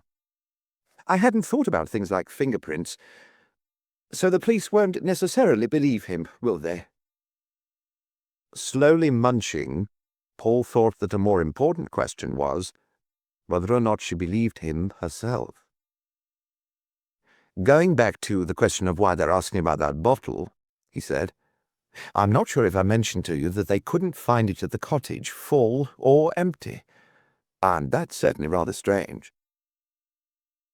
Anyway, I can't see Brian helping himself to it, and if he didn't, I don't see how he could have turned up on his doorstep, said Rachel, and felt so cheered by this reasoning that she suddenly caroled a few bars of song, and picking up a tray, went back to the living room to clear the breakfast. Paul took 3 more ginger nuts out of the tin and went to his study. But after only a few minutes he gave up the idea of trying to work on his book and decided instead to go for a walk. He went downstairs again, put on his coat and cap and let himself out. The wind immediately snatched at his cap, tore it from him, and carried it straight into a hawthorn bush. Swearing, he went after it, but by the time he had managed to extricate it from the thorns, his hands were scratched and his white hair was in elf locks. Putting the cap in a pocket, he went striding off down the road bareheaded. The incident had released his bad temper, and he scowled and muttered as he walked through the blustery weather. The feeling of resignation was one with which he was not very familiar, and he found it extremely distressing. It felt, he found, almost the same as defeat, and he did not want to believe yet that he had been finally defeated in protecting Rachel from herself. Yet I may be wrong. I'm capable of being wrong. Anyone can be wrong, he said, his lips moving animatedly, although no sound came from them. But I'll be hanged if I believe I am. This business of sitting around in barns, writing books nobody's ever going to hear of. I may be wrong about that too, but I admit it freely. He may be the genius of the century. Only I'll be hanged if I believe that either. No, he's not the right man for her. About that I'm absolutely sure and right. He came to a sudden standstill. A voice inside his head, which he rarely heard nowadays, had just said to him distinctly, "You bloody fool, you're always so damn sure you're right." It was his wife's voice, or at least an echo of it. The echo that still occasionally came after 15 years, always when he was least prepared for it. Sometimes tender and reassuring, but sometimes as it had just been softly ferocious. Paul gave a slight shudder and walked on. He and Mary had always quarrelled a great deal. Their relationship had been one of heights and depths, both of which at this distance were difficult to remember or quite to believe in. The long calm of his relationship with Rachel had made that other seem like the fantasy of a somewhat unbalanced imagination. Was it possible that he had once been a person who had said, had done, some of the violent things which it seemed to him he remembered that he had, while at the same time loving with passion a person who had said and done as bad, or worse to him? He knew for a fact that he had been such a person, and also that between the explosions there had been periods of sweetness, which were now even harder to recall than the storms because of the pain stirred by their memory. But he was a very different sort of man now. He liked peace. He liked to feel tolerably certain that in half an hour's time he would be experiencing neither some unpredictable heaven nor bewildering hell, but just comfortably doing what he had mapped out for himself. All right, he said wildly to his memory of Mary, waving an arm as he walked. I'm wrong about everything. I'm always the one who's wrong. I admit it freely. He was really admitting more than that he could be wrong. He was admitting that Rachel had a right to be wrong in her own way, too, without interference from him. He was admitting further that since she was undoubtedly determined to be wrong about Brian Burton, there was nothing to be gained by interference but pain and loss. A loss far worse than the mere loss of her dear company, which of course her marriage at any time would mean. So there you were, he thought. Wasn't that resignation, after all? Wasn't that admitting defeat with a pretty good grace, while even beginning to consider what, if anything, he could do to help her? At just that moment, however, it seemed clear to him that nothing would be quite so helpful all round as a drink, and as he had just reached the Wagoners, he turned in at the door. There was only one other man in the bar when Paul entered. He was sitting close to the oil stove, which was the only heating that Mrs. Dunn, the licensee of the small pub, allowed her customers in the morning. The man looked round as Paul came in, and Paul saw that it was Inspector Creed. They nodded to one another, but Mrs. Dunn was in the middle of telling Creed who had murdered Miss Dalziel and how and why, so neither he nor Paul ventured to speak to each other. She was a majestic woman, with a moon face resting on several chins on a horizontal bosom, who dominated any conversation in which she condescended to join, and was offended at interruption. "It stood to reason, didn't it?" Mrs. Dunn was saying. "A thing like that couldn't be coincidence. Anyone hereabouts would tell Creed the same. They all knew what had happened without having to be told. She herself had known it from the first, and she knew, too, just what she'd do about it if she was given the chance.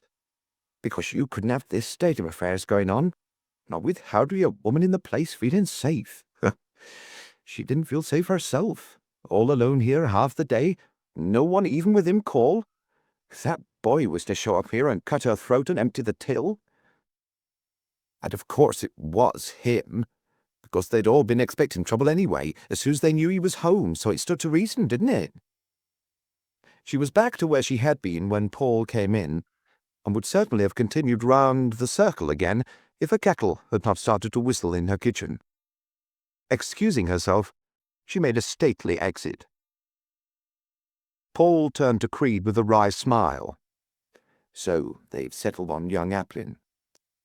"Without exception," said Creed. "It was murder. Young Applin did it, and they were all expecting it, or something like it. And the mere fact that we've been checking up on him has settled his hash. And to a man, or rather to a woman, they'd know what they'd do with him if they had the chance." Paul studied Creed's face, with the skin that seemed to fit too tightly over the bones behind it, and the reserved, defensive gaze. "You don't sound so convinced yourself," said Paul. "I'm trained to pay some attention to facts," said Creed somberly. "Even when it's annoying to have to believe in them. The main fact about Applin at the moment is that he can account for his time for the whole of Saturday." He stopped, turning his head swiftly to the door. It was opening, but strangely slowly and noiselessly, almost as if it had come open of itself. And nothing came in but a strong, cold gust of the wind that made the flame of the oil stove flicker. Then as Paul started towards the door to shut it again, there was a sound of whispering voices outside. A small, dirty hand grasped the edge of the door and pushed it a little further open, and Bernice Applin sidled in.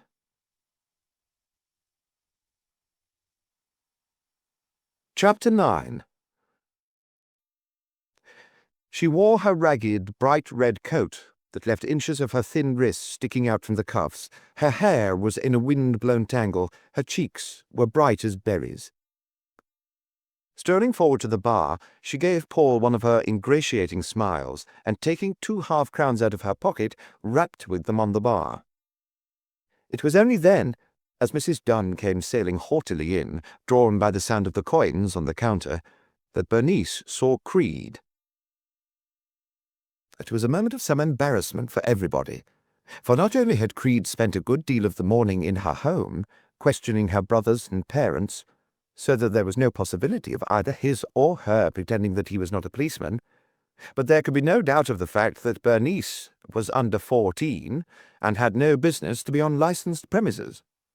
Mrs. Dunn coped with the situation by giving Bernice a freezing look of surprise, as if she had never seen her there before, and ordered her out, while Creed tactfully peered with profound concentration into his glass until Bernice was safely outside again, and the door had been shut on the burst of giggles that greeted her.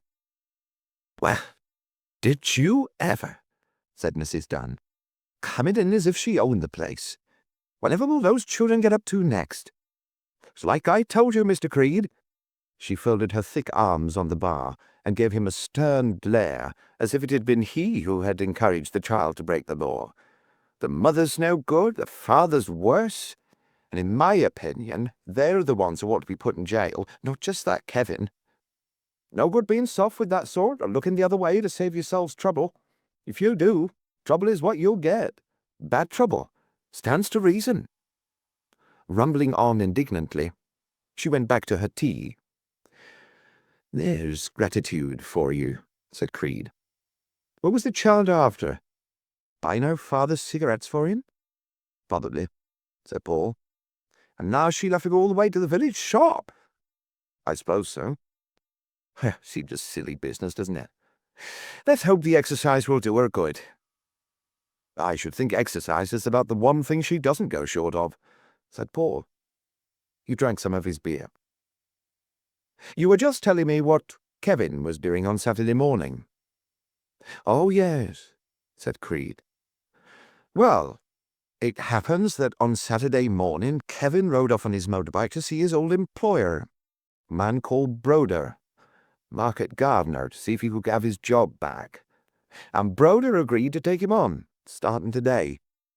There's no question at all that about the time that bottle of milk disappeared from Miss DL's doorstep, Kevin was 4 miles away with Broder. And he can account for the rest of the day, too. After seeing Broder, he rode on into Fulford, where he picked up with 2 old friends, and the 3 of them settled down to get drunk in the White Lion. Then they went off to the pictures to sleep it off, and then to a snack bar for fish and chips. It's quite easy to check his trail all the way, 'cause he and his friends made themselves troublesome enough to be remembered. He got home about 8, so his mother says, went straight to bed and didn't stir till morning." "I'm afraid that what his mother says isn't something that you can entirely rely on," said Paul. Creed gave his tight-lipped smile. "Even so, if it's true that Miss DL's brother didn't find her at home and couldn't get into the house when he arrived there around 5:30, doesn't much matter what Upland did after 8, does it?" "And he couldn't have taken the milk bottle?" "Definitely not." Creed's voice was flatter than usual, as he remembered that moment of inspiration yesterday, when he would have staked his reputation on his certainty that Kevin had taken the milk and murdered Margot Dalziel. "About that milk bottle," said Paul. "Was it true that it turned up on Mr. Burton's doorstep?" "According to the milkman, an extra bottle did turn up there on Sunday morning," said Creed. "But naturally, there was no way of proving it was the bottle he left for Miss DL on Saturday." Paul finished his drink, and feeling that he had now a piece of good news to take home to Rachel, and that made his home seem a more attractive place than it had an hour ago, he began to button his coat. "All the same," Creed went on, "seems Mr. Burton is pretty consistent about washing his bottles before he put them out, and this bottle hadn't been washed, and he's pretty regular, too, about putting them out every day. So, it isn't often there's more than the one there." "Oh?" said Paul. "Oh, I see. Yes. Well, Frowning and forgetting to say good morning, he let himself out into the road. As if she had been waiting for him, Bernice instantly pounced on him, holding out her 2 half-crowns. "Oh, Mr. Hardwick, please," she cried. "Please will you go in and buy my dad cigarettes for me? 20 senior service he likes. I've got the kids with me, and they're tired, poor little things. And it's too far to the shop for Lorraine without the pram, and my dad'll take the skin off me if I go back without his cigarettes. Oh, please, Mr. Hardwick." "Lorraine?" said Paul, looking down the road to where the 2 younger children were dubiously watching Bernice treating with the enemy. "That's right," said Bernice. "Isn't it a pretty name?" "Charming," said Paul. "And what's the other one?" "She's Myrna." "Well, your parents at least tried to give you a good start in life," he said. She beamed at him, pressing her 2 half-crowns into his hand. "Oh, thank you, Mr. Hardwick. Thank you so much. You're so kind," she said with the exaggerated primness that she sometimes assumed. "Mum always says so. Mr. Hardwick's so kind and good, she says." "Funny," said Paul as he turned back into the wagoners to buy the cigarettes. "Somehow they don't really sound like her adjectives." When he came out again and gave the packet to Bernice, she thrust it into a pocket of her red coat, but kept the change clutched in her fist. Then, for once, as Paul started homeward, she stayed at his side instead of running away from him, and started to chat about the difficulties of her life, which would not be lessened, Paul was given to understand, if Mrs. Dunn were to stick to her absurd attitude of refusing to serve Bernice just because she was too young. From some distance ahead, the 2 younger children looked back at this with scared suspicion, and suddenly decided to run home without waiting for her. As they took to their heels, Bernice shouted after them, but they took no notice, and in a moment had vanished round the corner into the lane. "There, look at that," she said. "They're getting so they won't do a thing I tell them. Like the day I had to go and fetch them out of Miss DL's garden, and you came in and caught us." "Oh, then it wasn't you who took them into the garden," said Paul. Bernice, who never noticed sarcasm, shook her head scornfully, setting her thick hair swinging. "Look," I said to them, "just you look at the trouble you got me into, taking care of you," I said. "Don't you never run off again like that," I said, "or I'll pin your ears back. And don't you never touch nothing to the ladies, 'cause I won't get you out of trouble next time, just you remember that," I said. "But they don't listen to me, Mr. Hardwick," she sighed. "They're quite out of my control, that's what they are. Little bastards." Paul wondered what it felt like to grow up under the threat of the unspeakable tortures which, according to Bernice, were commonly practiced in the Applin family.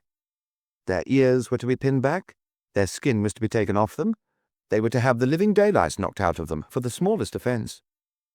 It was really more than medieval, and, unfortunately, entirely ineffective. "If only I could persuade you to try the power of example," he began. But that was enough to make Bernice decide that she had had enough of Paul, and she suddenly started to shriek with ear-splitting power, "Myrna! Lorraine! Myrna! Lorraine!" At the same time she started to run. The sound of her shrill shouting came back to Paul on the gusty wind as she vanished after the other 2 into the lane. Paul went on homewards, thinking that if he had ever met a human being who seemed to have been doomed at birth, and through no particular fault of her own, it was Bernice. She had some good qualities, loyalty and affection, and something that at a pinch you could call imagination, but these were about as little use to her in withstanding the influences of her deplorable environment as that ragged red coat of hers must be in keeping out the winter's cold. Not that she had seemed to be suffering from the cold this morning. Her cheeks had been brilliant and her eyes sparkling. Whatever you felt like saying against the parents, the children always looked healthy. Healthy, and in their way so beautiful. Paul shook his head, feeling an irritable depression growing in him. Then for an instant the bright, brutal face of young Kevin swam before him, and his thoughts went sharply back to Margot Dalziel. If Kevin was out of it, what could have happened to the poor woman? If Kevin was out of it.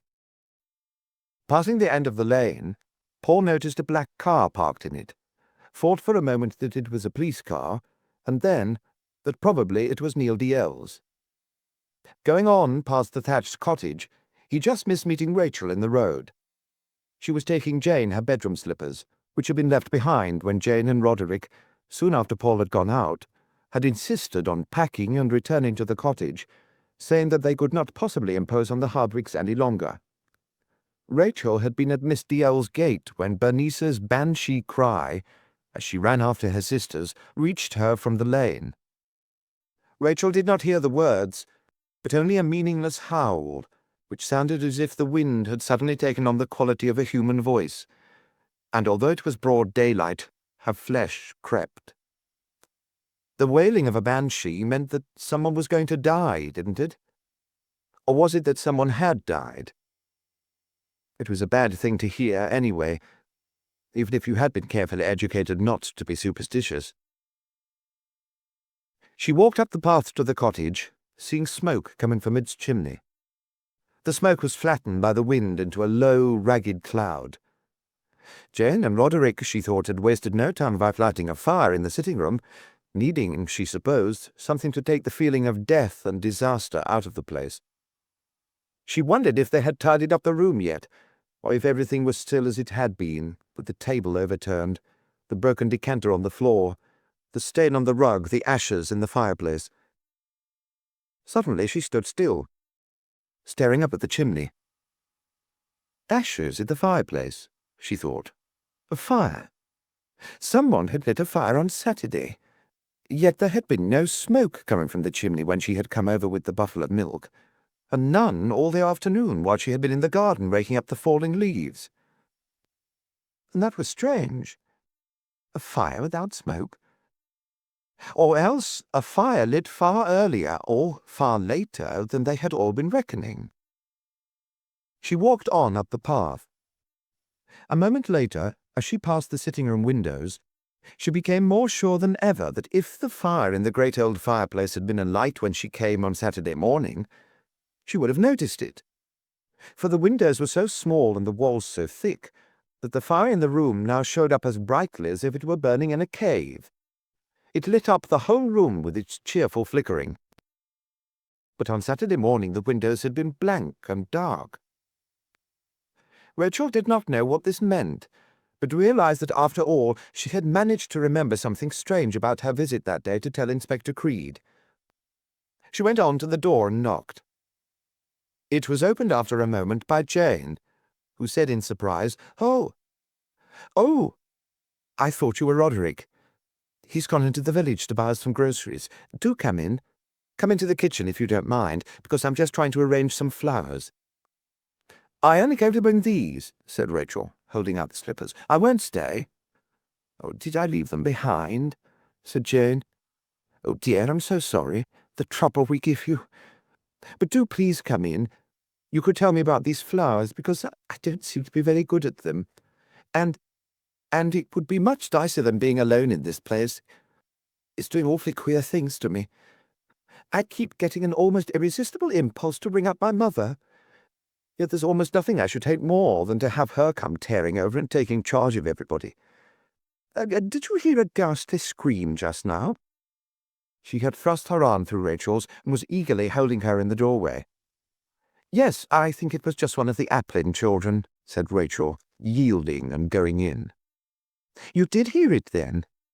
said Jane. "That makes me feel much better. I was beginning to feel horribly afraid I'd imagined it, and I was getting ready to start screaming myself. Now come along and tell me about my flower arrangement. Isn't that a horrible phrase? There's hardly anything to choose between it and floral tributes. And naturally I hadn't any flowers, but only some bits and pieces of greenery. But the police took those roses of Margot's away, and the vase too, for some reason, and I felt I simply had to put something in their place. There's something so horrible about that room still."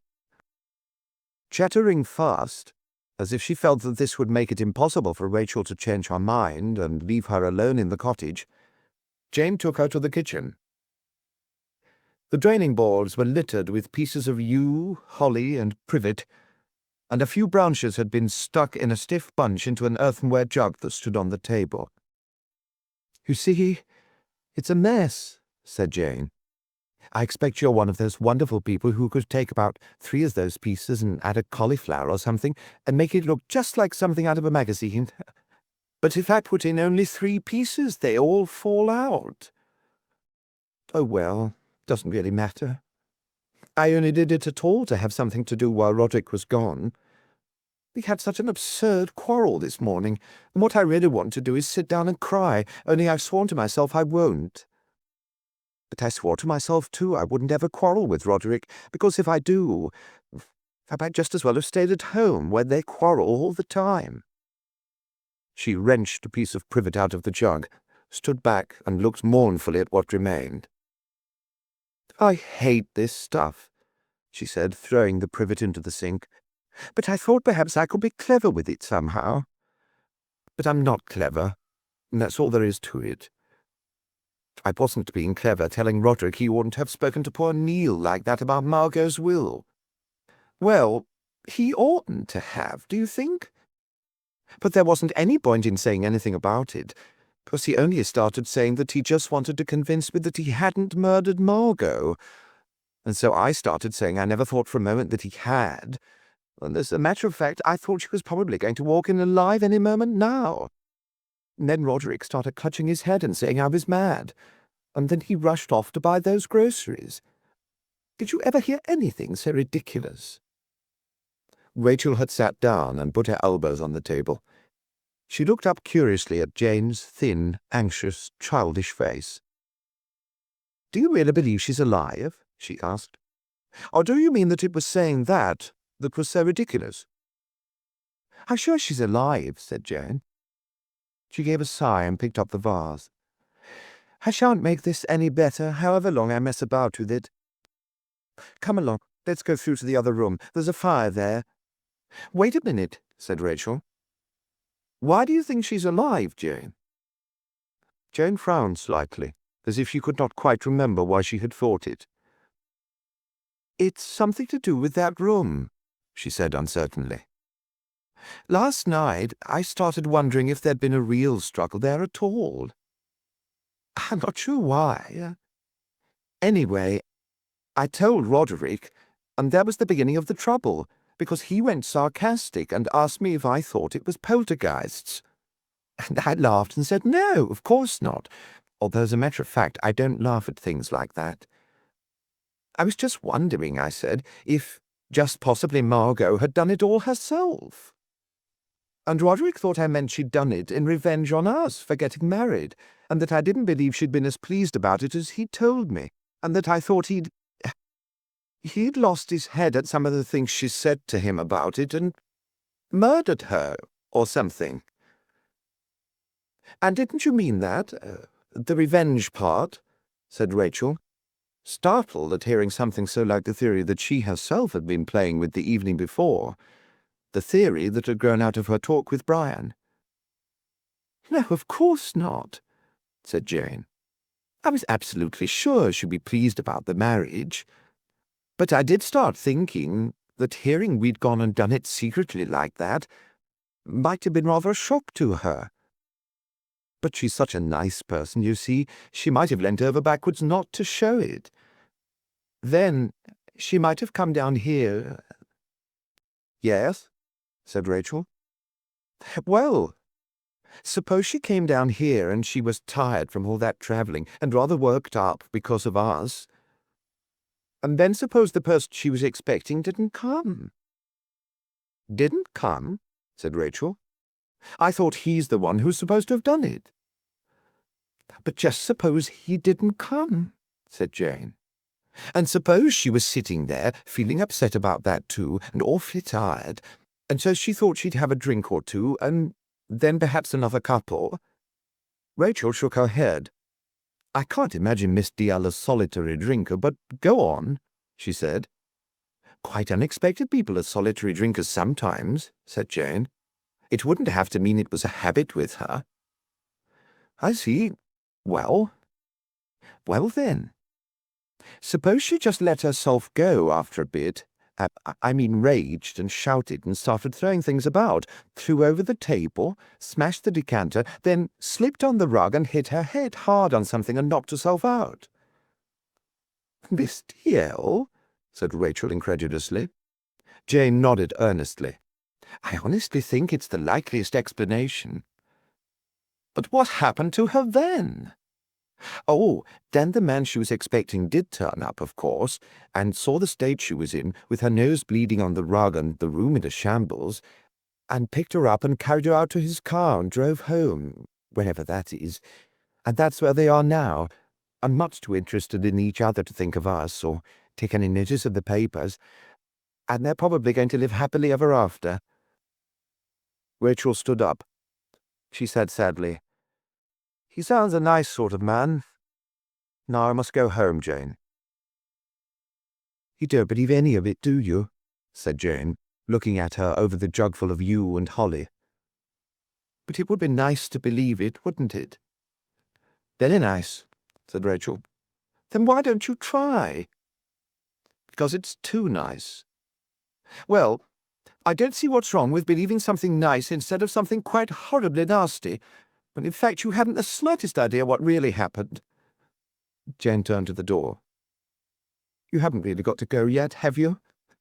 Can't you wait till Roderick gets back?" She went ahead of Rachel to the door of the sitting room, pushed it open, and went down the 2 steps into the room. There she stood still. The jug of greenery slipped from her hands to the floor with a crash. She screamed. Just before the door swung shut behind her in Rachel's face, Rachel had a glimpse of a figure inside the room, moving swiftly forward. Chapter 10. Rachel pushed at the door. It opened, and she saw Jane and Neil DL facing one another, with the jug and the bunch of evergreens on the floor between them.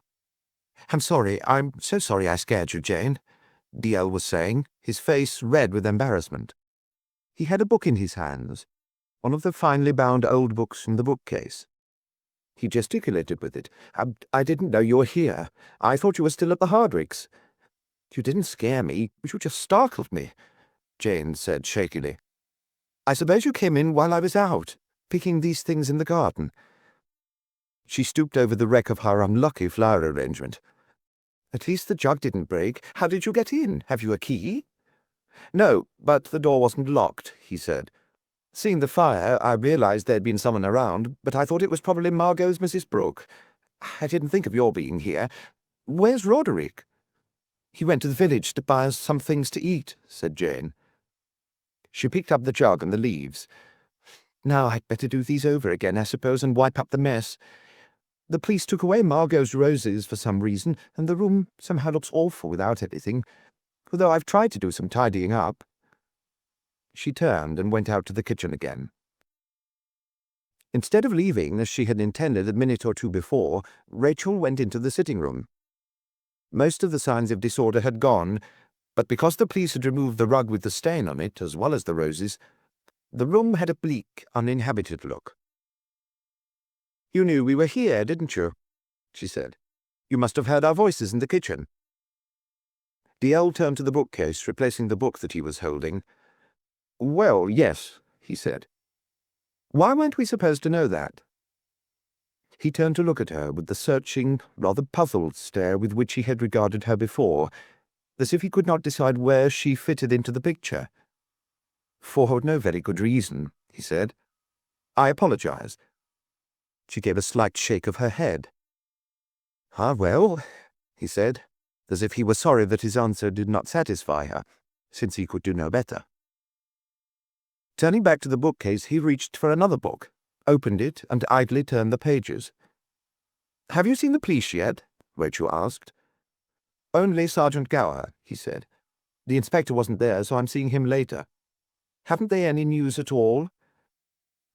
"No, and there seemed to be nothing much I could do, so I came here to have a look round.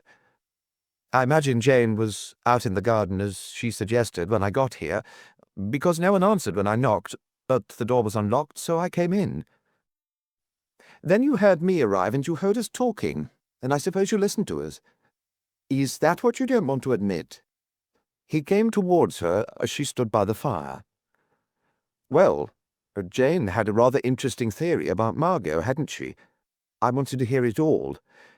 But I also wanted to finish something I was doing in here before she came in and caught me. Not that it would really have mattered if she'd caught me, but there are times when one likes to keep a half-formed idea to oneself." "And did you finish it?" He hesitated, looking down at the book in his hands. His taut, pale face looked haggard. "I think so. Now, tell me, what did you think of Jane's theory? Didn't you hear me saying that I didn't think much of it? You didn't say it. Jane said it for you. You rather carefully avoided giving an opinion." "Perhaps I did. That was mainly not to crush Jane's hopes, her hopes that Miss Dalziel's alive. Yet I had an idea something like it myself last night." As soon as she had said that, Rachel wished that she had not, because she had convinced herself by now that the idea had been quite absurd, and also that Brian must have known that it was absurd when he planted its seed in her brain. Unless, of course, she had misunderstood him. But at least he had managed to confuse her picture of Margot Dalziel, and with it her picture of himself. The uncertainty that now filled Rachel's mind about them both was something that she did not feel like discussing with anyone. She did not have to discuss it with Neil Dalziel, because Jane, returning with her rearranged vase and a mop to dry up the water that had been spilled on the floor, had heard Rachel saying something about hopes that Miss Dalziel was alive. Assuming that Rachel had been telling Dalziel of her theory, she said to him seriously, "I do want you to understand I never meant Margot was actually upset about Roderick getting married. I never meant she was against it. Roderick would have told me if she was. Anyway, you know yourself she wasn't, from the things she said to you on the telephone. I only meant that it cost her more to give him up than she wanted him to realize." So she took to the bottle. It was not said mockingly. He seemed to be considering the idea quite soberly. "Only when this man she was expecting didn't turn up," said Jane, putting the vase down on the little writing table beside the window where the vase of roses had stood before. "Have you any suspicion who he was, Jane?" asked Dalziel. "No," she said. "Yet you knew her pretty well." "I suppose so, and you were fond of her." "I loved her," said Jane. "So you don't think if there'd been such a man, you'd have known about him?" "Oh, not necessarily," she said. "Margot very seldom talked about personal things. It wasn't that she was secretive. It was just that she didn't think them interesting. She talked about her job and politics and celebrities she'd met and so on." He gave a dry laugh. "The telling little portrait of her." "What?" He wheeled round, startled, because from the doorway Roderick had just shouted his name at him. "That book you're holding, Neil, what the hell do you think you're doing with it?" Roderick demanded. His face was remarkably white. Dalziel did not answer. Returning to the bookcase, he put the book back on its shelf.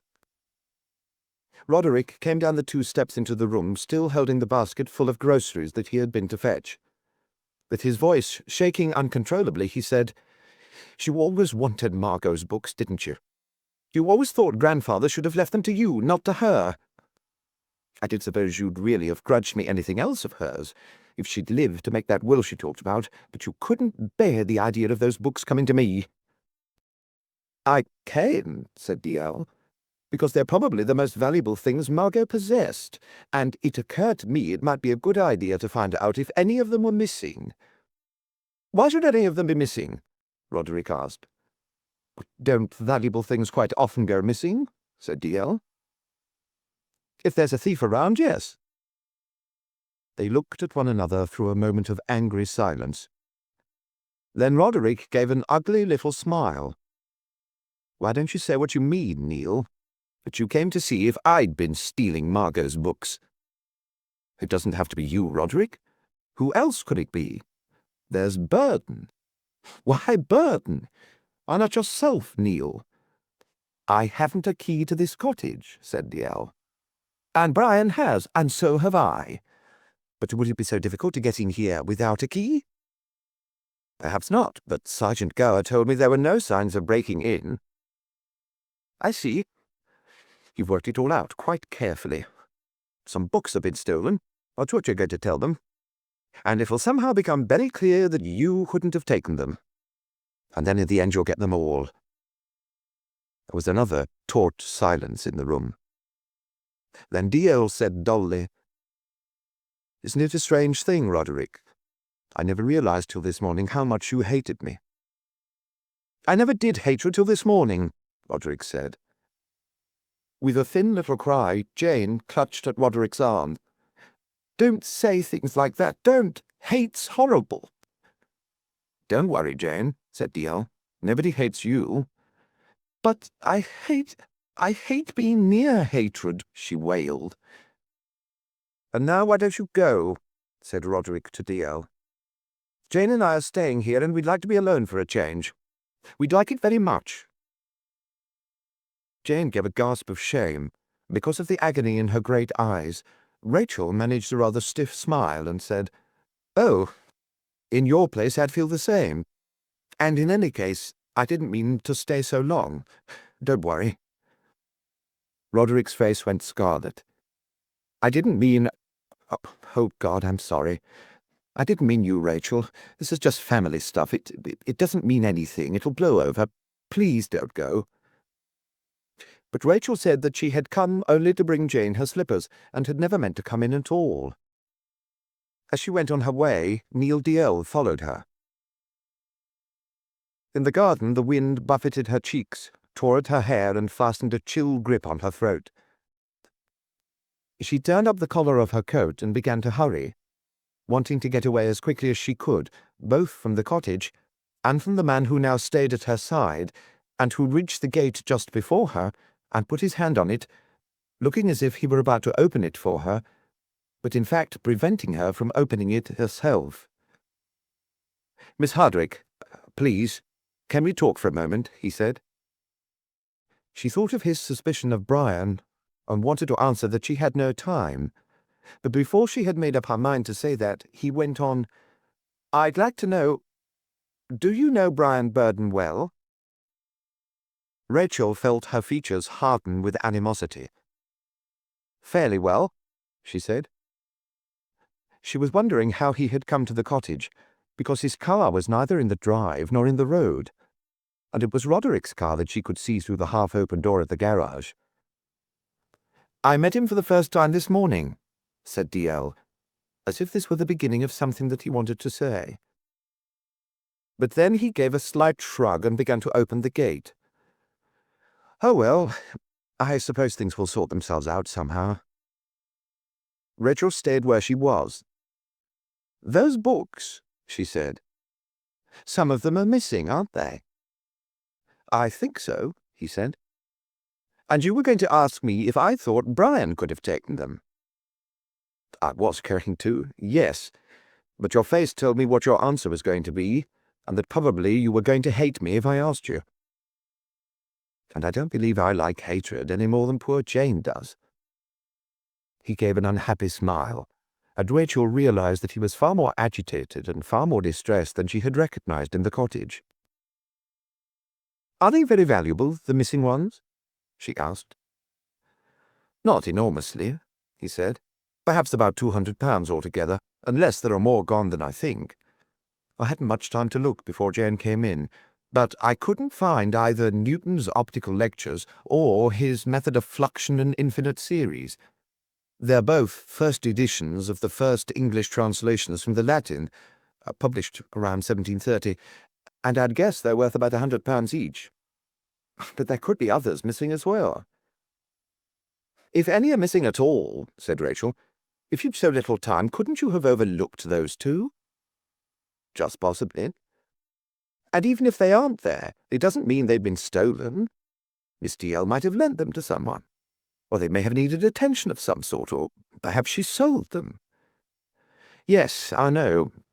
But you see—" He was swinging the gate to and fro, and it was making a faint, creaking, protesting note under his hand. "Margot's disappearance makes one distrust the obvious explanations of the small, unusual things. And for those books, which she treasured very much, not to be there is at least unusual.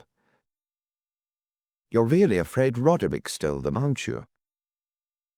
He went on swinging the gate, and the noise of it got so on Rachel's nerves that she suddenly grasped the top bar of it and slammed it shut.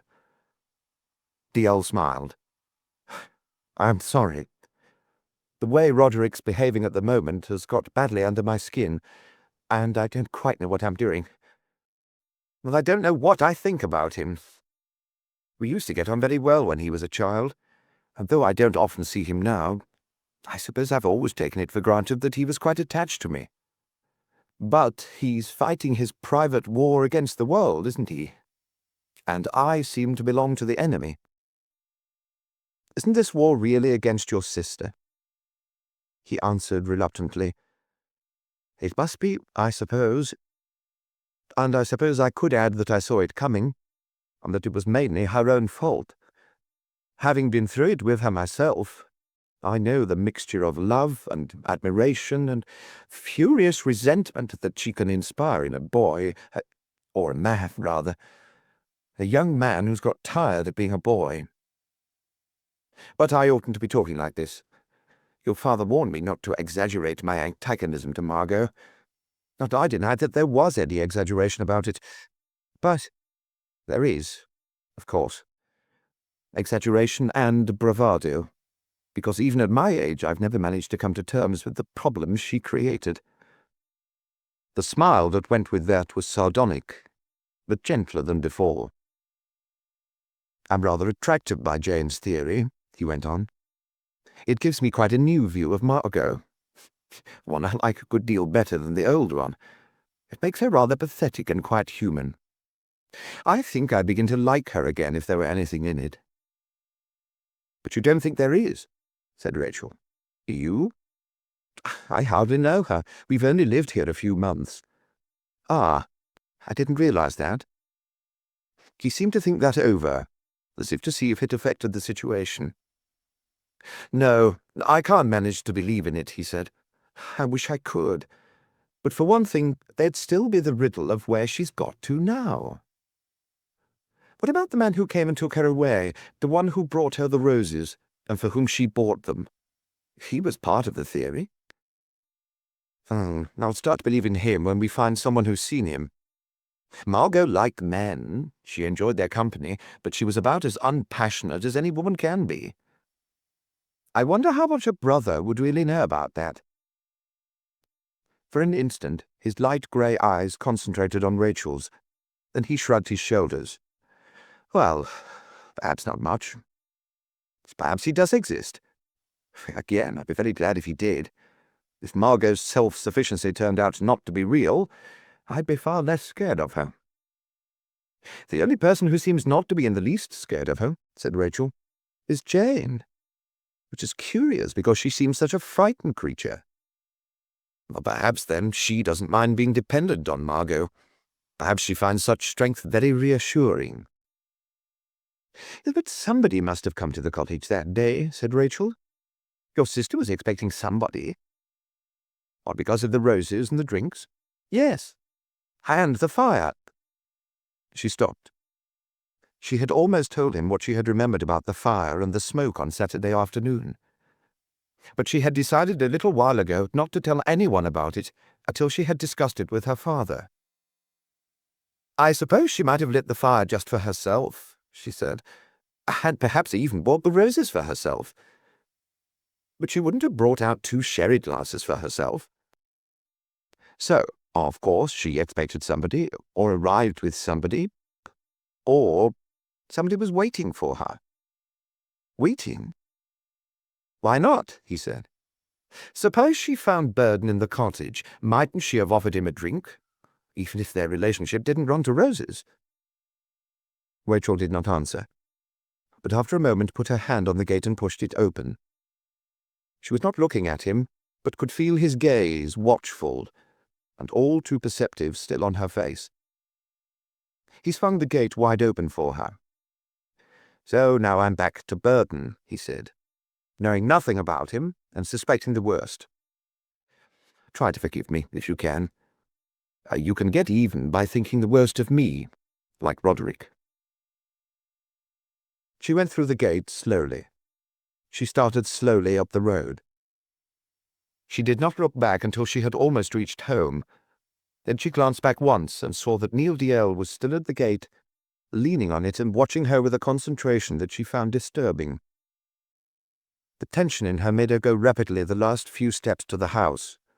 "Rachel?" Her father called from the sitting room and came darting out. "Rachel, please, if you have to go out for some reason, don't simply vanish. Leave a note on the table. Let me know where you've gone. Yes, I know that's being absurd. I know you can take care of yourself. I know there wasn't the slightest reason to worry, but at a time like this one can't help worrying. One feels anything could happen. Worry is in the air one breathes. So another time. Please." He grasped her arm tightly. Rachel disengaged herself and took off her coat. "I only went next door to take Jane the slippers she left behind. Then I stayed longer than I meant to. I'm sorry," she said. "I'll get some lunch now." Just a minute," said Paul. "Lunch can wait.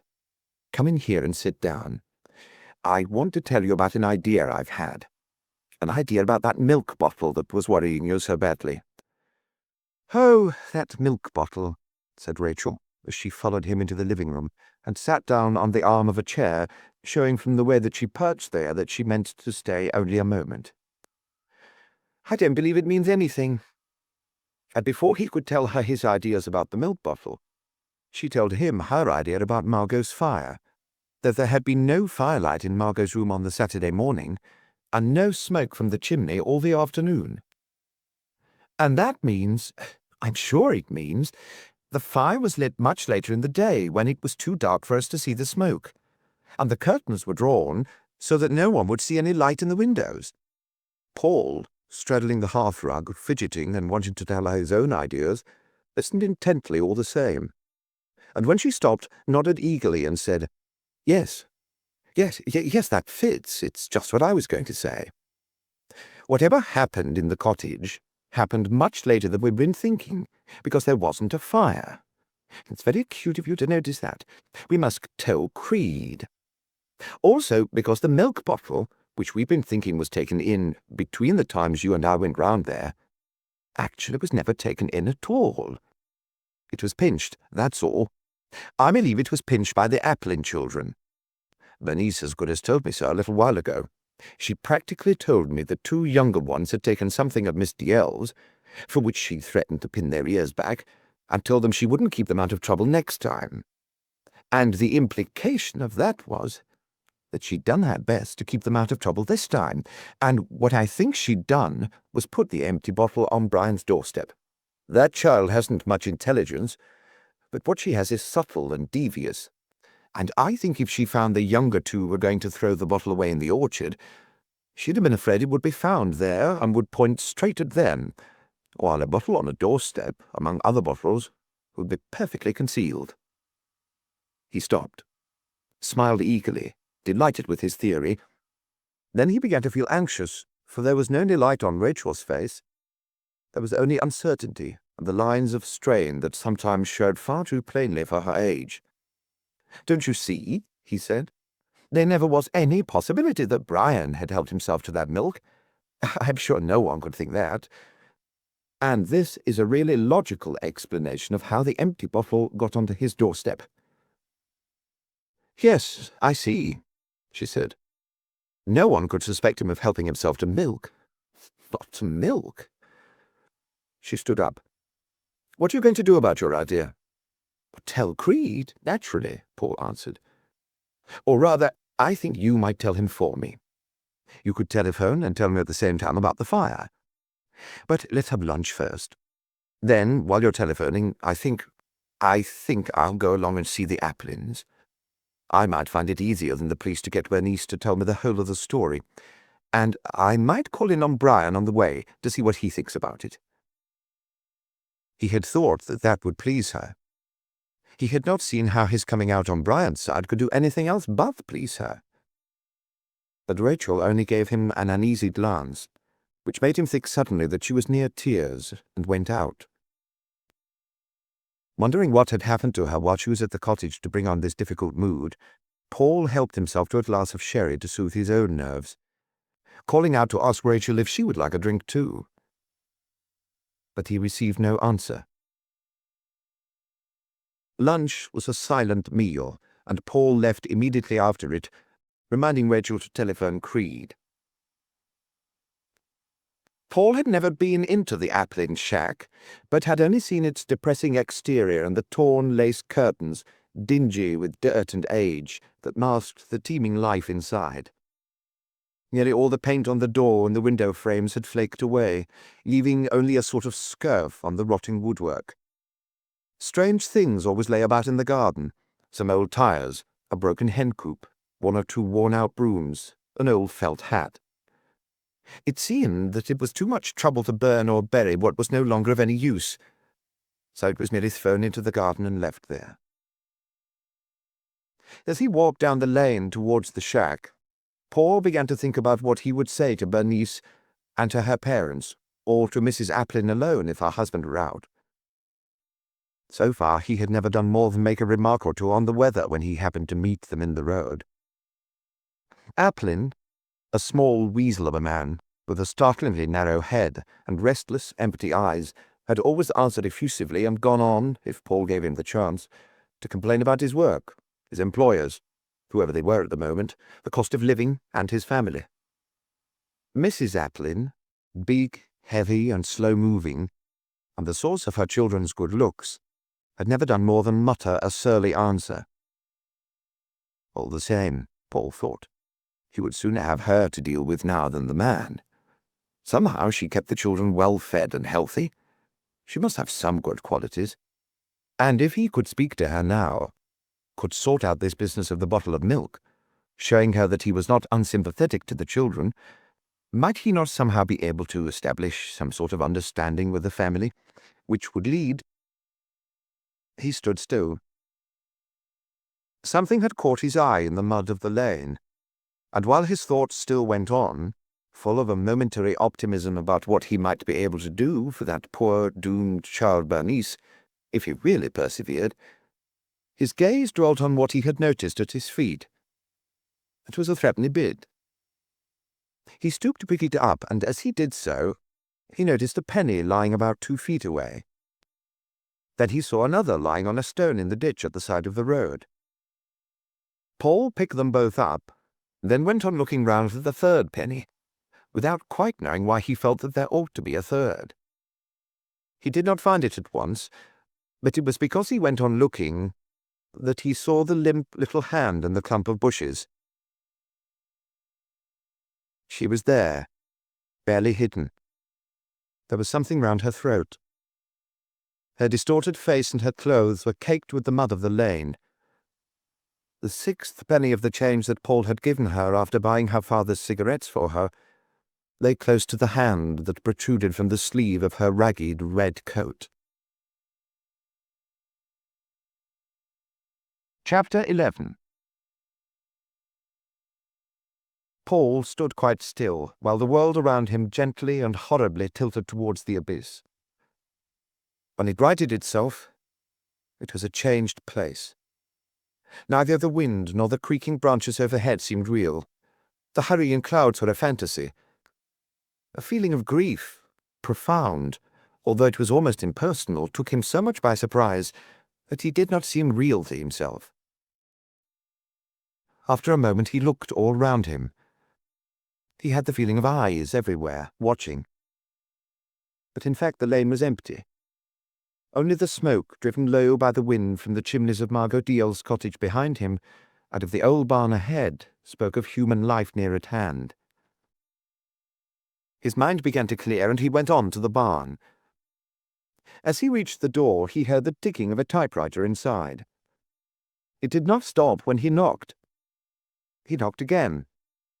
Then he could no longer stop himself knocking, pounding louder and louder until he heard Brian's steps inside. The door opened, and Brian looked out with a scowl at the interruption. "Yes, what is it?" he asked with irritable anxiety. "Come with me, will you?" Paul said, and turned at once, and started back to the spot where Bernice lay among the bushes. His mind was hardly on Brian at all, yet he realized that there was something unusual about him. His face looked drained and pale, and had a heaviness and a redness of the eyes which told of lack of sleep. He followed Paul with obvious unwillingness, deliberately staying a little way behind him, until he caught sight of the red coat and the muddied, crumpled thing inside it. Then he went past Paul in a few long strides, knelt among the thorns, and put a hand against the contorted face. "Cold," he said in a voice that was only just audible. "When did it happen?" "I don't know. I saw her this morning. We talked for a little while. She was with the other two." Paul felt unnecessary words beginning to gush out of him, the stream released by shock. Somehow he made them stop. "Will you go to the cottage, Brian, and telephone the police? I'll stay here." Brian stood up, took a step backwards, but as if he could not take his eyes off the dead child, went on staring blankly at her. Paul put a sharper authority into his voice. "We've got to get the police immediately, and one of us must stay here. You can get along faster than I can. Will you go to the cottage and telephone?" "I'll go straight to Gar himself," said Brian. Yet still he stood there, his face bemused and incredulous. "Well, the telephone will be quicker," said Paul. Brian muttered something in reply which Paul did not catch. When Paul asked him what he had said, Brian's features twitched, as if he had momentarily forgotten that Paul was there and found his presence an annoyance. "Nothing. Nothing," he said in the same almost inaudible voice. "For Doubly Dead," I said. "A dirge for her, the doubly dead, in that she died so young. That's all. Nothing." "Kevin can't have done this, can he?" "Kevin?" said Paul. That the brother could have murdered his sister had not even crossed his mind. "What happened then?" asked Brian. "Look, are you going?" said Paul. He realized that it would probably be quicker to go himself, but he had an extreme unwillingness to leave Brian alone here. "The first thing to get is the police." Without another word, Brian turned and set off down the lane. Paul saw that he was not making for the cottage, which he could have reached by pushing through a gap in the hedge into the orchard, but was going to the village. "Use the telephone, damn you!" Paul shouted after him. Brian only lengthened his strides and went on. Paul found himself shaking in helpless anger because Brian had not done what he had told him. Then it occurred to him that possibly Brian had been right in not going to the cottage, for if he had done so, it would have brought Roderick and Jane rushing out together, and Paul would not have welcomed that at all at the moment. But although his anger subsided, the shaking did not stop, and his inability to control it began to make him angry with himself. Walking a little way off, he leant against a tree trunk and tried to force himself to think lucidly about what had happened. He found that the only thing that he could think of was Brian's determination not to go to the cottage. Brian had been so much in his thoughts for the last few days that having him there was becoming a habit, and approached an obsession. Yet Paul had not thought about him coherently and usefully. He had not pondered the strange fact that from the time of Margot Dalziel's disappearance, Brian had neither gone to the cottage nor tried to see the Hardwicks. He had stayed in his barn. He had kept out of everyone's way, working perhaps, or perhaps merely trying to stay out of sight to avoid trouble. In any case, it was egotistical, cold-hearted behaviour, even worse than Paul would have expected from him. And it might be very unwise behaviour too, for sooner or later it was bound to draw attention to him. The gusts of wind cut into Paul like spears as he stood waiting, and presently he began to hear Bernice's voice wailing with them, her shrill voice shrieking at her sisters as she ran away from him and vanished into the lane. There must have been another scream after those shouts, he thought, which had been drowned by this infernal wind. He wondered about the other two children. Had they run straight home, or had they seen anything or heard anything? Even if they had actually seen their sister killed in the lane, it was unlikely that they would have anything useful to say about it. Terror and bewilderment would have emptied their poor little minds of what little was normally in them. All of a sudden, Paul remembered what had brought him out this afternoon, why he was in the lane at all. He had been going to see the Applins. He had been going to find out if he could induce Bernice to tell him anything about the missing milk bottle. Well, there was nothing to be done about that now. Yet someone would have to go to see the Applins. But, fortunately, that was a job for the police. Paul's only duty at the moment was to stay where he was, which heaven knew was hard enough. The sound of Gower's motor bicycle in the lane was one of the most welcome that he had ever heard. Gower was by himself, but Brian returned soon after him, and while Paul told Gower how he had found the body, went silently past him and Paul to his door. There Brian paused, then turned, came a little way back and stood watching and listening. Gower just then was considering the muddy coins that Paul had given him, with an account of how Bernice had happened to have the money with her. "So it happened soon after she left you, Mr. Hardwick," said Gower. "She never got home. If she got home, she'd have handed the money over to the old woman." "That's how it looks," said Paul. So she met someone in the lane. If he'd been following her, you'd have seen him, wouldn't you?" "I think so. Unless, of course, she came back to the main road after I'd gone home." "But you said she was running, shouting after the others. Why'd she come back?" "I'm not saying she did," said Paul. "It just occurred to me she might have. Her starting to shout and running away was a bit of an act to get away from me when she realized I was beginning to lecture her for her own good. But once she got away, I don't know what might have come into her head." "That's right," said Gower. "That's something you'd never be able to guess." "For instance," said Paul, "there was a car in the lane, I remember. I think it was Mr. DL's car, Miss DL's brother's, I mean, not her nephew's. But I'm no good at identifying cars, so I can't swear to it. There was a car there, anyway, parked a few yards down the lane, and Bernice might have come back to take a look at it."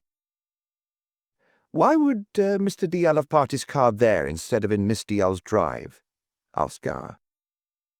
"I don't know," said Paul. "As I said, it may not have been his at all." Gower turned towards Brian. "Did you see or hear anything unusual about that time, Mr. Burton?" "No," said Brian, coming a few steps nearer. "But I was working, and it's surprising how little else you hear when you've a typewriter going." "You never saw Bernice herself this afternoon, or the two younger ones either?" Gower asked. "They never came to your door, or anything like that?" "No," said Brian. "Not this afternoon. Why should they?" "Or didn't you have them around a good deal?" "Oh, yes, all the time. But not this afternoon." "Not at any time today. I saw Kevin—" Brian stopped. "When did you see Kevin?" Gower asked. Sometime in the morning," said Brian. "Sometime after you people had been along, questioning him about what he'd been doing on Saturday." "Any special reason why he came?" "Oh, I don't think so, except to blow off steam about being persecuted by the police, and not being given a chance to go straight, and so on."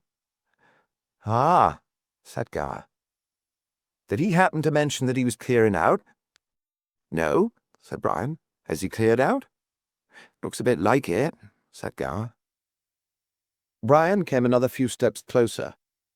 "Look, Gower, Kevin can't have had anything to do with that."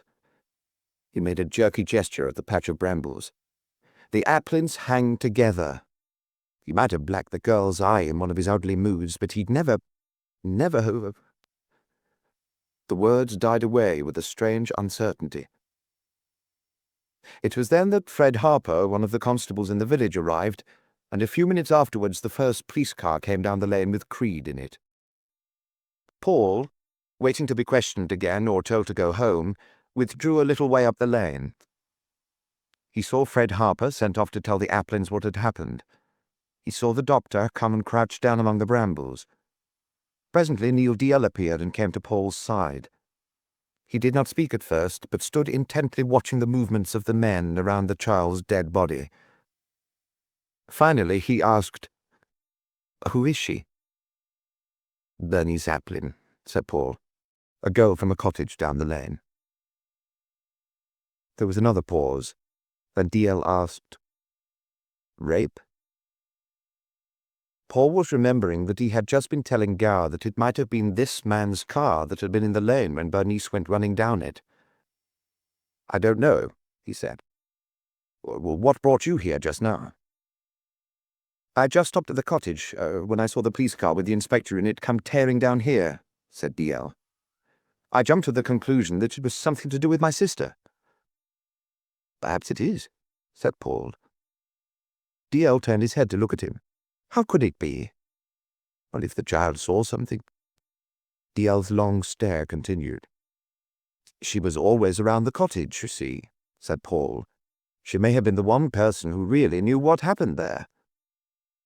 DL shook his head, dismissing the suggestion, which intensely irritated Paul and made him suddenly quite certain that he had hit on the right explanation of the murder.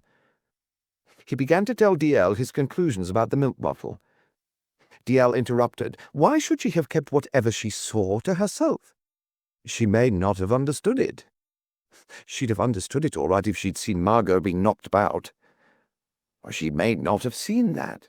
She may merely have seen someone here who's supposed to have been somewhere else, or something of that sort. As I was saying, if the children took the bottle— But again Paul was interrupted, this time by Roderick, who came from the orchard, pushing his way through the hedge, with Jane behind him. They both stood, staring at the group of policemen. Then Jane turned and ran away with both hands pressed to her mouth.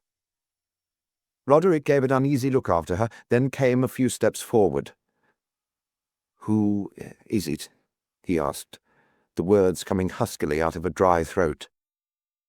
"Bernice Applin," said Paul.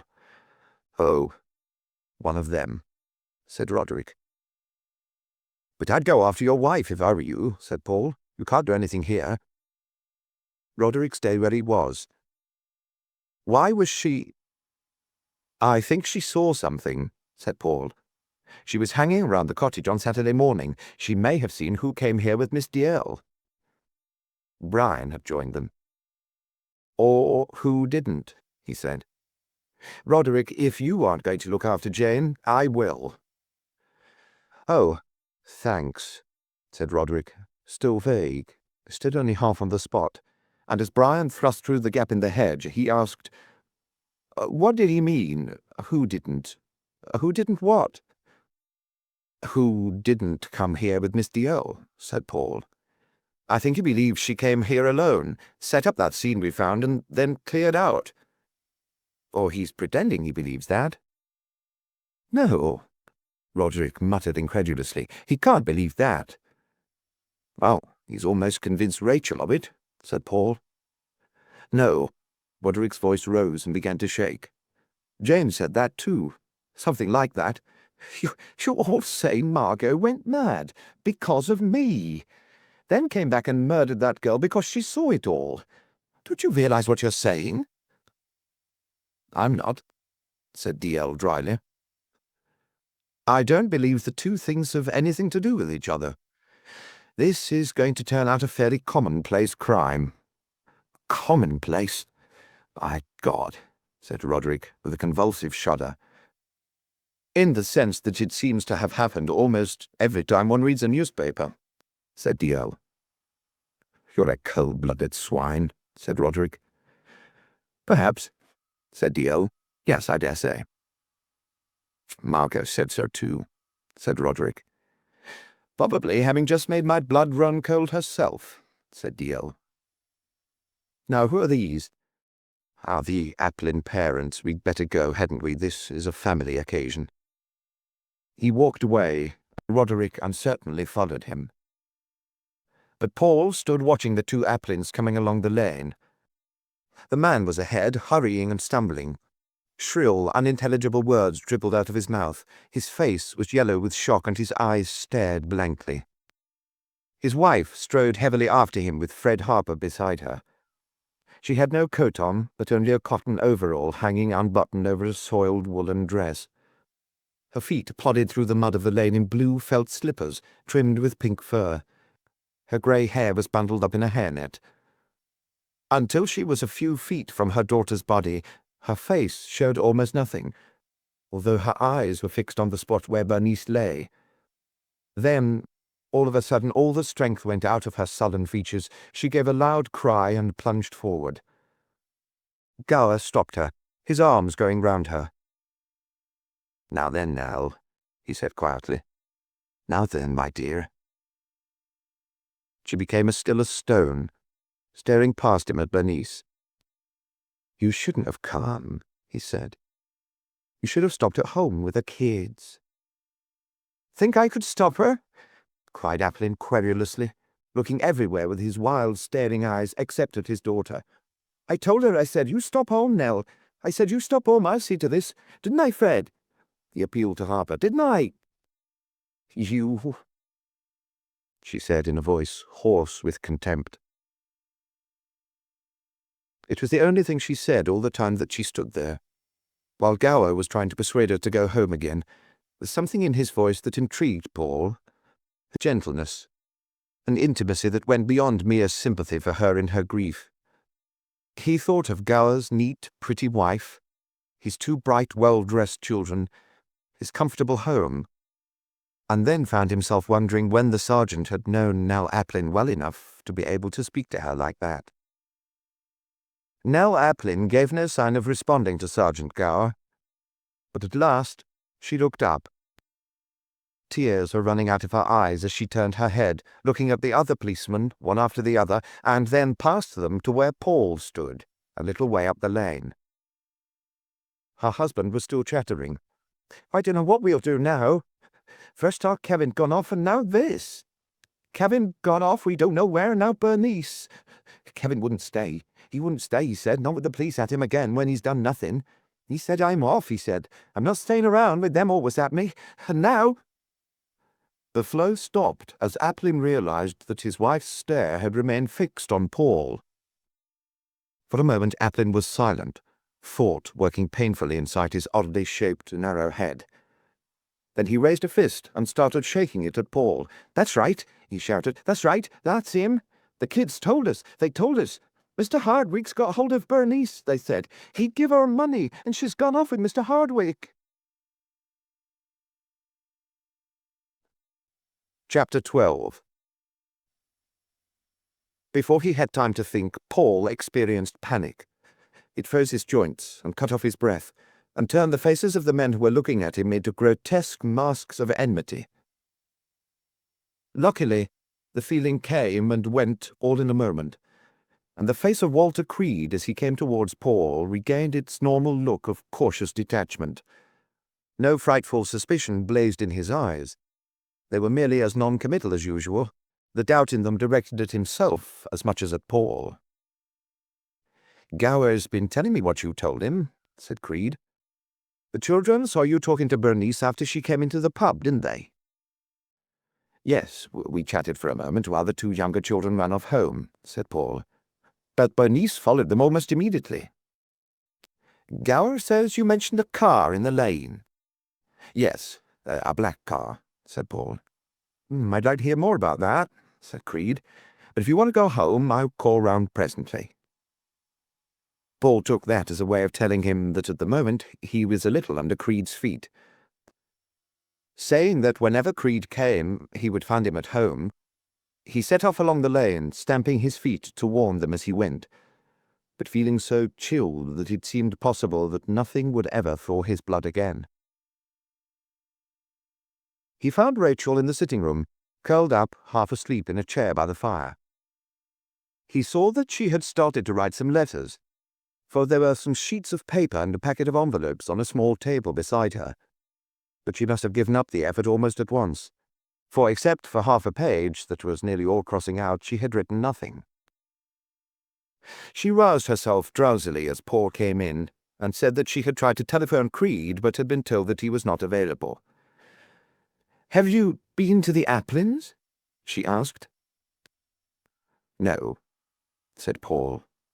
and suddenly, feeling that it would be impossible for him to say a word about what had happened, he sat down, put his face in his hands, and let out a loud groan. He heard it in the quiet room, a horrible sound, all self-pitying weakness, like his moment of blind terror in the lane. Dropping his hands and trying to make out that he had been smothering a yawn, he said, "No, Rachel, I had my idea too late. Things had happened already. That child, Bernice—" He saw horror growing on Rachel's face as he paused again, and realized that his own face was probably telling her most of what he had to say. "In a patch of brambles," he went on. "Dead. Strangled, I think. The police are there. Creed's coming round presently." Rachel's eyes opened wider, but she said nothing, for which Paul was grateful. He dropped his head into his hands again. After a short silence, she stood up and said in a faraway voice, "I'll make some tea." The door opened and closed. Paul sat still for a minute, then stood up and began to pace up and down the room. He kept seeing again the movement of the heads of all the men in the lane when that fantastic accusation had been shouted at him, but now, in his mind's eye, the faces were all blank. They had neither expression nor individuality. They had turned into identical blobs of featureless clay, to which it would be hopeless to explain himself, with which it would be useless to reason. "This is awful," Paul said aloud. "This is ridiculous. No one could believe it. Of course not. No one could possibly imagine." But those blank, threatening faces merely turned slightly, so that they could follow him about the room, like the sea of faces following the ball at a tennis match. To have something else to think about, Paul picked up the scribbled sheet of paper that Rachel had left on the table by her chair, and read, "Dear Dr. Ferguson, would it be possible for me to see you any day next week? I have been considering the possibility of—" There was no need to read any further. Paul realized that Rachel had been trying to draft a letter asking for her old job back. He put the sheet of paper down and was again walking up and down the room, trying to find courage to defy those blank faces, as well as the new fear that the letter had suddenly brought to him, when Rachel returned with the tea. She seemed to have been shocked out of curiosity, and only murmured as she sat down, "This wind, I hate it. I prefer the frost. At least it's quiet." She did not mention that every time the wind whistled in the chimney, she heard Bernice shrieking in the lane, and remembered herself thinking of a banshee, and of death, yet doing nothing about it.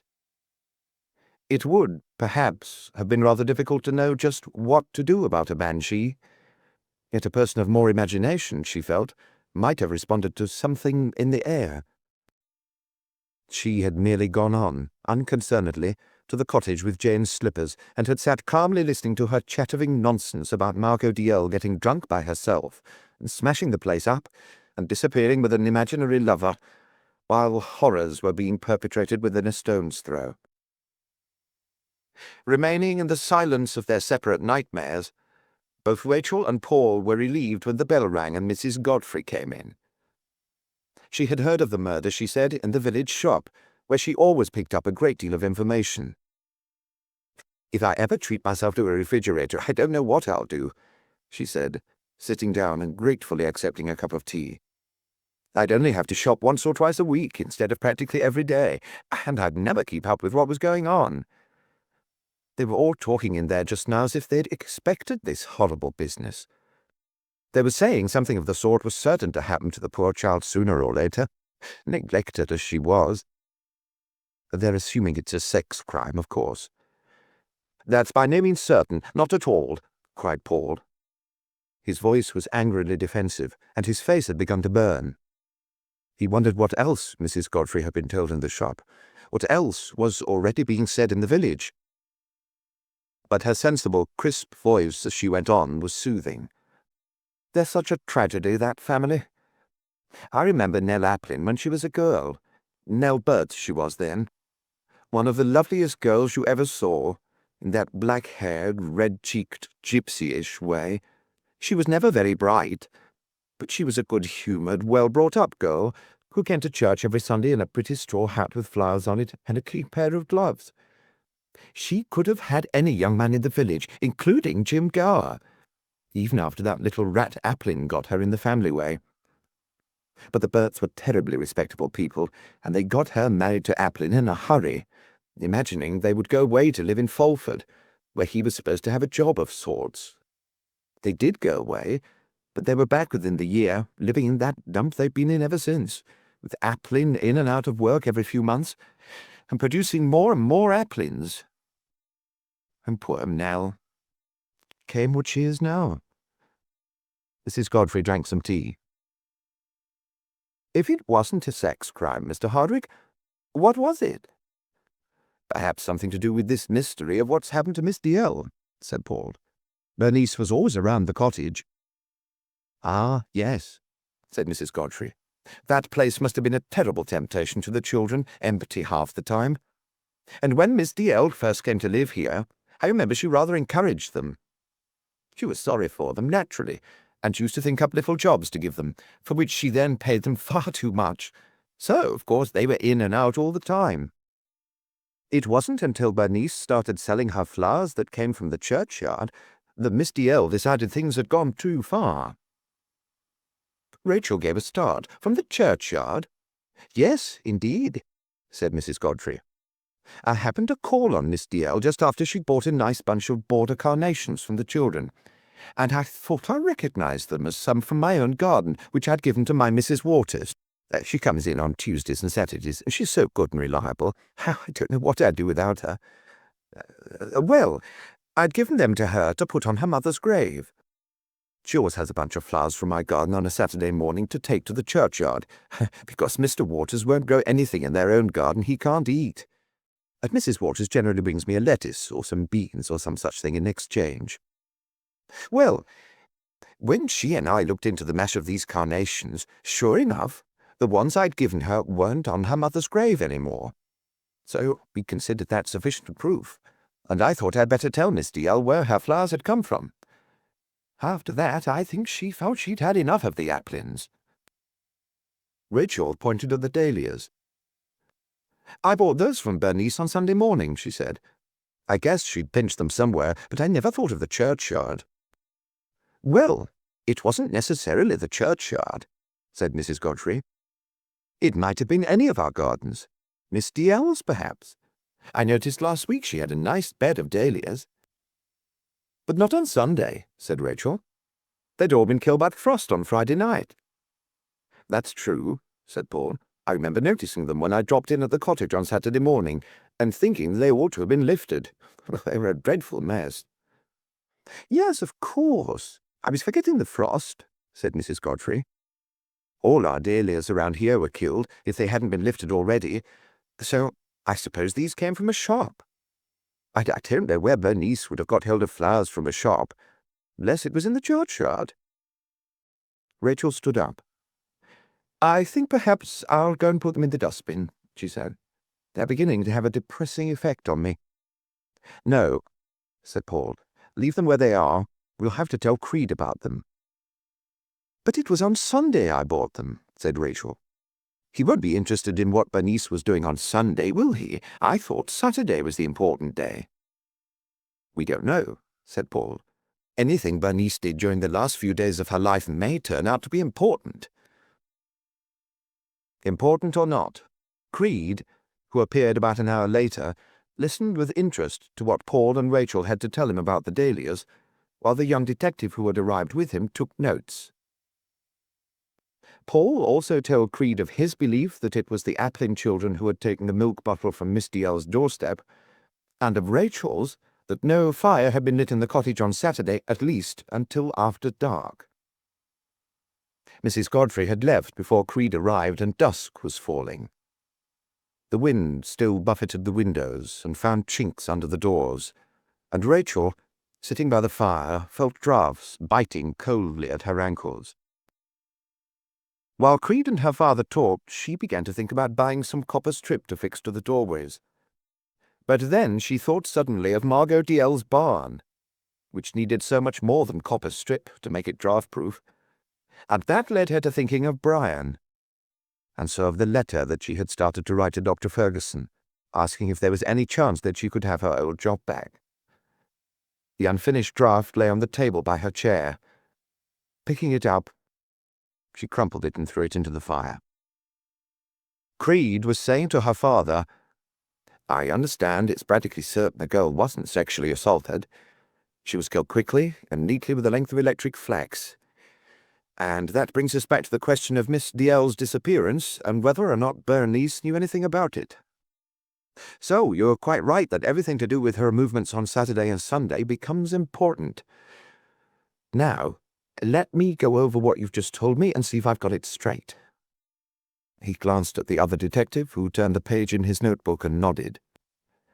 "That you yourself, Mr. Hardwick," said Creed, "saw Bernice and her sisters in the garden of the cottage on Saturday morning, just before the milk was delivered. You turned them out, but you don't know whether or not they came back again." "No," said Paul. "And this morning Bernice hinted to you that her sisters had taken something of Miss Dalziel's, and you believe it was the milk bottle?" "Yes."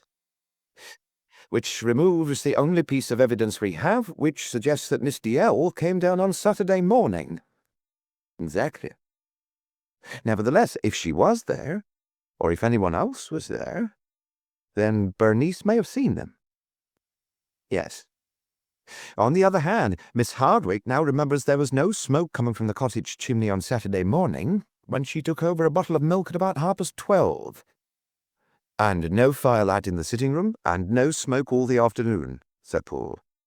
"She was in the garden until it began to grow dark, and she's certain she'd have noticed if she'd seen some smoke suddenly streaming out." "So you believe the fire was lit, whether by Miss Dalziel or somebody else, later in the evening?" "Or it could have been earlier in the morning," said Paul. "Quite early, before we were up. Only there's the sherry. I'm sure Miss Dalziel wouldn't have thought of drinking sherry at that hour." "The evening certainly seems to have been the likeliest time for her to have arrived," said Creed. "And so we get around to the question of whether or not Bernice Applin saw anything on Saturday evening, or even on Sunday morning." "You could try asking her sisters," said Paul. "They were probably with her wherever she was." "And I'd be surprised if we got anything intelligible out of them," said Creed. "But at least we could find out where she got those dahlias." He stopped. He gave his tight-lipped smile. "I was just thinking," he went on. "I like flowers all right, but sometimes one can have too many of them. We're also trying to find out where those yellow roses were bought, you know. They're dealing with that for us in London. Because if you can find out who bought them, you've got your murderer." "Oh, I don't know about that. Miss Dalziel may have bought them herself. But if she did, finding out where may tell us something about her movements." "I suppose it isn't possible there's some connection between the roses and the dahlias," said Paul. I mean that they came from the same shop." Creed looked again at the dahlias. "I don't know, but that doesn't look to me the sort of bunch you'd buy from a florist. They're different lengths, and the kinds are all mixed up, cactus and decorative. And shops generally seem to sell you all of one sort. Still, it's an idea. I'll bear it in mind." But the frost killed off most of the flowers in the gardens round here, so they must have come from a shop of some sort," said Paul. "Even if it wasn't as smart a place as the one that sold the roses. Perhaps it was one in Falford. The kind that's a grocer and a greengrocer and a bit of everything else, and gets its supplies from some local nursery. If they got the dahlias in on Friday, before the frost, and sold them on Saturday to someone from the village here, who took them along to the churchyard on Sunday on the way to church—" Wait a minute. Creed slid forward to the edge of his chair. "You just give me an idea, Mr. Hardwick. A local nursery. Kevin Applin went to see Broder, his old employer, on Saturday morning. Broder's a market gardener. If it was Kevin—" But at that point a change came over Creed's face. Deliberately, it seemed to Paul as he watched him, Creed quenched the spark of excitement. "Just an idea," said Creed, his greenish eyes becoming so non-committal as to look quite stupid. I must think about it. And now, Miss Hardwick, would you mind telling me a little more about your visit to Miss DL's cottage this afternoon? Rachel had to make an effort to bring her thoughts back to him and to what he was asking her. Since she had tossed the draft of her letter into the fire, she had been fumblingly trying to understand the impulse that had made her write. She would have said at the time that she had suddenly decided to make a clean break with Brian. Yet really that had had very little to do with it, for Brian himself would soon be leaving the barn, would be going to London. My visit this afternoon, she said. When you realized about the smoke and the fire, said Creed. What else do you want to know about it? She asked. Well, mainly, who was there? Mrs. DL was there, said Rachel, and Miss DL's brother. Only, as a matter of fact, I'm not quite sure when he arrived. Mrs. DL didn't seem to know about it. We just found him in the sitting room, looking at the books when we went in. He seems to think some of them have been stolen. And Roderick DL came in a little while later. He'd been to the village to buy some food. What about Mr. Burden? Did you see him? No. Creed turned to Paul. Did you see any of these people as you went home after talking to the girl? He asked. Or anyone else? No, said Paul. I only saw the car I told Gellert about, parked just inside the lane. Creed stood up. That's all, then, I think, for the moment. But I'd like to take those dailies with me. As Rachel took them out of the vase, he looked at Paul again. You'll be here, will you, if we should want to get in touch with you again? He asked. Yes, of course. Paul, hurrying ahead to the door, was wishing that Creed had said something about the Applins' fantastic accusation, had said at least a word or two about it, so that Paul could have brushed it aside. He could not manage to speak of it himself, could not bring out a single question. He knew that if he tried to do so, his voice would start to shake and give away the unreasonable terror with which Applin's screaming voice had filled him. Opening the front door for Creed with a jerk that betrayed the tension of his nerves, he said, And if there's anything further we can do at any time. He stopped in mid-sentence. A woman, whom he had never seen before, an unusually tall and heavily built woman, was at the gate. The light that fell upon her from the doorway showed up a square, harsh-featured face and wispy grey hair. She was wearing muddy gumboots, a tweed suit with a short, sagging skirt, and a square-shouldered, double-breasted jacket. She came striding up to the door, and although Paul did not know her, he saw at once that Creed unquestionably did, for his face showed more emotion than Paul had ever seen on it before, and all of a sudden he was in a great hurry to be gone. Seeming to make his spare form even narrower than it was, he managed to dodge between the woman and the doorpost, saying as he disappeared into the darkness, Ah, good evening, Mrs. Meredith. You're looking for your daughter, I expect. I hope not for me. An important appointment. With a puzzled frown on her high, square forehead, the woman turned to look after him and the young detective, who was carrying the dahlias and keeping close at Creed's heels. Paul saw with astonishment that her bewilderment brought out an astonishing resemblance to Jane. It was as if someone very like that quivering bird of a girl was trapped inside this woman's self-confidence and solid muscle. "Mr. Hardwick," she said. Her voice was more of a pipe than Paul had been expecting, but it was the sort of high voice which, without being raised, always drowns all others. No one else would ever be able to talk when Mrs. Meredith wished to do so. "Creed might have at least stayed to introduce us. I heard he was on the job. Very unfortunate. We shan't get anywhere. He's got no imagination and no real thoroughness to make up for it. Whenever I see him, he's in a hurry, dashing off to the next thing without any particularly good reason. I think I'll speak to Sir Arthur about it. Sir Arthur Frisby, our chief constable, you know, a really first-class man. A very strong character, yet so humane." She became aware that Paul was trying to say something to her. "Hmm? Oh, no, thank you, I won't come in," she said. "My boots." She pointed down at them. Paul said that they were of no consequence. "Are you sure?" she said. "They're pretty muddy. I tell you what, I'll take them off. Have to apologize for my stockings, but it's better than leaving mud all over your carpets. I just got back from taking the dogs for a run when some men from Fulford turned up to ask me a lot of questions about when Jane and Roderick arrived on Saturday. That was the first my husband and I had heard about all this trouble. Jane, of course, wouldn't dream of letting us know anything. We haven't got television. Can't afford it. And I can't always be bothered with the papers. Nothing but the bomb nowadays, and all this sitting down and marching about. It's high-principled, of course. I respect them for it. Still, I got tired of it all. Nothing new ever seems to happen." She was struggling out of her boots. When she was free of them, she left them standing like a pair of sentries on the doormat and tramped inside. She had very long, thin feet, and the nail of one big toe showed through a hole in the heavily ribbed stockings that she was wearing. Meeting Rachel in the doorway of the living room and shaking hands with her, she said, "Awfully sorry about my stockings, and there wasn't really any need for me to come in at all. I only came to thank you for being so helpful to Jane and Roderick yesterday.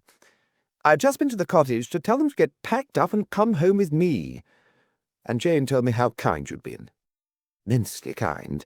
I can't tell you how grateful I am, though I'd have been even more grateful if someone had thought of getting in touch with me. The idea of those two children trying to cope with all this mess by themselves." Her voice was beginning to get on Paul's nerves. It seemed to be sawing through his eardrums. He was at one with King Lear, he decided, on the subject of women's voices. "Everyone has to start coping alone sooner or later," he said. "Ah, you're dead right, of course," she said. "All the young need plenty of independence. I always saw to it that Jane had all she could manage from the day she was born. Never any ordering about without a complete explanation of why I wanted her to do what I did. Never even any cleanliness training. But she hasn't a grain of sense all the same. Except, I must say, my husband and I were pleasantly surprised by Roderick. When the child first started to tell us she got married, we were both horribly afraid that she was going to say she was to that impossible young man she introduced to Miss D.L., and persuaded her to let him live in that old barn of hers. You probably know him. Big, grubby sort of young man who pretends to write books. The child seemed to be absolutely infatuated with him, and we often trembled to think how far things might have gone between them, apart from his getting most of Jane's salary out of her. We've even wondered if all this independence was really a good thing after all. But then, to our vast relief, she turned up with Roderick." She drew breath for a moment. Paul did not dare to look at Rachel, but sensing the sudden stiffening of her body, he started to say hurriedly that he supposed Mrs. Meredith had heard about the tragedy in the lane that afternoon. Her strident voice drowned his. "Quiet and nice-mannered, I thought, even if he's rather younger and more obviously inexperienced than I'd have chosen for Jane.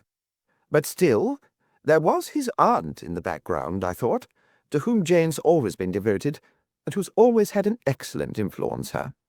Really intelligent sort of woman. I'm sure you agree with me. A terrible thing if anything's happened to her. But if it has—" She gave a grim smile, and advancing to the fire, held one of her stocking feet close to it and wiggled the long, flexible toes. "If it has, at least they won't have far to look for the culprit," she said. "Creed may be too blinded by Burden's quite good accent to think it's possible, and he's probably trying to incriminate some unfortunate village lad. But, as it happens, I know a thing or two about Burden, and fortunately I've got the ear of Sir Arthur." Chapter 13. Creed was in one of his moods on the drive back to Fulford. The young man who was with him recognized the signs of it and kept his thoughts to himself. Frowning in what looked like deep concentration, Creed was in fact indulging a fantasy. In it he had irrefutable evidence that Mrs. Meredith had committed the murders of Margot Dalziel and Bernice Applin, and as his investigations continued, he found not only more and more evidence against her, such as a number of valuable stolen books hidden in her home under copies of Country Life, and a thick walking stick tossed carelessly in a corner amongst mackintoshes and boots, with some of Margot Dalziel's curly grey hair sticking to it, but also more and more murdered bodies. All the people who had disappeared from the area in even faintly mysterious circumstances during all Creed's lifetime as a policeman kept turning up dead somewhere in the Merediths' charming, ramshackle Georgian house, from cupboards, from attics, from under the curving stairs, and from behind worm-eaten panelling. Creed brought them all out. It made him feel a good deal better. At the same time, he remembered that Mrs. Meredith was an appalling troublemaker, and that he would have to watch his step. She loved tripping up the police and making them appear ridiculous. Probably a frustrated policewoman herself, he thought, grinning to himself as he hurled some of her half-digested psychology back in her face. God knows what romantic daydream she went in for, of tempting some undetected sexual maniac into some dark alley, then settling his hash with a smart piece of judo. At the moment, for instance, if she had somehow heard of Aplin's accusation of that amiable old fool Hardwick, she might at this moment be trying to lure him out into the night. Creed emerged abruptly from his own daydream, feeling ashamed of himself. There he went, as usual, taking too much for granted. He had no real proof of poor Hardwick's amiability, and stranger things than his turning out to be a murderer were always happening. So an open mind had to be maintained at all costs, if you didn't want the Mrs. Meredith to be able to make a fool of you. It just happened to be a pity that an open mind was a most uninspiring thing to be saddled with. When the car reached the police station in Fulford, Creed found Neil Dalziel waiting for him. He also found a report from London on his desk. Perhaps because of his continuing uneasiness about Mrs. Meredith's disappearance on the scene, he felt a need to assert his own power, and did so by studying the report first and keeping Neil Dalziel waiting. He saw that Roderick Dalziel's statements about his movements from Friday to Sunday had been more or less corroborated by several people. Roderick had met his aunt at London Airport on Friday afternoon and had driven her home to her flat. They had stopped on the way and gone into a flower shop together, and Miss Dalziel had bought a dozen chrysanthemums. The Crosbys, the couple who lived in the basement flat below Margot Dalziel's, had heard her and Roderick arrive together, hearing first their voices in the street, then their footsteps overhead, and then, at about 6 o'clock, Miss Dalziel had appeared at the Crosbys' door and invited them upstairs for a drink to celebrate her nephew's marriage. The Crosbys both said that she had been obviously tired, yet in a particularly gay and happy mood. They had stayed for about an hour, then had gone downstairs to their own supper. They thought it was about 10:30 when Roderick left. They had heard him call out good night from the doorway and go to his car and drive away. Soon afterwards, the Crosbys had gone to bed. They always went to bed early, because they both had to be in their offices at 9 o'clock in the morning, but Mr. Crosby, waking presently and seeing on the luminous dial of the alarm clock that it was nearly midnight, had heard Miss Dalziel's bath-water running and all the usual sounds of her going to bed. So that made it fairly sure, Creed thought, that the fire in her cottage hadn't been lit early on Saturday morning. It was the evening that was important. Saturday evening. He read on. The Crosbys had not heard Miss Dalziel leave the house, because as usual they had left it themselves long before she would have been up. But she had apparently been gone by the time that they returned for lunch, for there had been no more sounds overhead. The rest of Roderick's story, his arrival at his own lodgings in the evening, his staying there all the next morning, his lunch at the restaurant in the Euston Road, his arrival at the Meredith's house at tea-time, had been confirmed by his landlady, by a waiter at the restaurant, by Brigadier and Mrs. Meredith. It all seemed quite straightforward. Yet there was one part of it that worried Creed. There seemed to be no doubt that Roderick had stayed in his lodgings all Saturday morning, for several people had vouched for it. But why had he done so? Jane had gone home to break the news of her marriage to her parents on Friday evening. Her movements from the time she had left the office until the time her father had met her at Fulford Station had been easy to trace. And perhaps it was understandable that she should have wanted to handle her parents alone. But on Saturday morning, she had apparently had nothing much to do. They'd merely taken the family car and gone into Fulford to do a little shopping. So why had Roderick not followed her in the morning? Why had he waited about, gossiping to his landlady and the other lodgers, instead of driving off straight after breakfast to join his wife?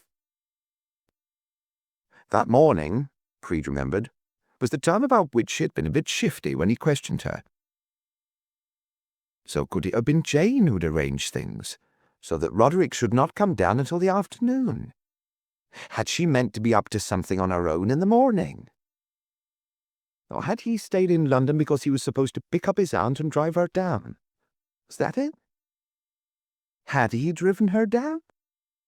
Creed's study of the map, however, had convinced him that if Roderick had not left London until after his lunch at Sirio's, he could not possibly have reached Miss Dalziel's cottage, murdered her there, loaded her body into his car and dumped it somewhere on the way back to the Meredith's house, arriving there by 4:30, as it was certain that he had.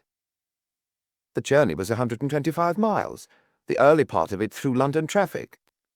That was a theory of the crime that need not even be considered. Yet, at that point, reading on, Creed's certainty was jolted. The report ended with the statement that at 3:30 on the Saturday afternoon, a young man, answering to the description of Roderick Dalziel, had bought a dozen yellow roses from a florist in a certain suburban shopping centre on the main road from London to Fulford. Creed read it with dismay. It made no sense. If that young man had been Roderick, he had driven straight from that shop to the Merediths. There had been no time for him to do anything else. But if both Brigadier Meredith and his wife stated that their son-in-law had not left the house until the next evening, Creed was prepared to believe them. So when could Roderick have given the roses to his aunt? Was it possible that she had been waiting in the car while he went into the shop, and that he had given them to her straight away? That he had then dropped her at some point on the journey, and she had somehow made her way home alone? Or with someone else? If so, why had Roderick not said so? Suddenly, a new idea came to Creed. Had Margot Dalziel been in her nephew's car while he was buying the roses, but dead? Had he dumped her body in some wood or pond soon afterwards, and then somehow, later on, managed to go to the cottage and fake the scene of the struggle there? Some flowers in the room, since she was said to be so fond of them, would have added a touch of verisimilitude. All the same, when could he have done all that? In the dead of night? Not unless his very newly married wife was his accomplice. Well, that wasn't impossible that she was, except that it was a little hard to discover a motive. But still, perhaps it ought to be considered. For if she was not his accomplice, the only time that Roderick had had to himself in the cottage was the minute or two when he had gone in, leaving his wife talking to Miss Hardwick, and had discovered the disorder inside. And no one could possibly have set that scene in a minute or two. So was the truth simply that Roderick had bought those roses for his mother-in-law? Were there 2 bunches of roses in the case? Creed ground his teeth. Why had he ever thought of that? As if there weren't enough flowers in this case already, chrysanthemums and dahlias, without there having to be 2 bunches of roses instead of only 1. But it was such a simple explanation, and really far likelier than any other, and now that he had thought of it, he would have to investigate it, would have to question the old Gorgon, would have to lay himself open to the ridicule and criticism which she was certain to heap on him whether he was right or wrong. If he was right, she would jeer at him for not having taken it as a matter of course. If he was wrong, for ever having thought of it. Wearily, Creed picked up the telephone on his desk and said that he was now ready to see Mr. Dalziel. Neil Dalziel was brought in by the young man who had been to the Hardwicks with Creed.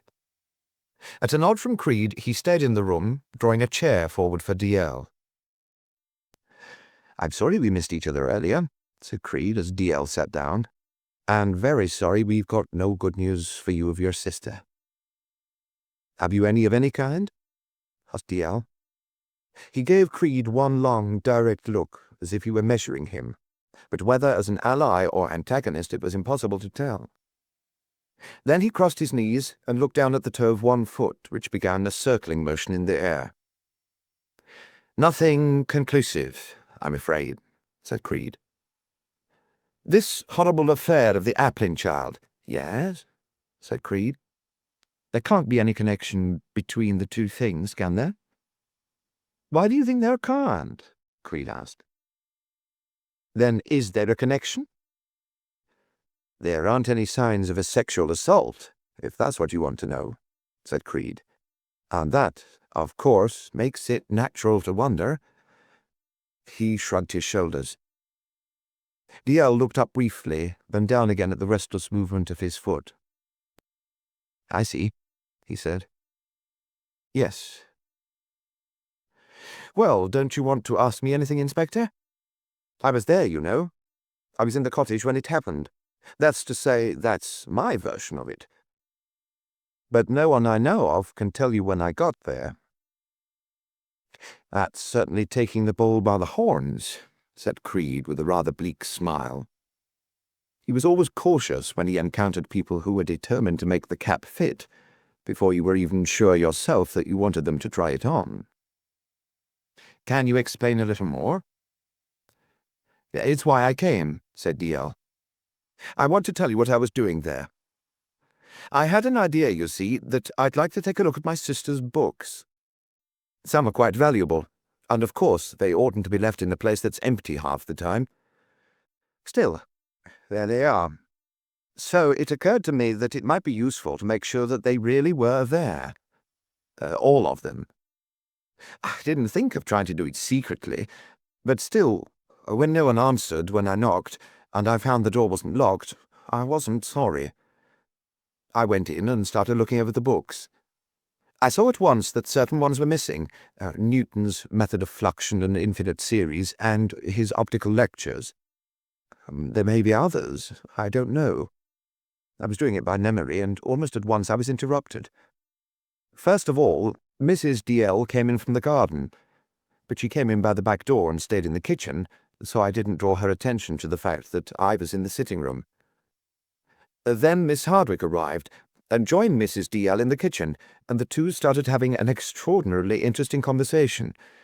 So I listened to it, again without drawing their attention to my presence. Mrs. DL suggested it was possible that my sister could have come down to the cottage alone, settled down to a bout of solitary drinking, then started to smash the place up herself, knocking herself out somehow while she was at it, and could then have been found there unconscious by some hypothetical lover who took her away to his home. "And do you think there's any likelihood of that being true?" Creed inquired, without revealing any feelings about this suggestion. "I'm afraid not the very slightest," said DL. These books you mentioned," said Creed, "you're certain they aren't there?" "I'm certain they aren't on the bookshelves in the sitting room. But I haven't searched the rest of the cottage, and I don't know if my sister herself sold them, or lent them, or sent them away somewhere for repair. Still, I thought you ought to know that just possibly they were removed without my sister's knowledge." "And that she found out about it?" "Yes," said Creed. "That's a very interesting idea. Thank you, Mr. DL. Now, would you mind telling me a little more about your movements on Saturday and Sunday?" On Saturday, DL told him, he had spent the morning at home in his flat in Chelsea. His housekeeper, he said, would corroborate that. He had met a friend for lunch, and they had remained together until about 3 o'clock. Afterwards, he had driven down to see his sister, arriving at the cottage at about 5:15. When no one had paid any attention to his ringing, he had waited for some time, then on the advice of Miss Hardwick, with whom he had spoken in the road, had gone to look for his sister at the barn. But the barn, too, had been empty, so he had gone into Fulford for dinner, then returned to the cottage, but had still found it empty. That had been at about 8:30, he thought. He had given up then and gone home. No, he had not seen any firelight in the sitting room. No, the curtains had not been drawn. He was sure that they had not, because he had tried to look in at the window, and although it had been too dark to see anything in the room, he knew that he had not found himself looking merely at folds of curtain. On Sunday, he went on, he had tried to telephone the cottage from his home, but had received no answer. Again, he had spent the morning at home, and he had been at lunch when Roderick had telephoned to ask him if he had seen Margot. He had realized that Roderick was disturbed, but not that anything was seriously amiss, and had tried to reassure him by saying that probably something important connected with her work had come up, and that she had simply forgotten all about her appointments with them both. Dio had remained at home that afternoon, then had gone out to dinner with some friends, returning home about midnight. His housekeeper, who had spent the evening watching television, had waited up for him to tell him the news of his sister's disappearance. "And this morning I came down here," he said. "Going back to that visit of yours to look at your sister's books," said Creed. "Where did you leave your car when you went in?" "In the lane," said D.L. "For any particular reason?" "Only to be out of the way," said D.L. "I thought my nephew might want to take his car out, and I didn't want to block the drive. That was the only reason." "What other could I have had?" "You might, for instance, have decided beforehand that you'd like to approach the cottage unobserved." "That didn't occur to me. And was your nephew's car in the drive when you went in?" "No, as it happened, it wasn't. He'd gone to the village to do some shopping." D.L. stood waiting, but as no more questions came, he went to the door. "I'm staying here at the Bells until tomorrow," he said. "If there's any news at all of my sister, or if you want to get in touch with me, you'll find me there." "Thank you," said Creed. "If we hear anything, we'll let you know at once." He wondered, however, as D.L. went out, what news of his sister would mean to the man. Himself very self-contained, Creed had never learnt to allow other people much credit for the emotions that they did not express. And it would really be very convenient at the moment if D.L.'s feelings were not too tender. He would fit so neatly into the role of the murderer. He could have picked his sister up in London on Saturday afternoon, after the lunch that he had had with the friend that he had mentioned. He could have driven her to the cottage, gone in with her, killed her, and been leaving the cottage when he realized that he had been seen by Rachel Hardwick. That could have resulted in a change of plan, the bundling of the body into the car, the deliberate drawing of Miss Hardwick's attention to his presence, to the fact that he could not get into the cottage, and then the disposal of the body somewhere else. As for Bernie Zeppelin, suppose he had found her nosing around his car when he had returned to it after going to the cottage to check his sister's books. And suppose she had seemed to be taking an interest in something which was actually completely incriminating, even though she herself probably would not have realized it. Such as bloodstains, or some article of clothing, or even a piece of paper with a florist's name on it. Only D.L. would hardly have overlooked anything quite so obviously dangerous. But what about, say, a petal from a yellow rose? One yellow petal. The telephone rang. It was Gower. "I've picked up some information about Kevin Applin," he said. "One of the boys he was with on Saturday has been doing some talking." "Good," said Creed. "Has he told you where Applin's got to?" "No, it's about Saturday," said Gower. "He says it was Applin Miss D.L. was expecting to visit her." "Applin?" It was a bark of incredulity. Creed had hoped to hear something damaging to Kevin Applin's alibi, not a piece of fantastic nonsense. "Shakes you, doesn't it?" Gower went on equably. "This boy says he saw the letter she wrote him. Swears to it. But he also swears Applin never went, because he was too drunk. They went to the pictures instead. Shall I bring him along?" "I suppose so," Creed said reluctantly, realizing that Gower believed the boy for whatever reason. And Gower was good with boys, particularly the boys of his own village, most of whom he had known since their infancy. Suddenly, as he put the telephone down, Creed had a vision of those yellow roses. Those magnificent roses for Kevin Applin? Was that the kind of woman she was? With all her success and sophistication, her pleasant home and her precious old books, was it that crude chunk of youth and muscle that she wanted when she got home? For a few minutes, Creed completely believed it. Then he decided that the boy whom Gower was bringing in was obviously a liar, who merely wanted a little of the notoriety that his friend Kevin acquired so easily. For once, Gower must have slipped up. But then again, doubt crept in. These things happened. Every damn thing happened. When Gower and the boy appeared, the very unwillingness with which the boy told what he claimed to know gave it a certain credibility. There was no glibness about him, no eagerness to make the most of a dramatic story.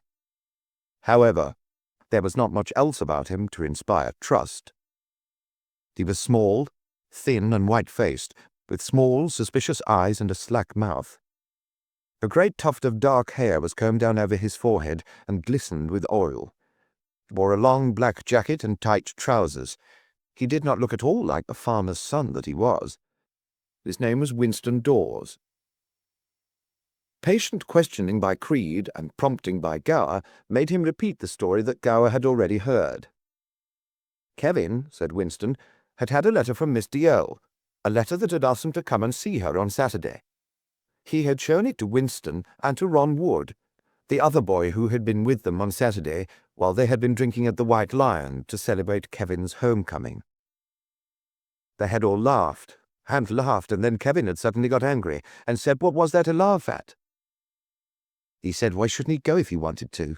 said Winston. "He said he was going to see what he could make out of it. And he said he wasn't going and had to kind of scared of the idea. Then he said he was going, and he kept on carrying on like that all the time, going and not going. And in the end, he reckoned he was too drunk to go anywhere, and we went to the pictures." "What was in this letter?" asked Creed. "Can you remember?" "Well, there wasn't nothing much in it," said Winston. "What did it say?" "Said he was to come and see her Saturday." "Just that? She just told him to come and see her?" "Not just told him. Something about her making it worth his while." "I don't see what there was to laugh at so much in that," said Creed. "No, dare say there wasn't. But the way Kev read it," the boy wriggled his thin shoulders. "They told you we'd been drinking. It sounds as if she might just have been asking him to come and do some ordinary little job for her," said Creed. "No," said Winston. "She made it sound kind of mysterious. Made you wonder what she was getting at. Why she'd have picked on Kev when she had Mr. Burden to do any job she wanted." Creed nodded. "That's the point. Only Mr. Burden may be leaving." "Did she ask Applin for any particular time on Saturday?" "Any time between 12 o'clock and 5, she said." 12, thought Creed, when she would have arrived by the train on which she usually travelled, and 5, when she expected her brother. "When did she write this letter?" he asked. "Dunno," said Winston. "Well, when did Applin get it?" "Saturday, first thing." "Do you know where it was posted?" Winston looked vacant and shook his head, which made the oily lock of hair slip down into his eyes.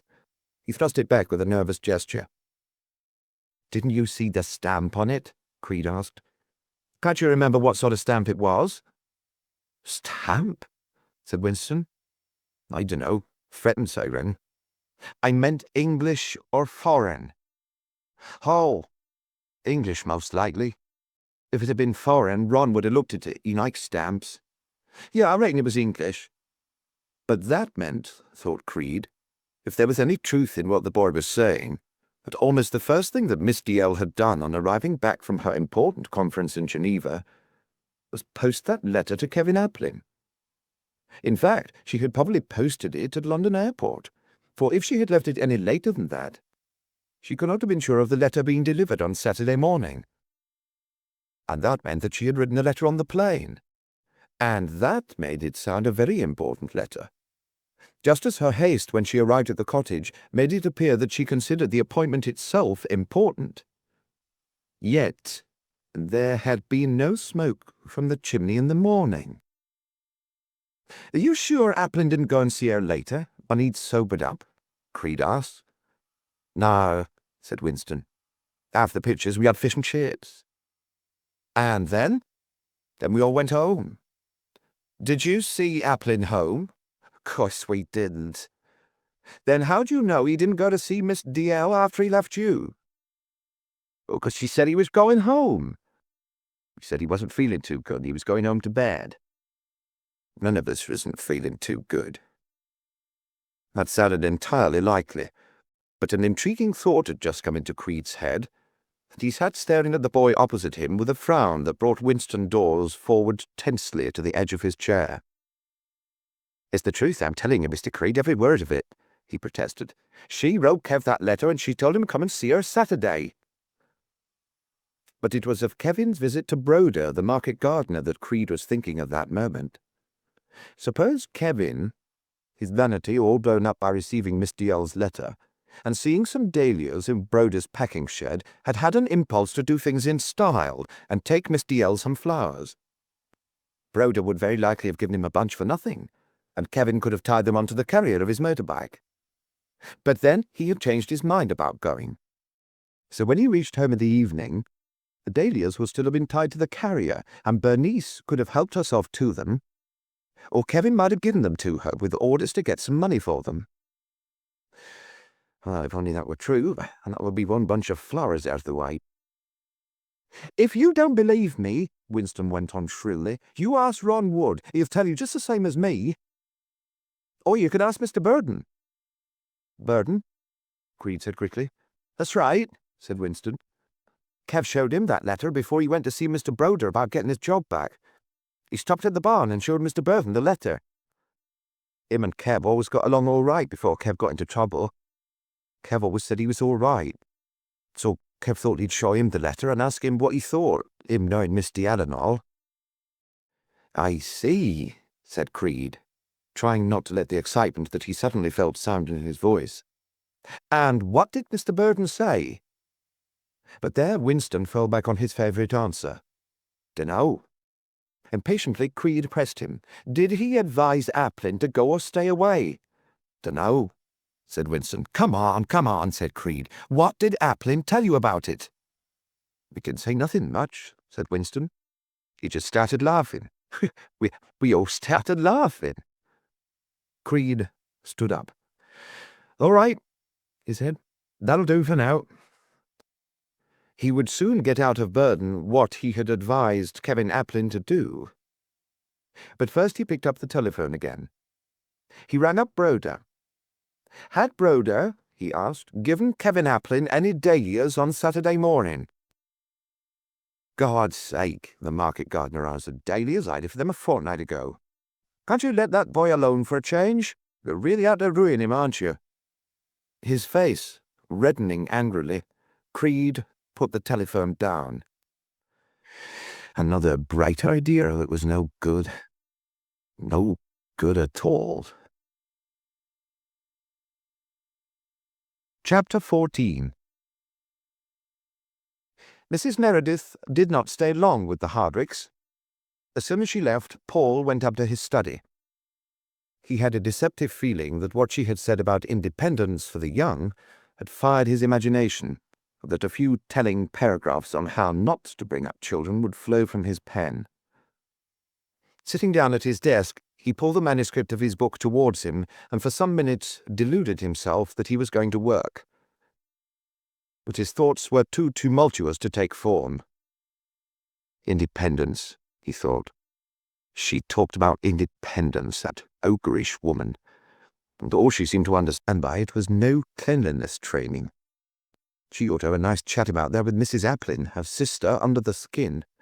A sudden vision came to Paul, full of pity, of that queer little girl Jane as a poor, wet, smelly baby, having the meaning of all her actions continuously explained to her in that dreadful voice. But thinking of Jane reminded Paul of Rachel. and that brought him sharply up against the fact that his main reason for rushing up here had been to escape the sight of Rachel's face as she took in the fact that that wretched man, on whom she had set her heart, had both known Jane Meredith well and kept it a secret. Rachel's face always gave away everything that she felt, at least to anyone who knew her well, and a terror that she might realize that her father had seen the startled humiliation in her eyes had sent Paul headlong out of the room. He had no idea what he really ought to have done. Ought he to have stayed and tried to cheer her up, with some bright remarks about the virtue of finding things out before it was too late? Alternatively, about the actual unimportance of the matter. But wasn't its importance or unimportance just what she had to decide for herself? She was a little past the wet, smelly stage, when some help with the problems of life was really necessary. She was past 30. But so often, Paul thought, when he tried to help her, his advice somehow only brought about what was best for himself. So hadn't his running away perhaps had a sound instinct behind it, even if cowardice had been dominant for the moment? Downstairs, Rachel had temporarily forgotten his existence. She was licking her wound and trying to convince herself that it did not hurt. She was finding plenty of sensible reasons for deciding that there had never been any need for Brian to tell anyone that it had been Jane who had introduced him to Margot Dalziel, that it had been Jane who had persuaded Miss Dalziel to let him live in the barn. And now, at least the puzzling way that Brian had stayed out of sight once Jane had appeared on the scene had a fairly obvious explanation. He had simply been licking a grievous wound of his own in the privacy of the barn. But Rachel wanted intensely to see him. For one thing, she wanted to warn him that Mrs. Meredith had picked on him as the murderer. For another, she wanted to make some crucial test of her own feelings. She wanted to be near him again and find out what it did to her.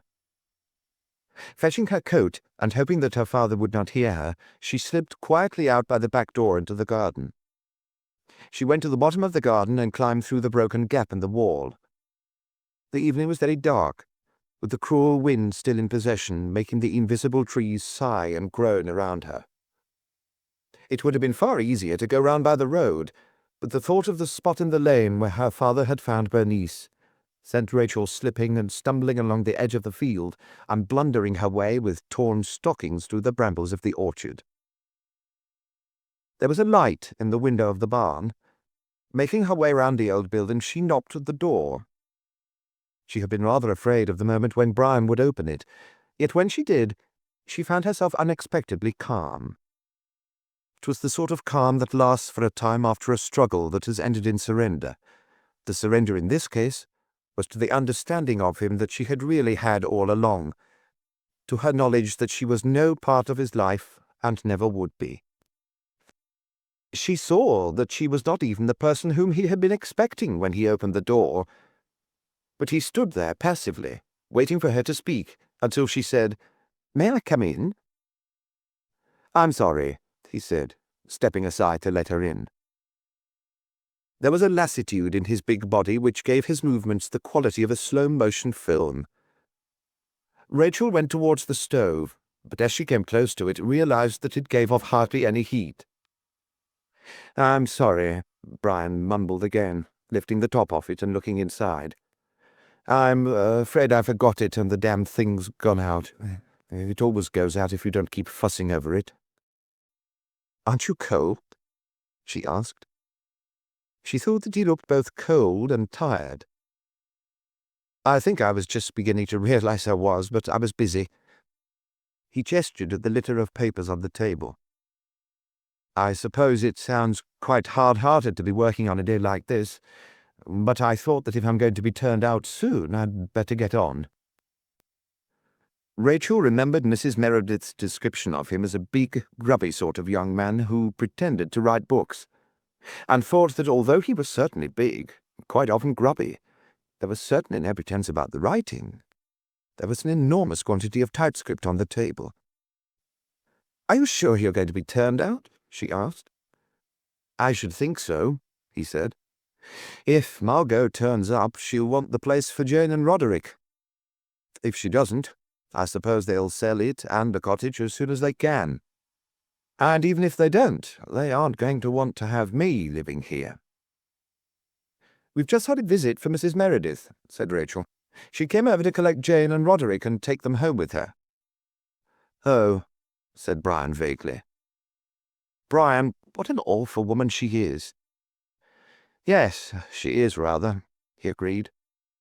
"I understand Jane's falling in love with Miss Dalziel, if that's what her mother's like." "I suppose so." Neither of them had sat down, but had remained standing with the cooling stove between them. Rachel had an impulse to go on chattering, hoping that sooner or later Brian would take it into his head to start talking to her about Jane. "Mrs. Meredith doesn't like her much, does she?" she said. "Doesn't she?" he said, without any sign of interest. "Brian, she's made up her mind that you're at the bottom of everything that's been happening." "Has she?" he said. "Yes, she has," said Rachel. "Oh, well," he said. She searched his face for a moment, then said, "Brian, do you understand what I said?" He seemed to try to rouse himself out of his indifference. "Oh, yes, of course," he said. "The old woman doesn't like me. Thinks I'm a murderer. It's amusing in a way, because I used sometimes to think that what she had against me was that I wasn't delinquent enough to be interesting. But she said she knew some things about you which she was going to tell the chief constable, so perhaps she thinks you are delinquent."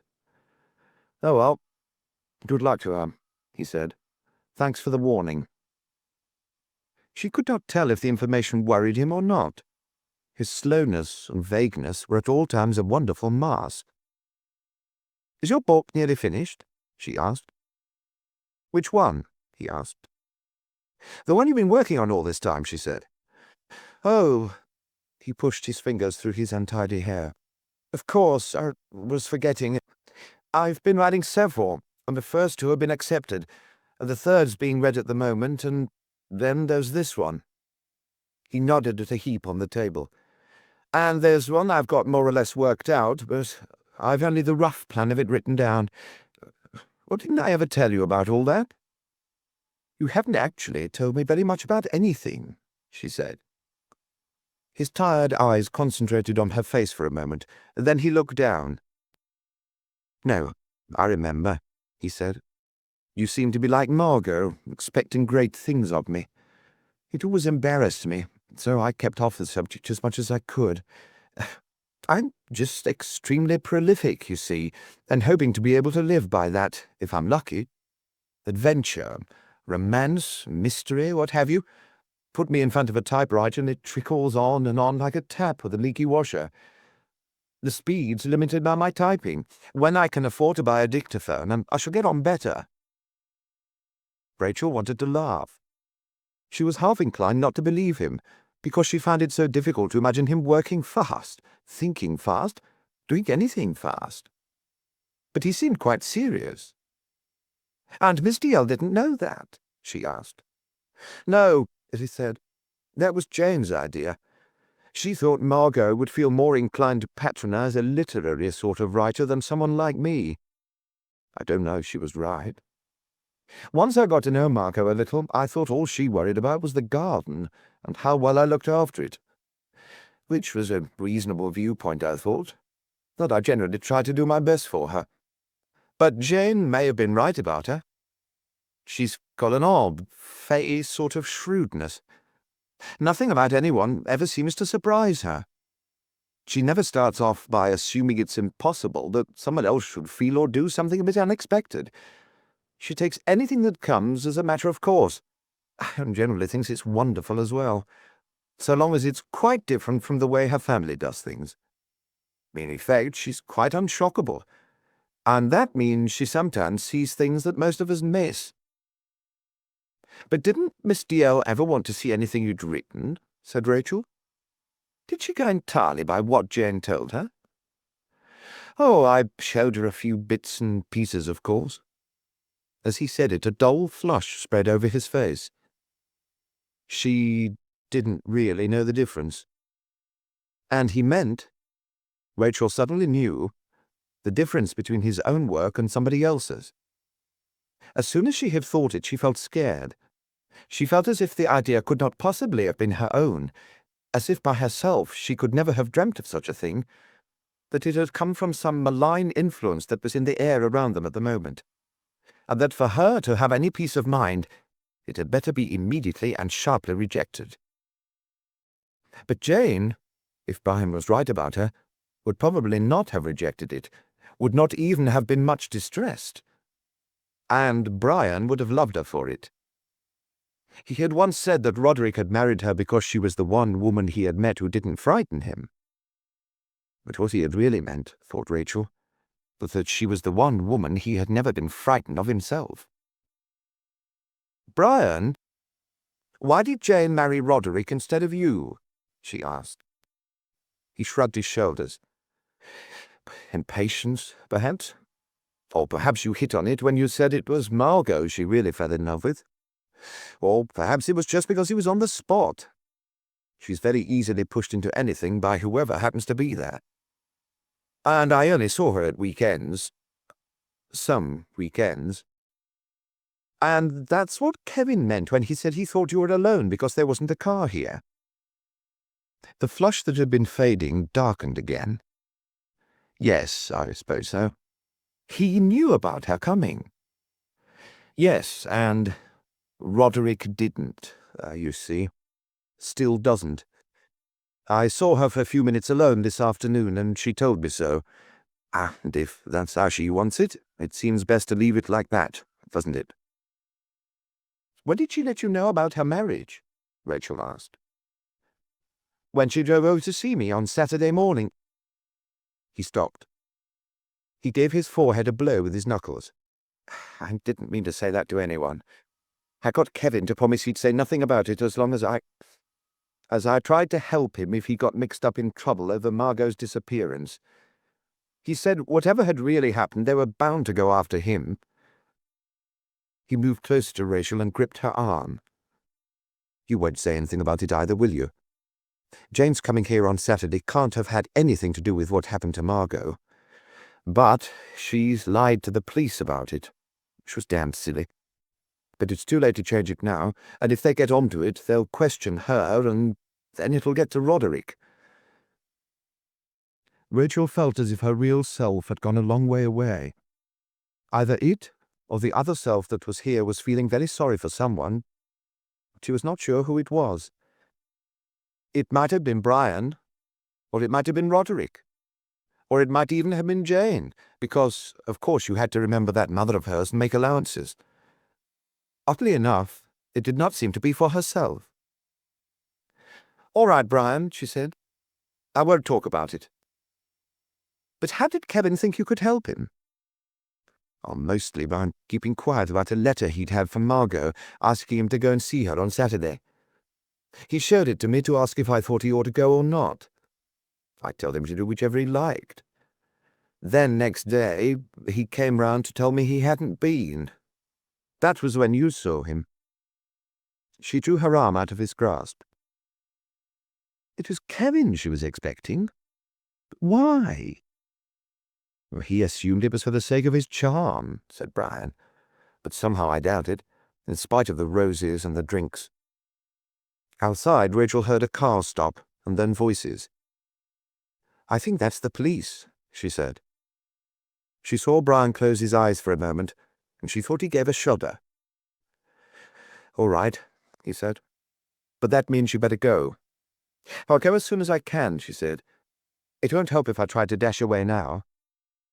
"But you'll remember—" With an explosion of anger that she could not control, she said in a furious whisper, "I promised, didn't I?" A knock sounded on the door. Brian went towards it. Just before he opened it, he gave one look into Rachel's face, and she saw the curious, half-guilty perception that she had sometimes seen in his eyes before, as if he were really very sorry that he knew as much about her as he did, and hoped that his knowledge did not hurt her. He opened the door.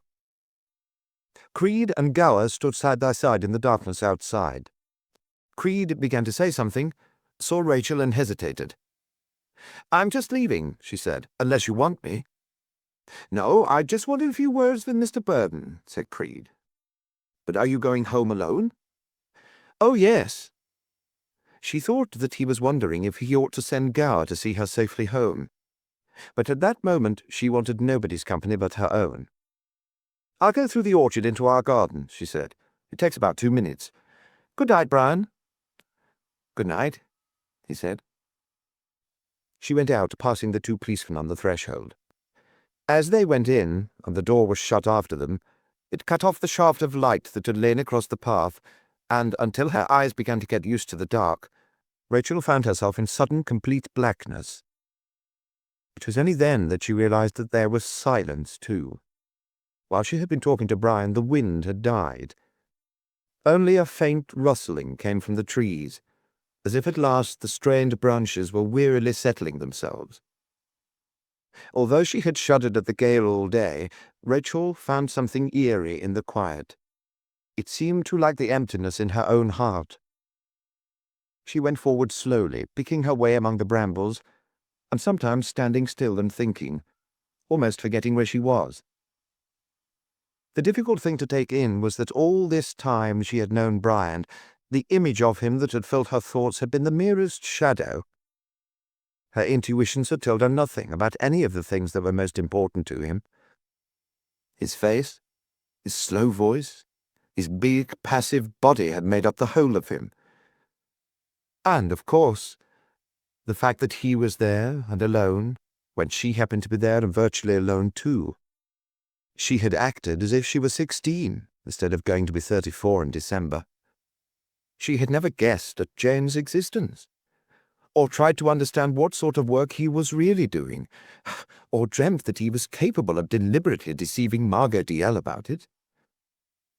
And how much more was there that she did not know?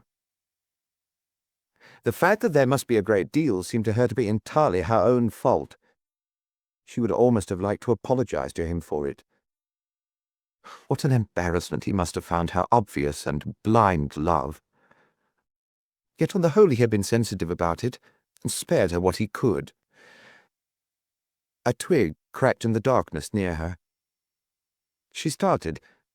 She was not sure there had really been a sound. She had been lost in herself, hardly remembering where she was, although by now she could see the shapes of the quiet trees around her. If there had been a sound, she thought, it had probably been something falling to the ground out of the battered branches, or perhaps a bird had been scratching amongst the dead leaves. Yet in spite of thinking this, she felt all at once that it would be a good thing to hurry. She took a few blundering steps onward, then stopped again. She was certain now that her own footsteps had not been the only ones that she had heard. Yet when she stood still, there were no sounds near her but the faint whispering of leaf against leaf. Pushing at some drooping branches in her way, she went on. This time she heard the other footsteps clearly. They were behind her, and nearer than that first cracking of a twig. Panic made her helpless for an instant. Then all of a sudden she started to run. She reached the gap in the hedge, plunged through it, and ran on, along the edge of the field, turning her ankle in a rough furrow and feeling pain tear at her muscles, but thinking of the gap in the garden wall as safety. He caught her just before she reached it. An arm came round her from behind, wrenching her backwards, and a hand came over her mouth. She tried to scream and to twist away from the breath on her neck and the hard, muscled body behind her. Then she tried to bite and was given a blow on the side of the head for it. "Quiet now. Try that again and I'll do worse," said the adenoidal voice of Kevin Applin. "Keep quiet and you won't get hurt. What was he telling you?" It took him a moment to realize that she could not answer. He moved his hand from her mouth, but took a grip of her arm above the elbow, digging his fingers into the flesh. "I was watching you," he said. "I heard some of it. You was talking about me. What did he tell you?" "Let me go," she sobbed wildly. "He didn't tell me anything. Let me go." "That's a lie. You was talking about me," he said. "Where've you been?" she asked. "The police are looking for you." He swore with dull vindictiveness at the police, and also at her and her stupidity, if she thought that they would ever look for anyone else. His fingers dug again. "What did he tell you? Something about that letter, wasn't it? I heard him." "If you heard him, what are you asking me for?" she cried. That letter's nothing. I never went, he said. That's what he told me. That's a lie. He told you I went, didn't he? Didn't he? He didn't. But what does it matter what he told me? Creed's in there now. Is he going to tell Creed I went? I don't know. It won't hurt you much if you didn't. You ought to have told Creed about it all yourself. He repeated his former unimaginative curses, the formula he used for expressing all anger, all fear. I never went near her, and I never laid hand on Bernice. Me? His voice suddenly quavered, and his grip on Rachel's arm loosened. Me? Lay a hand on that kid? Rachel moved a step away from him. I never thought you did, she said. I'd gone looking for a job in Portsmouth, but I'd come home soon as I heard it, he said. I'd come home and talk to Dad. He told me about your dad and the kids. They'll never believe it, people won't, he said. But I know what he done, he said. The kids told me. And I know, too. He's always tried to get at the kids, and it's only the way they've been brought up. Well, I know better than to listen to him. But Bernice was different. She thought she knew all there was to know. She'd go with anyone. Kevin, Rachel exclaimed. It was too dark for her to see more of his face than a pale blur, but she could see the swaying movement of his head from side to side, the movement of a young bull preparing to charge. What are you talking about? He did not seem to hear her. The dull urgency of his voice as he talked on faster started her heart racing so hard that she could hardly breathe. I've got to settle with him, he said. I said so to my dad. I've settled with him, I said. People'll believe it then. But then I see you going into Burton's, so I stopped and listened. Then I hear him telling you about the letter, and that made me mad. And I near as anything forgot why I come out. But the letter's nothing. Doesn't matter. He can tell them what he likes. You're going to take me in now with you, and I'm going to settle things the way they should be. You needn't get hurt if you do what I say. He reached for her arm again. She leapt away to the wall, and his hand missed her. She reached the jagged gap in the stonework, and almost believed that there was hope of scrambling through it before he caught her again. Yet at the same time, she saw herself moving so slowly compared with Kevin that it was as if she were standing still, held fast by him before he touched her. The moment that he caught her, she began to scream. If only she screamed loud enough, it seemed to her father might hear her and be warned of Kevin's coming.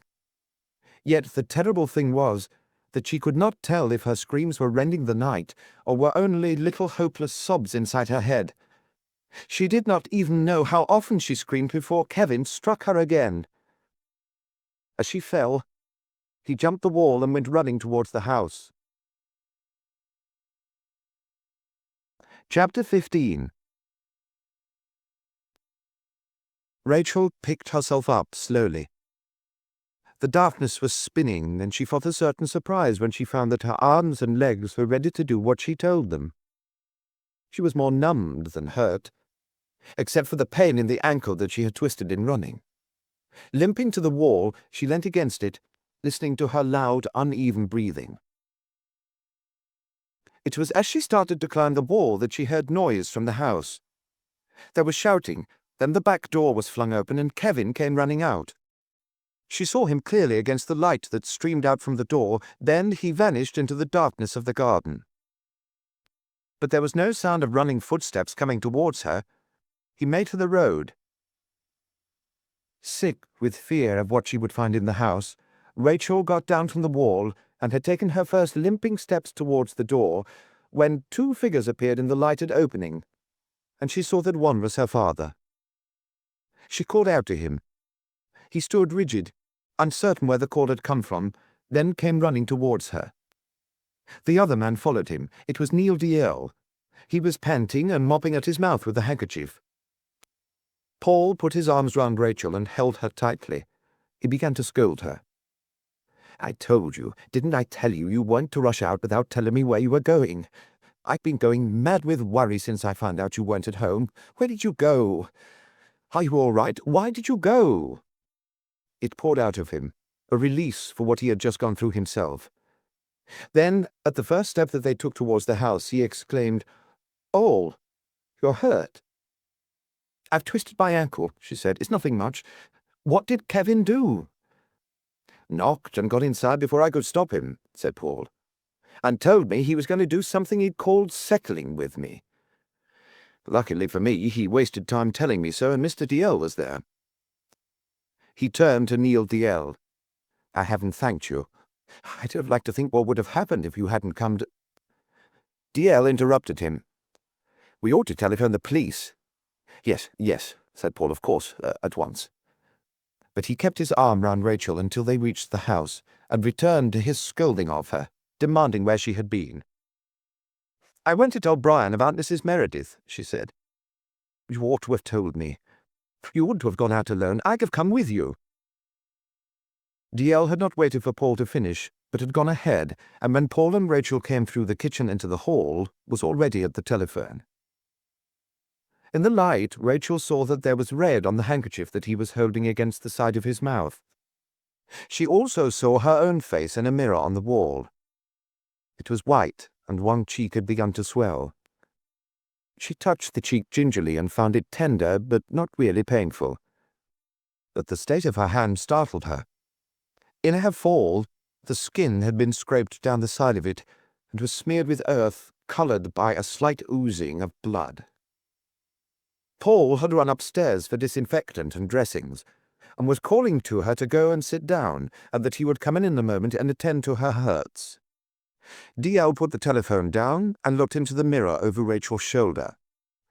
"Mirror, mirror on the wall, which is the bloodiest of all?" he inquired, meeting Rachel's eyes in the mirror and smiling with one side of his mouth while he dabbed at the other with the handkerchief. She smiled back, equally lopsidedly. "Anyway, we came out of it safely. So did Kevin, I'm afraid." "I'm glad," she said. "I'm glad he isn't here still." "The only thing is—" DL began, but changed his mind about how to go on. "Oh, well, the police should be able to pick him up now." "The only thing is, he may be back," Rachel finished his first sentence for him. "Don't worry," he reassured her again. "The police will take care of that." "He really believed my father had something to do with that child's death," she said, her amazement returning. Paul came downstairs again with the first aid box. "And probably half the rest of the village do too by now. Paul Hardwick, the human monster," he said, trying to make a joke of it, but producing a very shaky attempt at amusement. "Now, come along and let me see to those grazers. You too, Mr. DL. As the intended victim, I feel rather bad about being the only one who got off quite scatheless, but at least I can look after you and supply you with drinks, if that's the right thing to do.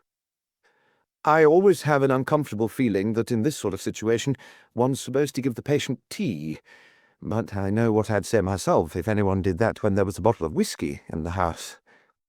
He chattered on, trying to master his own nerves while he administered first aid to them both in the kitchen.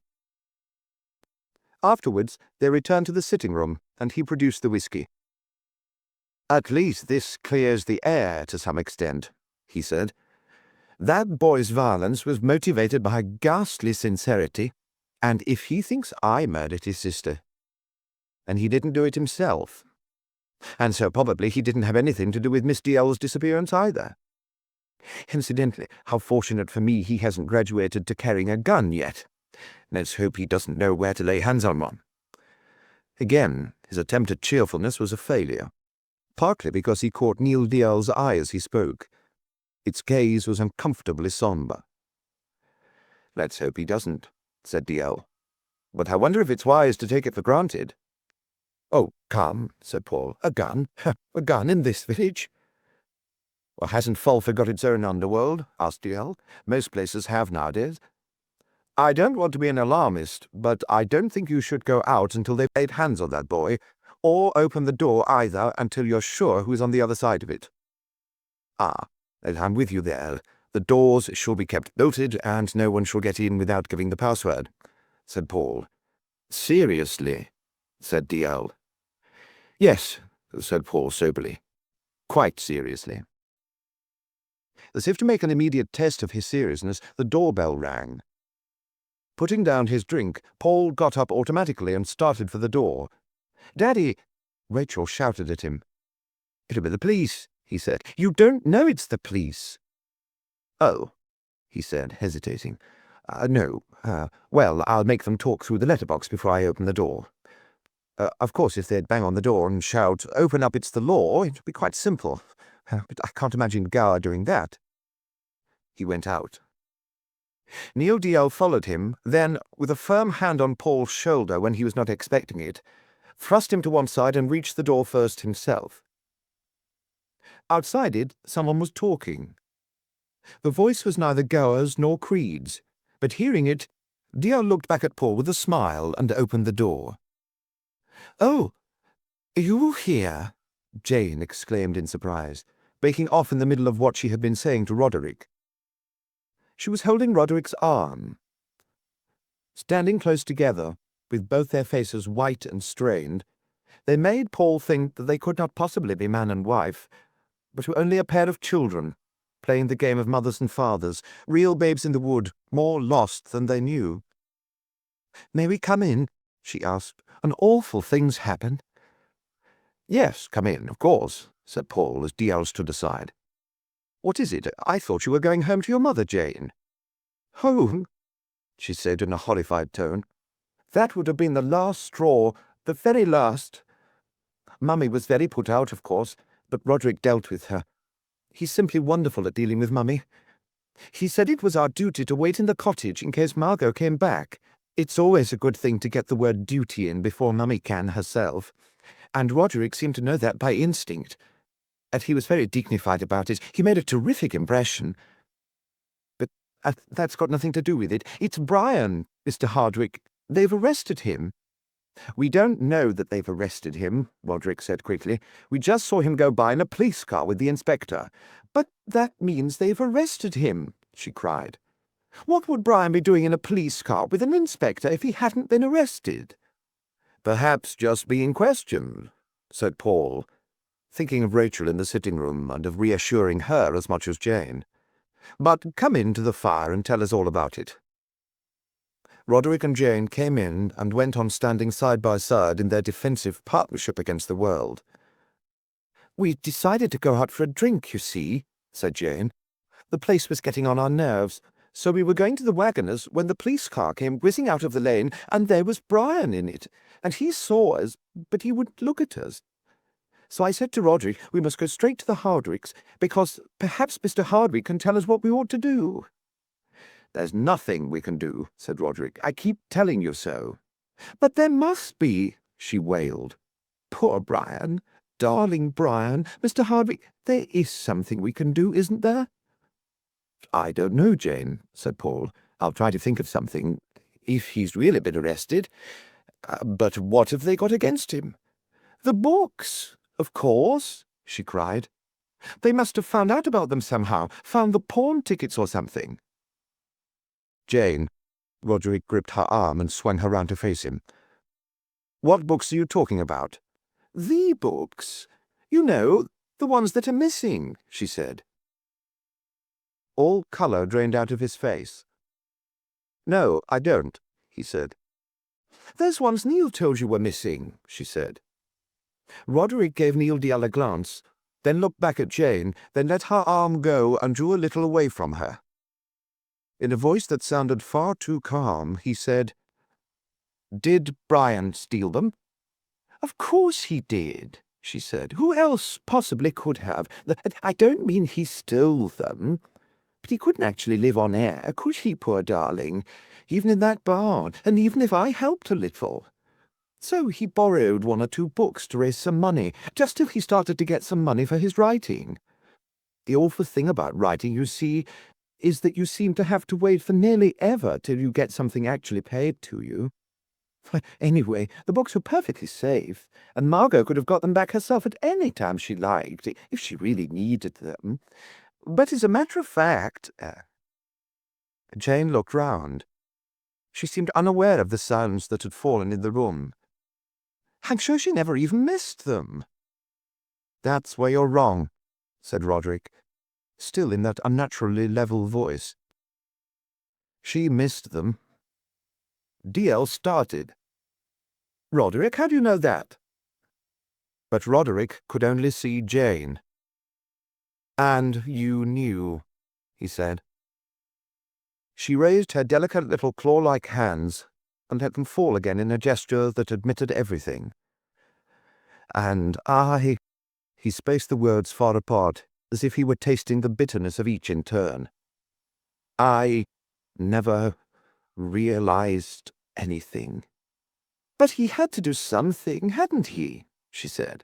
"What would have been the good of giving up everything to start writing, and then have to give that up before he'd even got anywhere at all?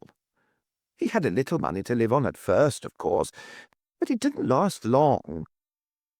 "Didn't he think of explaining that to Margot?" Roderick asked. "But he did, as a matter of fact," said Jane. "And I thought she might be angry." "You've always said Margot's never angry." "But I've never tried asking her for money, have I? Sometimes the very nicest people are perfectly horrid if you ask them for money. But I thought if she found out about the books, we could count on her being understanding. She was wonderful about understanding people who succumb to ungovernable temptations." "I see," said Roderick. "So you advised Brian to pawn some of her books. It was your idea, wasn't it?" She gave him a queer little smile, rather as if she were pleased with herself. "Well, yes," she said. She glanced at Neil Dalziel. "Of course it gave me an awful shock this morning when I saw you looking at the bookcase. That's why I dropped that vase. And I never realized." Roderick began to tremble all over. He sat down suddenly, let his head fall forward, and pounded his temples with his fists. "But there's nothing so very awful about it, is there?" she asked. "I told you the books were quite safe." He might not have heard her. The pounding went on. She watched him with bewildered distress. "After all," she said, "you told me yourself how you got a lot of extra expenses out of that travel agency you worked for, so that you could save your salary and have something for us to get married on." "The books," he muttered, "Margot's books. And Brian." She went a step closer to him, then went rigid as he shrank away from her. "Do try to understand, darling," she pleaded.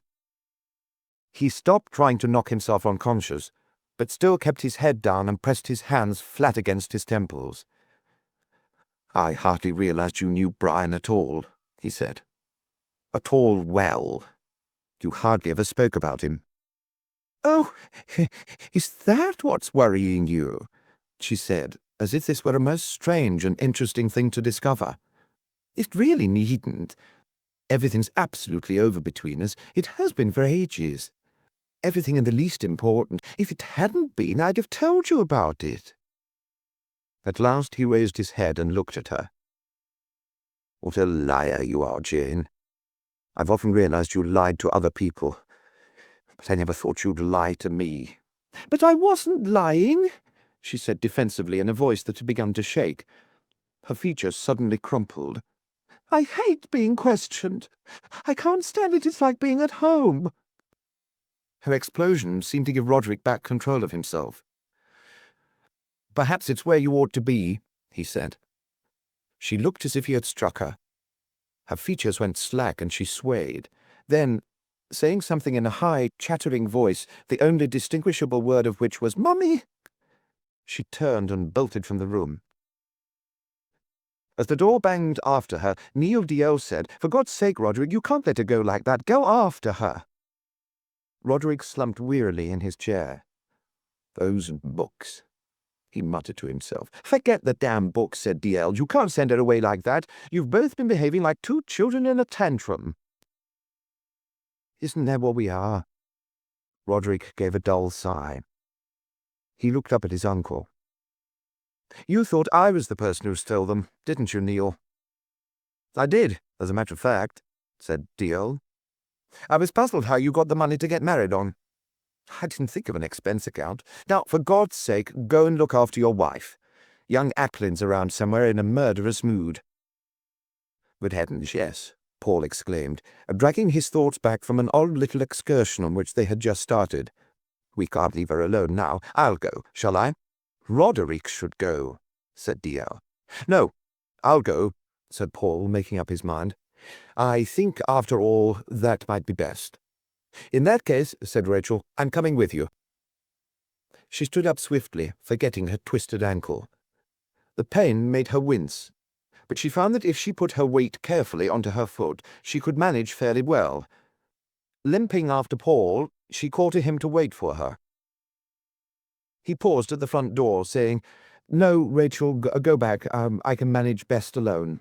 "I want to talk to you," she whispered, "and we may as well leave those two to each other. Let's go together." "But your foot," he said. "I can get as far as the cottage, anyway, if that's where Jane went," she said, and took his arm. Paul gave in, and they went through the gate and started walking along the road to Margot Dalziel's cottage. "Well, what did you want to talk about?" Paul asked. "It's about what happened when I went to see Brian," she said. "I promised him I wouldn't tell the police, and I suppose that meant I wouldn't tell anyone else either. But now it's all come out by itself." "Well, is it about Jane and Brian?" "Yes." "I see," he said. "I was wondering, well, why that didn't seem to surprise you. And there was something about Kevin, but there was nothing about the books." As she said it, headlights cut across the road ahead of them. A car came swerving out of the cottage gate, swung to the right, and came driving straight down the middle of the road towards them. It was Roderick's car, and Jane was at the wheel. If she saw them as they sprang back into the hedge, she gave no sign, but drove straight on, accelerating fast. "So that's that," said Paul. "She really is going back to Mummy. We may as well go home again." "Only let me tell you about Kevin and Miss Dalziel's letter," said Rachel. "We may not have much chance to talk after we go in." "Why? You suppose those two are going to stay all night?" Paul asked. "Well, with Kevin Applin on the prowl, convinced you're a homicidal maniac, I shan't mind if they do. Anyway, we can't turn them out, can we?" "I can, and I will if I feel like it," said Paul irritably. "Now, tell me about this letter." "What letter?" "It's a letter Miss Dalziel wrote to Kevin asking him to come and see her on Saturday." She felt Paul's start of surprise as she leant on his arm. "Yes, really," she said. "Kevin showed the letter to Brian and asked him what he thought he ought to do. I don't think Brian gave him any special advice, but next day Kevin came in to tell him that he hadn't gone to see her. I was there when he arrived, and he got Brian to promise not to tell anyone about the letter by threatening to tell about Jane's visits if he did. Miss Dalziel wrote asking Kevin. It was Kevin she was expecting?" Paul's thoughts went on another disconcerting excursion, but he jerked them back to reality. "Of course, it's quite obvious why she wrote to him. Kevin was just out of prison, and that made him just her meat. For an article, I mean. The effects of prison on the young criminal, that sort of thing." Rachel agreed. "But Kevin says he never went to see her. And we said just now he couldn't have killed his sister." Yes, that's right." "So what are you trying to tell me?" They had reached the gate and were standing still, talking in lowered voices. "It's just an idea I had," said Rachel, "after hearing about those books. Jane came to see Brian on Saturday morning and told him about her marriage. She came by car, I suppose her parents' car. I heard Kevin talk about it. Well then, suppose she went in to see Miss Dalziel afterwards, perhaps taking her the roses and having a drink with her. And then suppose Miss Dalziel told her she knew about her taking the books, and suppose Jane lost her head." "Well, it's a head that certainly isn't screwed on too tightly," said Paul thoughtfully. "But is she strong enough to have moved the body afterwards? She's such a thin little bit of a girl." "My dear, if you're right, I'm afraid what you'd have to face is that Brian moved the body." He felt her shudder as she leant against him. "I can't imagine him hurting a fly. And Miss Dalziel was so small and light. I really think Jane might have been able to move her alone. And this afternoon, when Bernice left you and went running down the lane, Jane was in the garden. She'd been out picking some leaves to put in a vase. If she knew that Bernice had seen her on Saturday, and then heard that scream, But Miss Dalziel was pleased about Roderick's marriage to Jane, said Paul. Would she have been pleased if she'd known about the books? It was on Friday evening that she was pleased, said Rachel. Yes, so it was. You mean she might only have found out the books were missing when she got home on Saturday? Perhaps only a few minutes before Jane showed up. A sound distracted him. It was the sound of a motorcycle coming from the direction of the village. The noise of it had already been in his ears for a moment, but it was only when he remembered Neil Dalziel's call to the police and that Sergeant Gower often used a motorcycle that its roar broke into his thoughts. Paul had no desire just then to be kept talking by a policeman. Some things that had been said in that scene between Jane and Roderick had gone on stirring in his mind, and he had only just realized what he wanted to do about it. "Quick, inside," he said, and thrust Rachel towards the door. "And stay there. And whatever you do, don't open the door till you know who wants to come in." Rachel swung round in the doorway, only realizing when the door was half closed behind her that Paul was not following her. "What are you doing? Where are you going?" she cried. "Never mind. I shan't be long," he said. "Are you going to the barn?" Yes, to the barn." It was a lie. He had not even thought of going to the barn, but he did not want to be stopped again.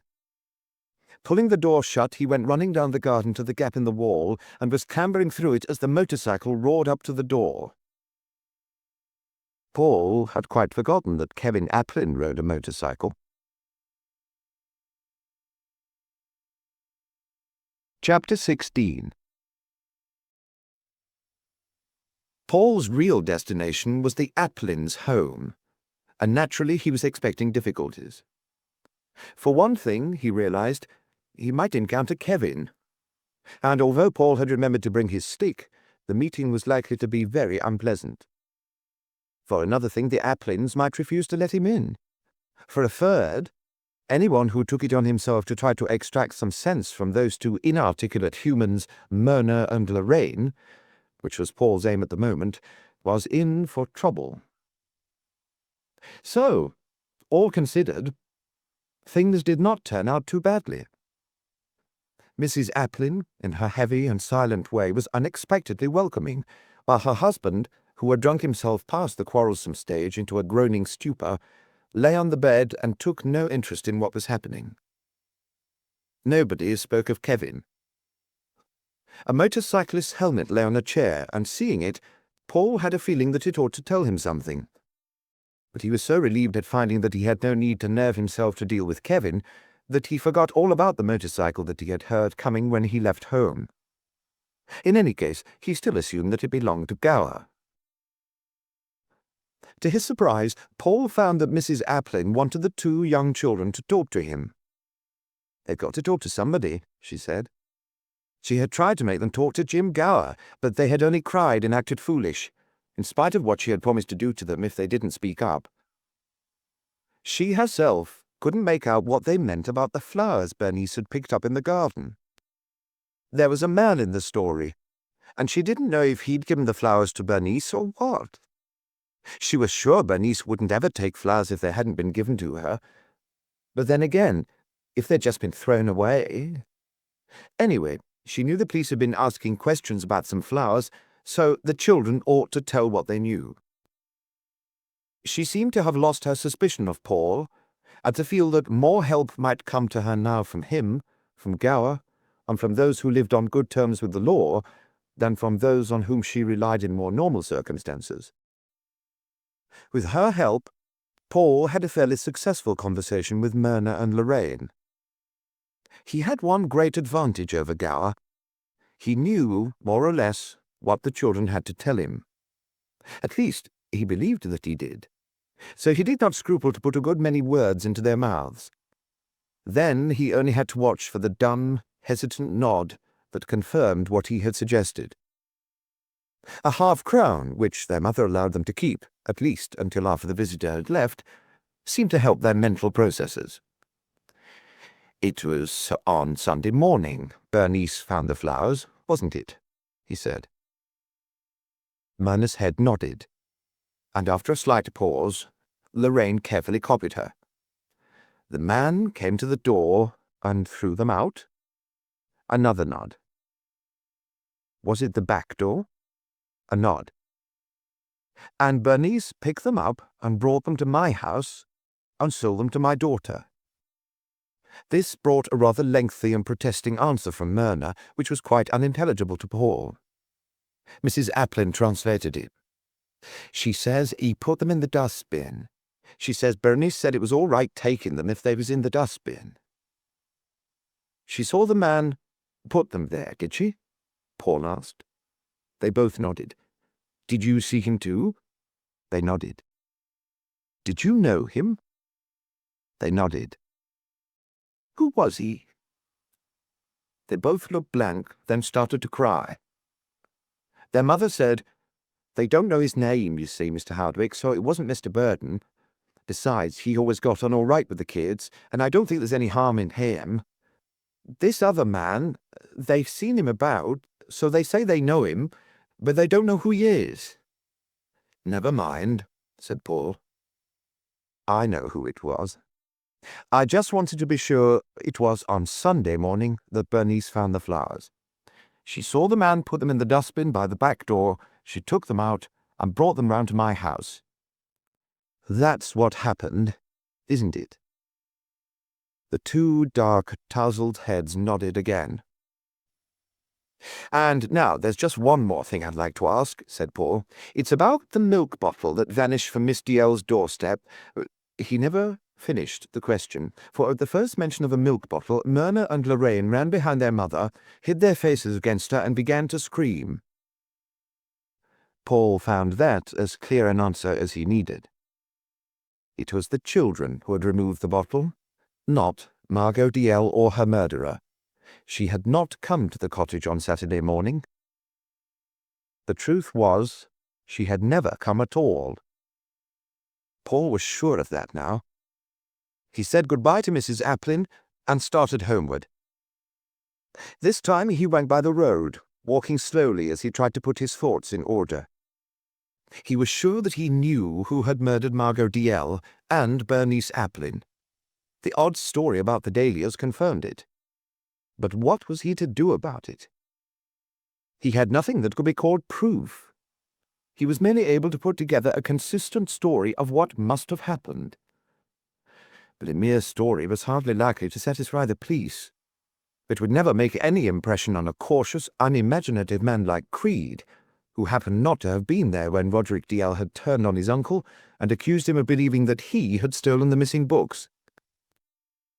There had been so extreme a bitterness on Roderick's face at that moment that it could not possibly have come from a single injustice. There had been far more behind it. And that was when it had suddenly occurred to Paul that if Margot Dalziel had believed the same, had charged Roderick with it, and refused to accept his denials, he might easily have lost that fierce temper of his, which had shown itself more than once during the last day or two, and turned on her with violence. Far greater violence, perhaps, than he even knew he had in him. But it hadn't happened in the cottage, and not on Saturday. No, of course not. Still, this didn't solve the problem of what Paul was to do about it now. Unfortunately, he thought, as he picked his way along the muddy lane, he hardly ever seemed to know what to do about anything. He had thought that something ought to be done about the Applin children. He had been willing to do something, but had simply not known what. He had wanted somehow to make Rachel see that Brian was not her kind, but he had only muddled, temporized, and left her to find it out for herself. And if that had really been the best thing to do, because nothing but her own experience would have ever meant much to her, it had been by chance. Paul's knowledge of life had not helped her in any way. If he had any. And now she would want to return to her old job in London, and he would have to encourage her, would even have to insist on it, if she pretended to be unwilling to go.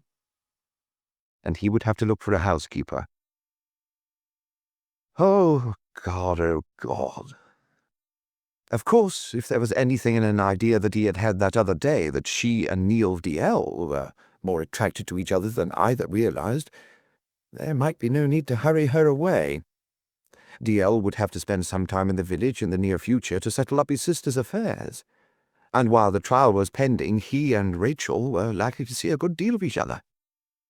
And they would suit each other in many ways. They were both naturally shy people who would understand from experience how to be kind to one another's nervous systems and learn a comforting freedom with one another. And no! Paul slashed viciously with his stick at a stone in the road. No more of this self-deception. She must go back to London, go back to her own work, lead her own life, and that was that. The question he had to settle now was what to do about Roderick. He did not know yet that Kevin Applin had taken that problem out of his hands. Even when he reached the house and saw the shattered window with the curtains pulled back and Gower inside, bending over something on the floor, Paul did not take in what had happened. He had expected to find Gower there. What he had not expected was to see Rachel, with Neil DL's arms round her, hiding her face against him, as if there was something in the room that she could not bear to look at. When she heard Paul at the door, she ran to meet him, threw her arms round his neck and clung to him. "He meant to kill you," she cried. "He thought he was shooting at you." Neil DL had followed Rachel from the room. "It was the Applin boy again," he said, "with the gun we didn't think he had. We both saw him clearly, and Sergeant Gower saw him riding off. They're bound to get him." Paul gently slipped out of Rachel's arms and went to the door of the sitting room. He looked in. Gower saw him, moved away from Roderick's sprawled body and came to the door. Closing it behind him, he said, "I'm afraid there's nothing you can do here, Mr. Harvick. I've phoned Fulford. I'm waiting for Inspector Creed." "What happened?" Paul asked. "Applin came back just after you left," said DL. "He simply smashed the window, pulled the curtain back and fired." "He must have thought Roderick was you," said Rachel. She had begun to cry quietly, without bothering to dry the tears. "He shot him through the chest," said DL. "Roderick died almost at once. He said—" His voice became unsteady. "He said, 'Why won't you believe me, Margot?'" "Just that," said Paul. "Nothing else?" "Yes, there was something else," said DL. "Something about the water. Or that's what it sounded like. Perhaps he was asking for some water. He only muttered it. And then he died." "No," said Paul. "I don't think he was asking for water. I think he was telling you where to look for your sister's body. In water. Some pond or stream between here and London, where he put her after he'd killed her on Friday evening. And I think Kevin may have known what he was doing when he killed Roderick. Kevin had just been home. I'd just been there myself, and I saw his helmet there, and I think he'd had a talk with his sisters. From that, he could have worked out that Roderick was the man who gave Bernice the dahlias." "The dahlias?" said Rachel. "What have the dahlias to do with this?"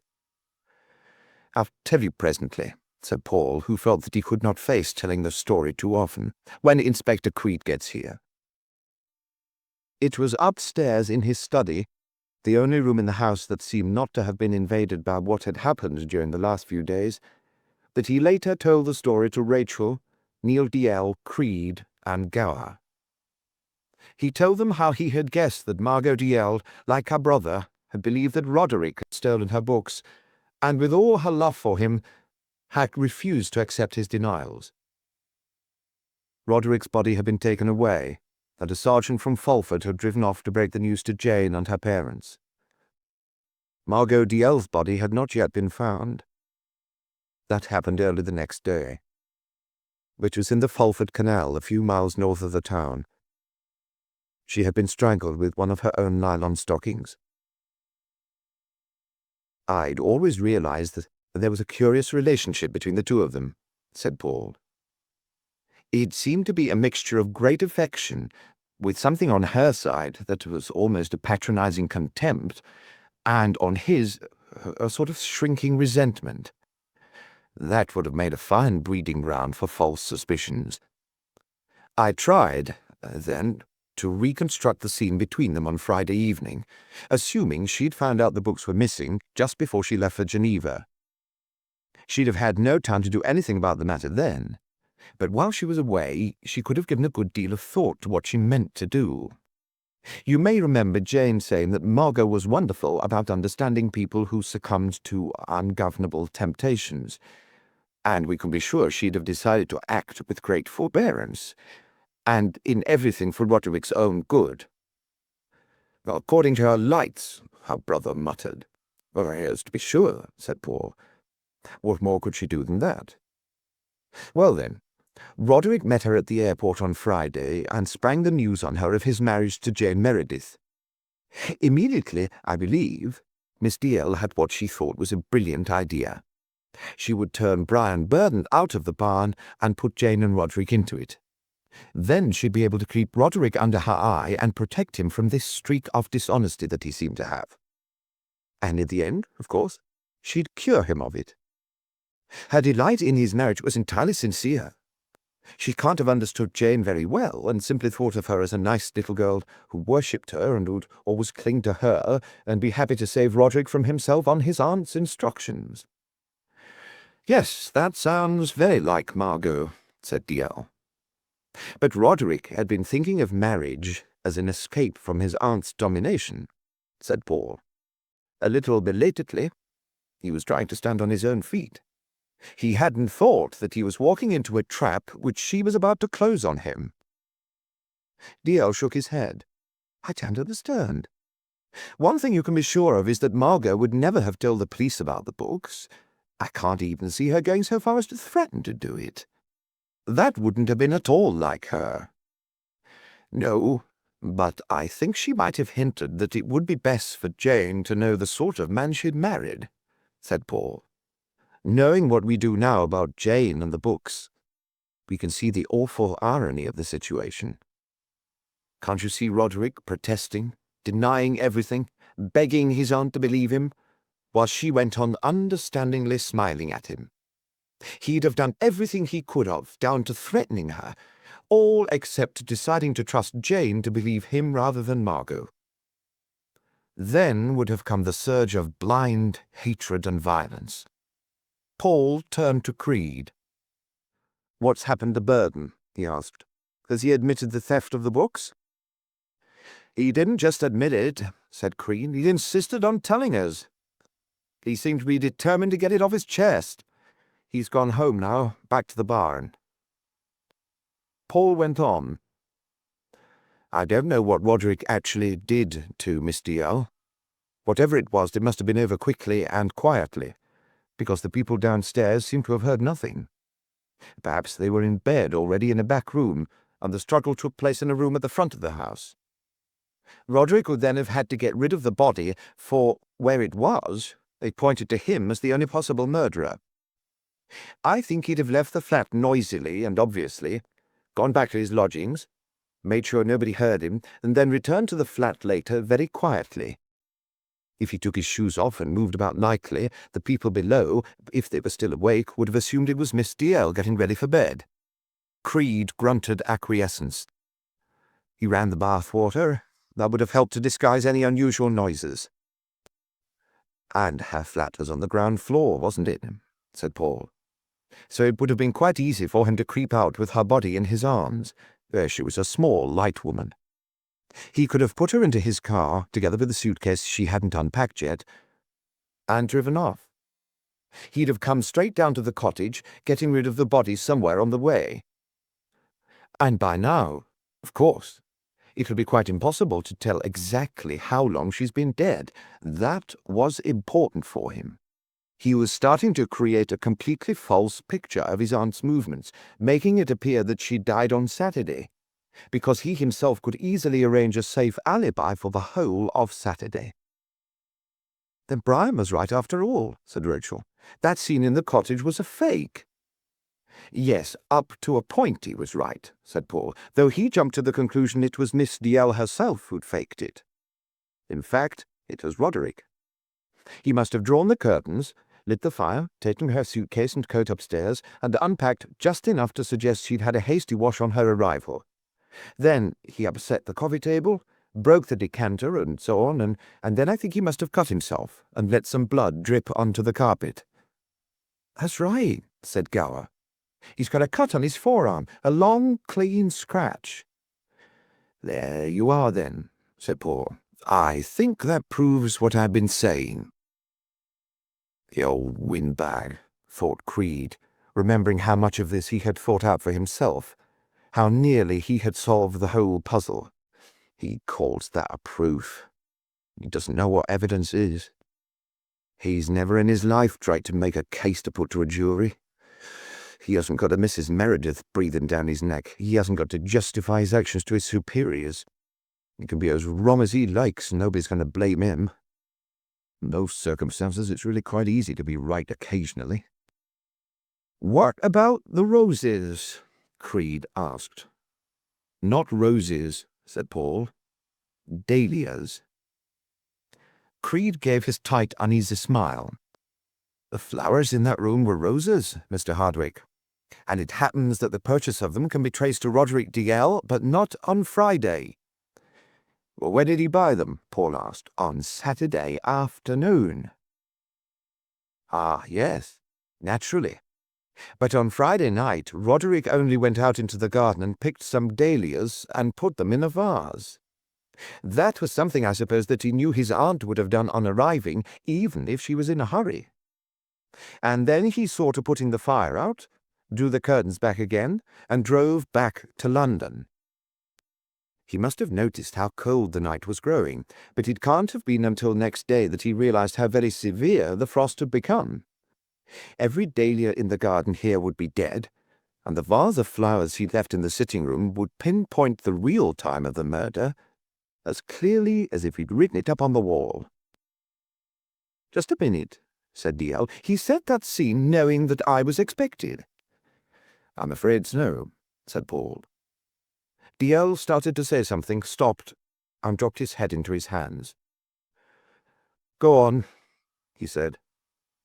Well, of course he had to get rid of the dahlias, said Paul, but he didn't dare come back on Saturday to do it. He had been able to account for the whole of his time that day. The suspense must have been fearful. His worst danger was that Brian, who had a key to the cottage, might go in. But I imagine he knew Brian well enough to know that he didn't much care for going into the cottage. In any case, there was nothing much Roderick could do but risk its happening. He had to wait till Sunday morning. Rachel stirred suddenly. You mean when he went ahead with the suitcases? Yes. Your being at the gate made it very easy for him, said Paul. He only had to find some reason for leaving Jane outside for a few minutes. That was all he needed. I remember seeing him from this window go off down the road with the two cases. The roses were in one of them, wrapped up, I suppose, in some damp paper, and in the cottage he simply threw the dahlias out into the dustbin and dumped the roses into the vase they'd been in. Then he came straight out again and gave the alarm. What he didn't know was that Bernice Applin saw him throw the dahlias away and rescued them at once and came round here to sell them. When he saw them, he nearly fainted. He was quite composed after doing his telephoning to London, until he was right inside the room where he could see the flowers. Then he suddenly swayed and nearly fell. Yes, said Rachel, I remember. But why did he bother with the roses? Why didn't he simply throw the dahlias away and leave it at that?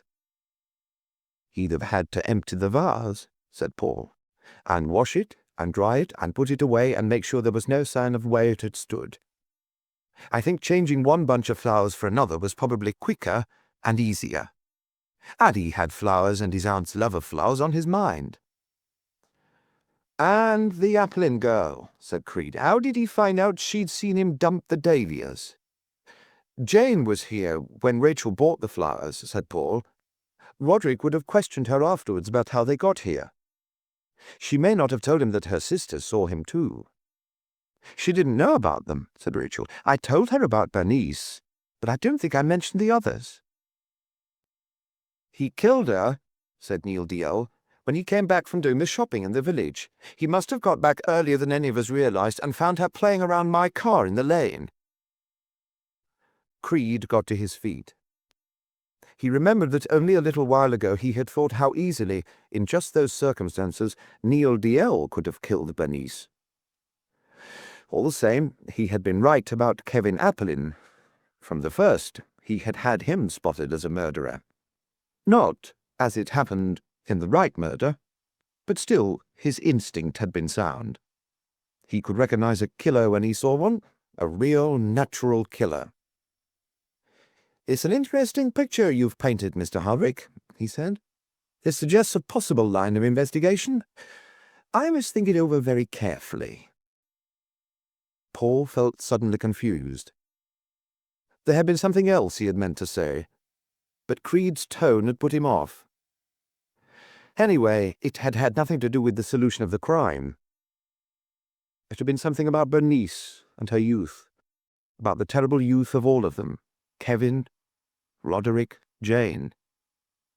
Their youth, he had wanted to say, was the kind out of which it was impossible ever to grow up, even if they lived long enough for it, and the responsibility for that couldn't really be their own, could it? Or could it? How could one ever make up one's mind, since the results of all educational experiments were so extremely questionable? But Creed wouldn't be interested in that. Gower had stood up with Creed. "Well, Kevin's done for himself all right," he said with an odd regret in his voice. "No doubt about that. You'd almost think he'd done it on purpose, like, taken a short cut to spending his life in jail." "Which is what's going to happen to him anyway," said Creed. "Well, there are worse lives. No responsibilities, no worries, no taxes. But the crazy sort of jury you get nowadays is probably going to decide there were extenuating circumstances and send him home free as a bird to do it again and get himself hanged. Oh, it won't surprise me. Nothing surprises me." As the two men left together, he added, "Thank God I've only another 2 years."